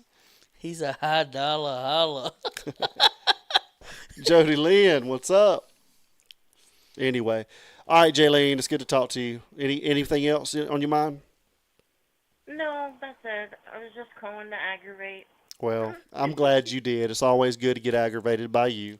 Did you enjoy it? Hello. Listen, it was a great call, right?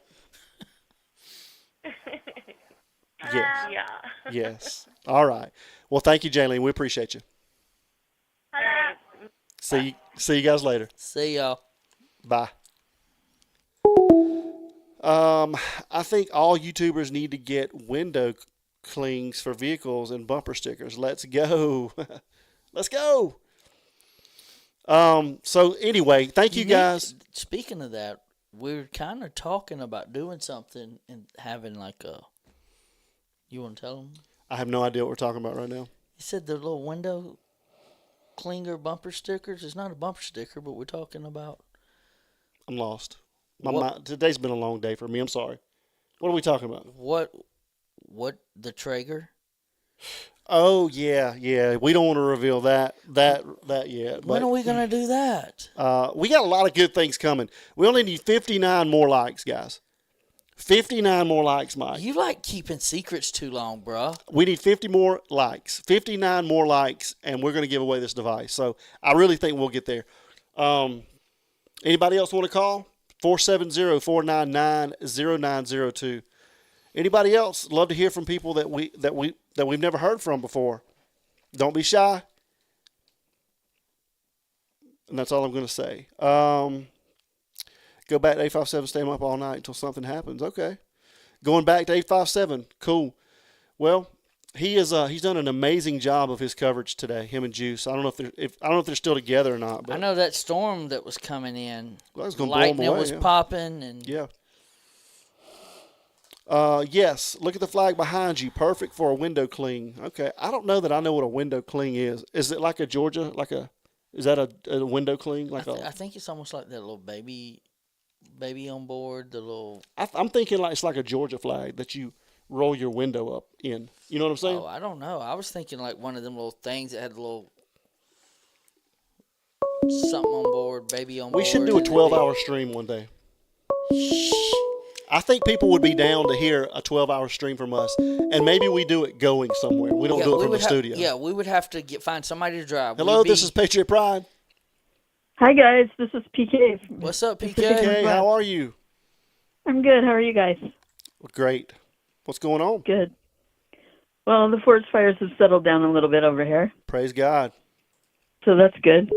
And I just wanted to say, back to the blood on the front porch. I still have a problem with that Okay. because they did their investigation or whatever. The first, round through was on a Sunday, and I've always heard that those labs that he had access to right there, that Nanos had access to, were closed on Sunday. So how did he get the info on this blood so quickly? It's a good question. Very good question. I mean, I don't trust him at all. I agree with He's that. a politician. Yeah, and he always That's wants to right. talk about how he's not. I'm not a politician. It's all you are, brother. Me. What do you guys think of me? Exactly. He needs a shirt that says that. Yeah, exactly. What do you think about, I don't know if you were able to see the beginning of the show, but what about, we talked about what went wrong possibly within the first 12 hours. Do you think there's a lot of things that could have been handled differently? Oh, yeah. Starting with boot Nanos out. Yeah. I mean, he's sheriff. ridiculous. I think the laws need to change where, if things are going downhill, the FBI should be able to step in and say, get the hell out of the way. Mike, legitimately, can they do that? They can't. They don't have the power to do it. Is No, there? that's a federal agent. A federal It agency. has to meet some type of federal crime. Yeah. So. I mean, if, for instance, let's say that they got pulled over for a small amount of drugs, right? Unless it's a certain amount of weight, it's gonna stay local and state, right? And then you just now they can easily give stuff over to the FBI willingly, but the FBI kind of accept it. But just your standard, I mean, it has to meet a level of criteria. Yeah, I got you. And the easiest way to get that is to like cross a state line. Now the state, it would jump to a federal. Gotcha. Really quick, I'm sorry, but let me say this. You were right, Mike. A window cling is a non-adhesive static vinyl graphic that mounts to the inside of a vehicle glass using static electricity for temporary removable display. Thank you, Lisa. We're working on something if I can just get him to do it. I got all these great ideas. Mike has some wonderful ideas that I'm trying to help y'all out. But anyway, so you think about that calendar, Mike. Yeah, what about the calendar, Mike? What calendar? Mike's going to do all 12 months. Why is it me always do it? Why am I always doing it? Like, what are you doing? Put the Speedo on with different decorations for different holidays. Different like poses. No, I mean, I just put a January, February. I just put a different color Speedo. That would be great. Yeah. I guarantee you'd make a lot of money on that. Do you think we're going to get to 750 likes tonight? I'm positive. Yes. Let's go. I hope so. Let's see how many more phone calls we take. Well, if I get my butt off the phone, you could take a lot more, right? No, nobody's calling in behind Nobody's calling in. We love it. We love talking to you guys, and it's always good to hear from you. You're one of the ones that help complete the show. Yeah, I'm usually right on the tail end. Yeah. The other thing I was going to say is the most important thing to Savannah is her reputation. That's number one in her world, I believe. And now she's got some stink on her from this whole situation, and I don't think she'll ever come back from this. That's a good point. I don't think she'll ever come back from it either. And Mike made an unbelievable point that I really haven't thought of, and same point you just made. He said her brand is more important to her than anything else, basically. Yeah. Yeah. Isn't that awful? That's just awful, you know? It is horrible. Well, we got 700 likes. We need 50 more, guys. 50 more. We give this DNA Vibe device away. If you're in the chat, you're eligible for it. So I hope everybody hits that like button. I do too. Come on, guys. Kick it in gear. Let's go. But hey, I'll talk to you guys it's next always week. great to hear from you, and I hope you have a wonderful week, okay? I hope you guys do too. Thank you, Take dear. care. All right. Okay. Good night. Love Bye-bye. you guys. Love you. Bye-bye. Hello, this is Patriot Pride. Yes, this is Joyce Gaither. Hey. It's my first time to call. Well, thank you so but much. I do watch you. I do watch you all the time. I'm just silent. Well, thank you so much. Where are you calling from? Clarksville, Tennessee. Tennessee. Okay. Thank you so much for calling us. So you doing pretty good tonight? I'm doing great. I just wanted to tell you that I just celebrated my 80th birthday. Praise God. Happy birthday. Thank you. It was Sunday. I had my first birthday party ever. Oh, really? And had a wonderful time, and even had shots at the end. Uh-oh. Yes, all right. Uh-oh. Hey, I made it, but I'm not dead yet. There you go. That's awesome. That is awesome. Yeah. I need to do that my next birthday. Well, when you get 80, you can. Yes, ma'am. Yes, ma'am. Well, what do you think But about I do this? watch it. What do you think about this Nancy Guthrie case? I've watched it since the first day it started. It's crazy. I think everything they did was wrong. I don't think they done nothing right. I think you're right, yeah. I think they're all crazy, and I don't know how it's going to end. It's like y'all say. I think they're either going to arrest the wrong one, just to get it out of the way or whatever, or if they do get the right ones, they're never going to do nothing about it because it's done botched. Yeah. Unfortunately, I think you are right, and that's what's so unfortunate about it, you know? That's right. Because the main thing is everybody just, I think, forgets about the true meaning behind this, and it's actually an 84-year-old lady, Miss Nancy Guthrie. I mean, that's what it's all about, you know? How could anybody do anybody like that? 84 years old. I guess your life is you're about the end of your life. But who wants to go out looking at somebody that's dressed like that? Yes, ma'am. Who wants to go out like that? It would scare me to death. I wouldn't have. They wouldn't have left the room with me because I'd been dead. So Chris Talks Truth says, caller, tell them for 81 you want Mike in a pink Speedo at your birthday party. What do you think about that? That's right. I told him I wanted to. Yes. I told him I want to have another one at 85. Okay. But I never had one in my life. But my daughter-in-law gave it to me, and she said she didn't think she could handle another one. Oh, dang. Okay. I like it. I mean, they went out and bought 10 pounds of barbecue. Woo. Hey, I don't know how many chickens sauce. they had. Yeah, I've got barbecue sauce, but I'd like to have some of y'all's. We'll get you some sometime. Hopefully we can get some to you. How about that? I'd love to have some. Yeah. But I think 81 calls for a visit from Magic Mike. I do too. Yes. You're not too far away Hey, and I from want us. to tell y'all something else. When y'all went out to eat the other night was the first time I knew what either one of y'all looked like. Y'all are too far back in the dark. You can't see you. You can't see us? I kept looking and I think, well, where are they at? you couldn't tell it was y'all, either one of you. So I didn't know what y'all looked like when you get out in the light. Yeah. Okay. So put some more light in your face because you're both just as handsome as you can be. Well, thank you. If we put any more light, I would, in front of me, you wouldn't see me. That's why Mike's got to wear these sunglasses. That's why I wear these. He's got a 2 foot by 3 foot. What kind of light is that? Halogen. Halogen light. I'm frying over here. Jody Lynn says Well, Mike's it ought to be something. It ought to be something. Jody Lynn says Mike's coming out of a cake in a pink Speedo. Woo, woo. Let's go. At 80. I hope I live to be 81. Listen. That. You are going to, God willing, and I want you to remember to call us. What day is your birthday? I will. My birthday was this last Sunday. What's that date? The 16th. August 16th. the 16th. Y'all wanting all that stuff to come out? You better be pouring me a lot more apple juice. All right, we're going to get the apple juice going. And next year now, you call us about a month in advance. Don't forget. And we're going to make this happen, okay? Okay. All right. And I don't take ones, just so y'all know.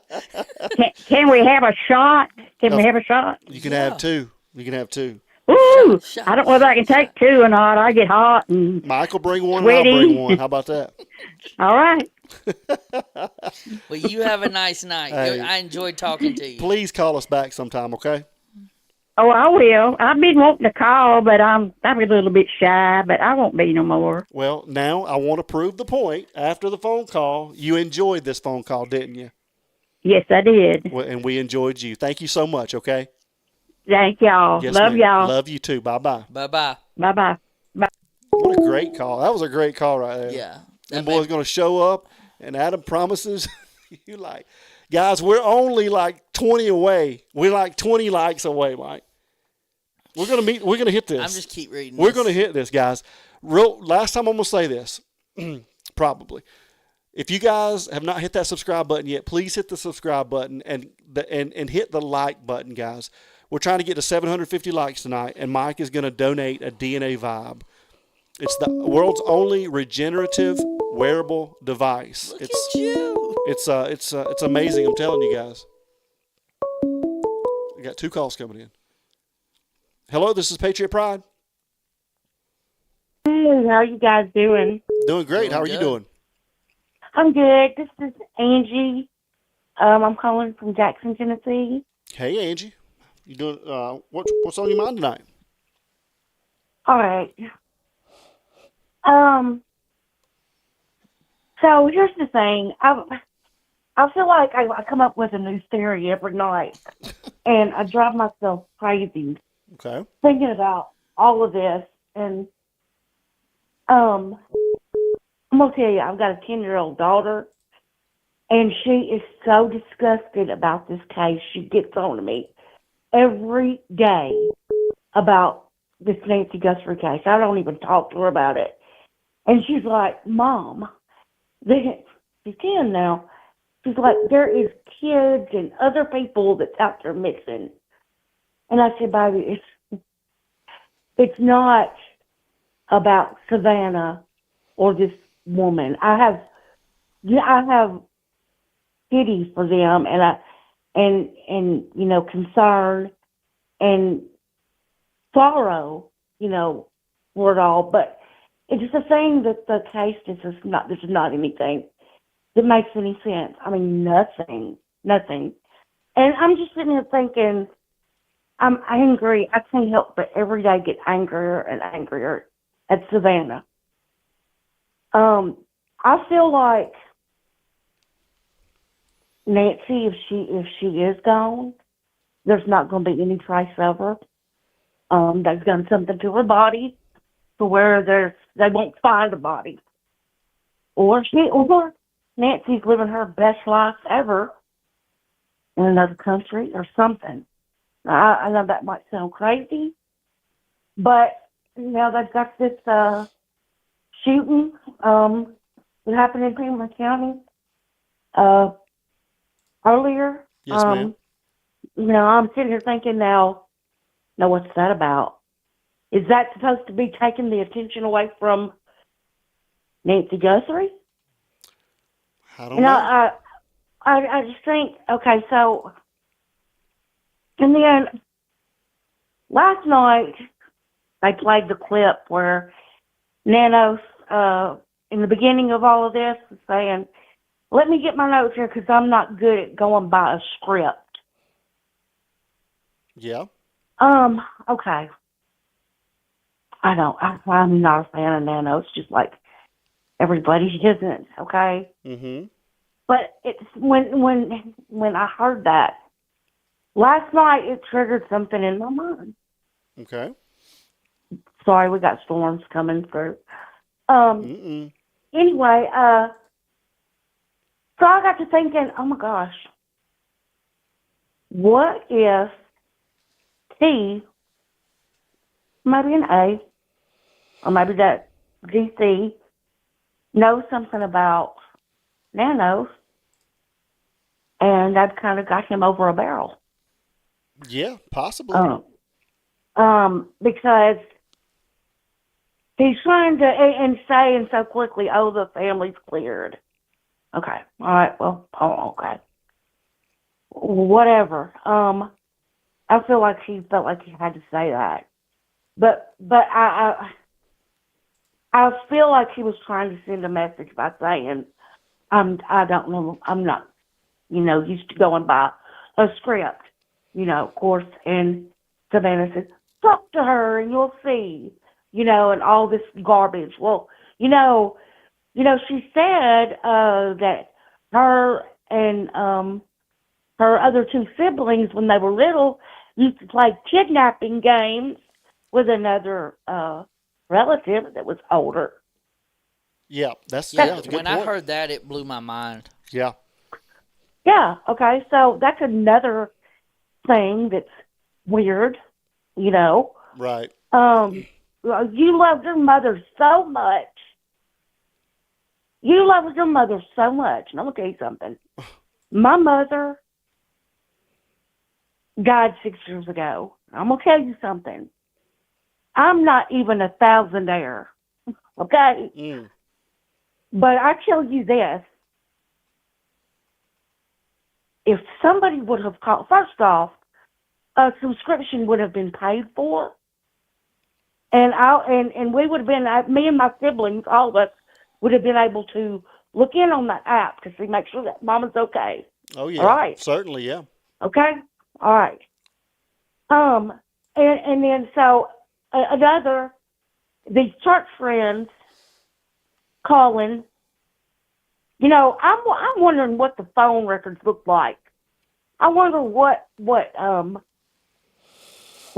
Nancy's look like, because if it was me and I'm getting that call about my mom, I'll be like, holy crap! Okay, I'm gonna go check, and I would be on my phone getting redial,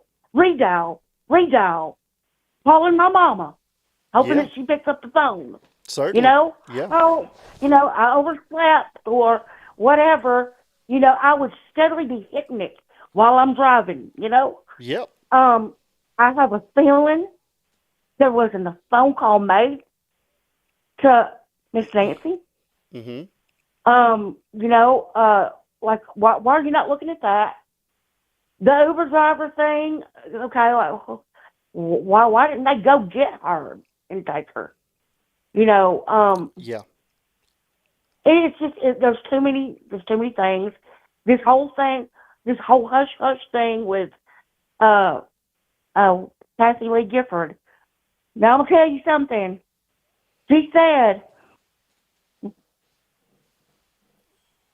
the family and her What's up, Nick? co-workers asked me not to say anything. Okay? She put it out there.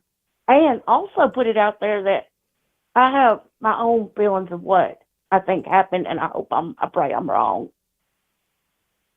She made sure to put that out there too. Now, so the family and whatever station that Savannah works for, because I don't watch that crap Yeah. in the morning. They're trying to hush people up. What's making them afraid? You know, that's the whole thing that I'm thinking. What's making them afraid of all of that? You know, there's just so many things that I think about. I'm like, well, you know, okay, so supposedly the Clintons with the Epstein thing, so what could Nancy been friends with the Clintons and offered herself as the sacrificial lamb? You know, for like the media to get off of the Clintons. And I'm not saying to be killed, but to like let's come up with this whole big thing. Mama, you want to play a game? Do you want somebody kidnaps you? And I mean, they play. Look, y'all. She put it out there that they played kidnapping games. Yeah. Yeah. And I know. it wasn't like for an hour or two. There. Yeah. Well, listen. And that's what I'm saying. It just don't make sense. No. I totally agree. But listen, I've got a couple more callers that are trying to get through, and you have been a wonderful call. Tell me your name one more time. My name is Angie Hale. Angie, that's right. Thank you so much for calling, Angie. We really appreciate it, and thank you for all your support for us. We appreciate you. Okay. Hey, no problem. Y'all have a good night. You too, dear. Thank you. Bye bye.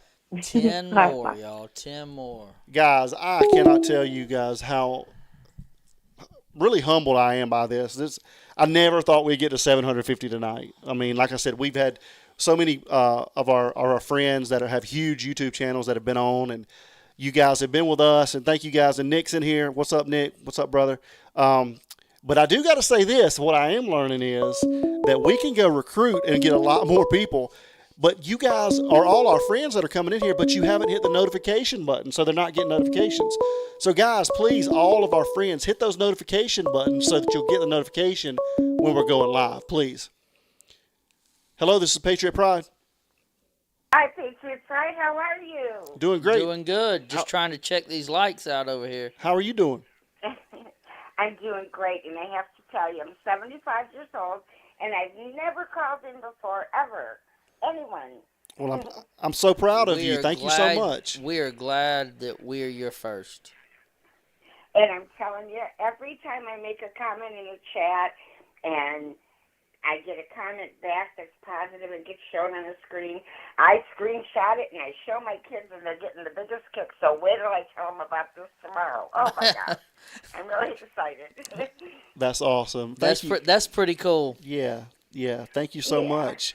So what's on your mind tonight?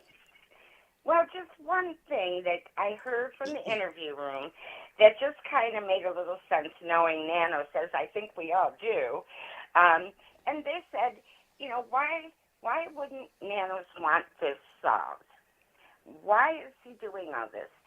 And their theory was because if this goes to trial, he's going to be the number one person subpoenaed, and he does not want to get on that stand because he will be done. Yeah, that's a good point. My thought. So that's what I know. And I know you have other callers, and I'm so excited, and thank you so much for taking my call. Well, We're so glad that you called in. Yes, thank you for calling, and call again, okay, sometime. I will. Thanks. Good night, guys. Thank you, dear. Good night. I mean, we're like 2 or 3 away, yo. Dude, this is awesome. And I think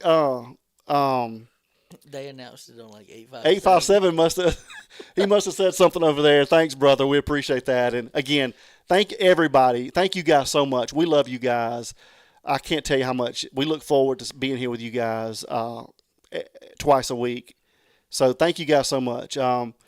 Yeah, so I don't know. A lot of people are not getting notifications. So, guys, make sure you hit the notification bell.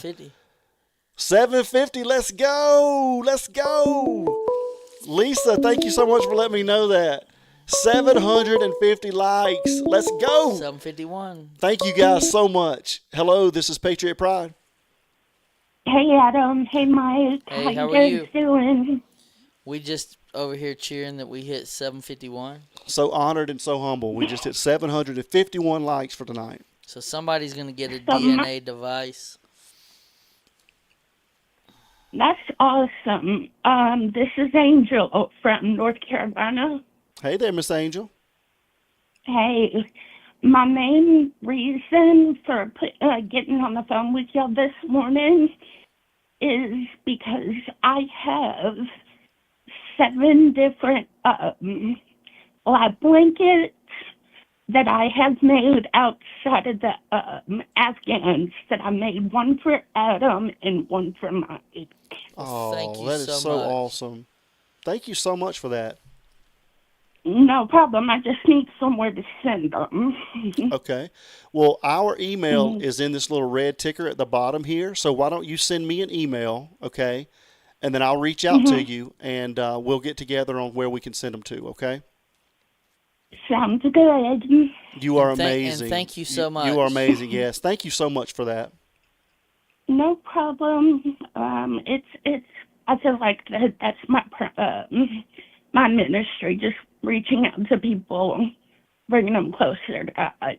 Amen. Well, thank you for that. It means a lot. Yes, thank you so much for that. Mike, I remembered your favorite color is green.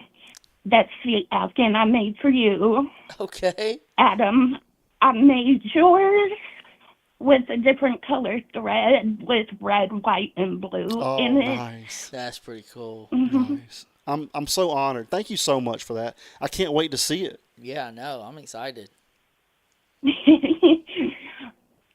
and I know you guys have other people that probably want to call in. I just wanted to let y'all know that much. Well, bless your Thank heart. you. It means a lot to us. More than you know. So thank you so much. I can't wait to see them, okay? All right, thanks, guys. Thank you, Thank dear. you. All right, Bye-bye. bye-bye. All right, let's do this, guys. 857. Love you, brother. Thank you so much if you shouted us out over there. And if you didn't, I still love you. So we appreciate it. Awesome job tonight. What's up? 750 on a night that was it was one of those, all the big dogs were out. everybody was on tonight. So anyway, love you guys. Thank you guys so much. All right, let's go. We need a drum roll. We're going to give this thing away, guys. So And so how it'll work is basically what you'll need to do is you'll need to, whoever's name gets called out, you'll need to send an email. Once the email is sent, we will actually send back an email to you with a code and a link that you can go to. You click on the link and then you type in the code. It'll zero out everything and it will get shipped to you free of charge. No shipping, no nothing. And whoever shouted us out on 857 and Juice, who all did that, Jaylene for helping out, Enter, everybody that helped out, thank you guys so much. We love you so much. And Juice, we love you, brother, too. Thanks again if you shouted us out. If you didn't, we still love you. So thank you guys so much. And yeah, so like Mike said, when we choose this person, just send us an email to the email there on the screen, and we'll work out all the particulars after that. If whoever needs to call us or whatever, and you'll order and it'll get shipped to your house directly to you like that. So love you guys. Thank you guys so much. And let's do this. You ready, Mike? All right, here we go. The randomizer. Here we go. All right, we're going to stop right there. Who is this? No.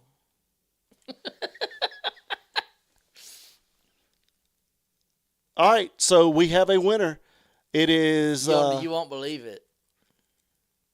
Jody Lynn. Jody Lynn has won the DNA Vibe wearable device. Jody Lynn, congratulations.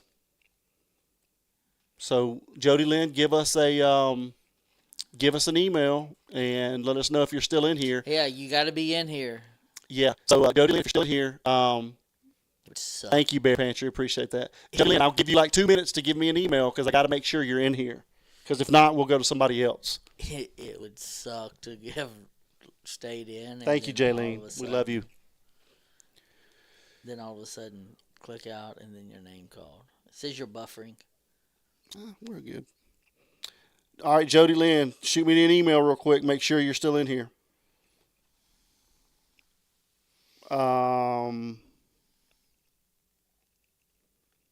We're going to give it 2 minutes, Jody Lynn. It's already been like 45 seconds. Is Jody Lynn still in the chat here? She wasn't here. Yeah, she's still in here. I'll give you time to get the email out. Yeah, she's still here. All right, so we'll work that out on the back end. So just shoot me an email, Jody Lynn.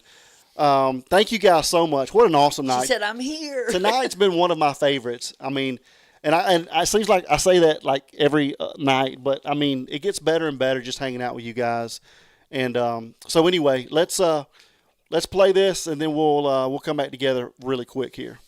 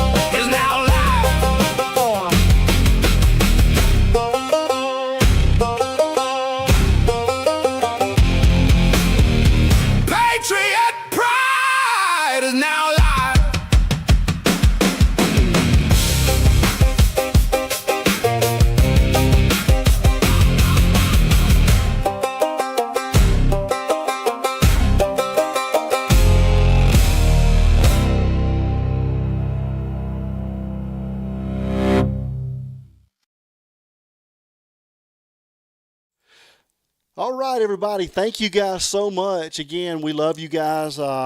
It's always great hanging out with you guys. Tonight's been an unbelievable show. And everybody that's rewatching this, if you don't mind, make sure you hit that subscribe button, hit the like button. And we'll do this again, guys. Hit the notification bell. Yeah, make sure you guys hit the notification bell so you'll know when we're coming on. And we've got more of these devices to give out. And somebody said fixed. It was our mods are fixed. Everybody's eligible, guys. And it's a true randomizer. So everybody, if you're in here, we love everybody, whether they're mods or not mods. Nothing's fixed, guys. I can promise you that. So probably just a joke, but no, everybody is eligible in our chats, and we've done giveaways before, and it's truly and strictly random. So anyway, just want to thank you guys. If anybody has donated monetarily tonight, I hope I got to you, and if I didn't, I'm so sorry. But I thank you so much. We appreciate you. Can't do this without you guys. And if you didn't donate monetarily, you just donated with your time. I always say time is your most valuable asset. You can never put a price tag on that. So we love you guys so much. It's an honor to be here with you guys. Mike, any last words? Nope. I'm going to go home and go to bed. Everybody send Mike a thank you for donating this device, and Devin. So as we roll out of here, you guys shout out Devin and Mike for donating this DNA Vibe wearable device. And again, we'll do this again, guys. So you guys stay in here with us. I hope you guys have a wonderful rest of your week, and God willing, we will see you guys on Sunday. Again, we love you guys. Thank you for everything, and you guys have a good rest of your evening. See you later.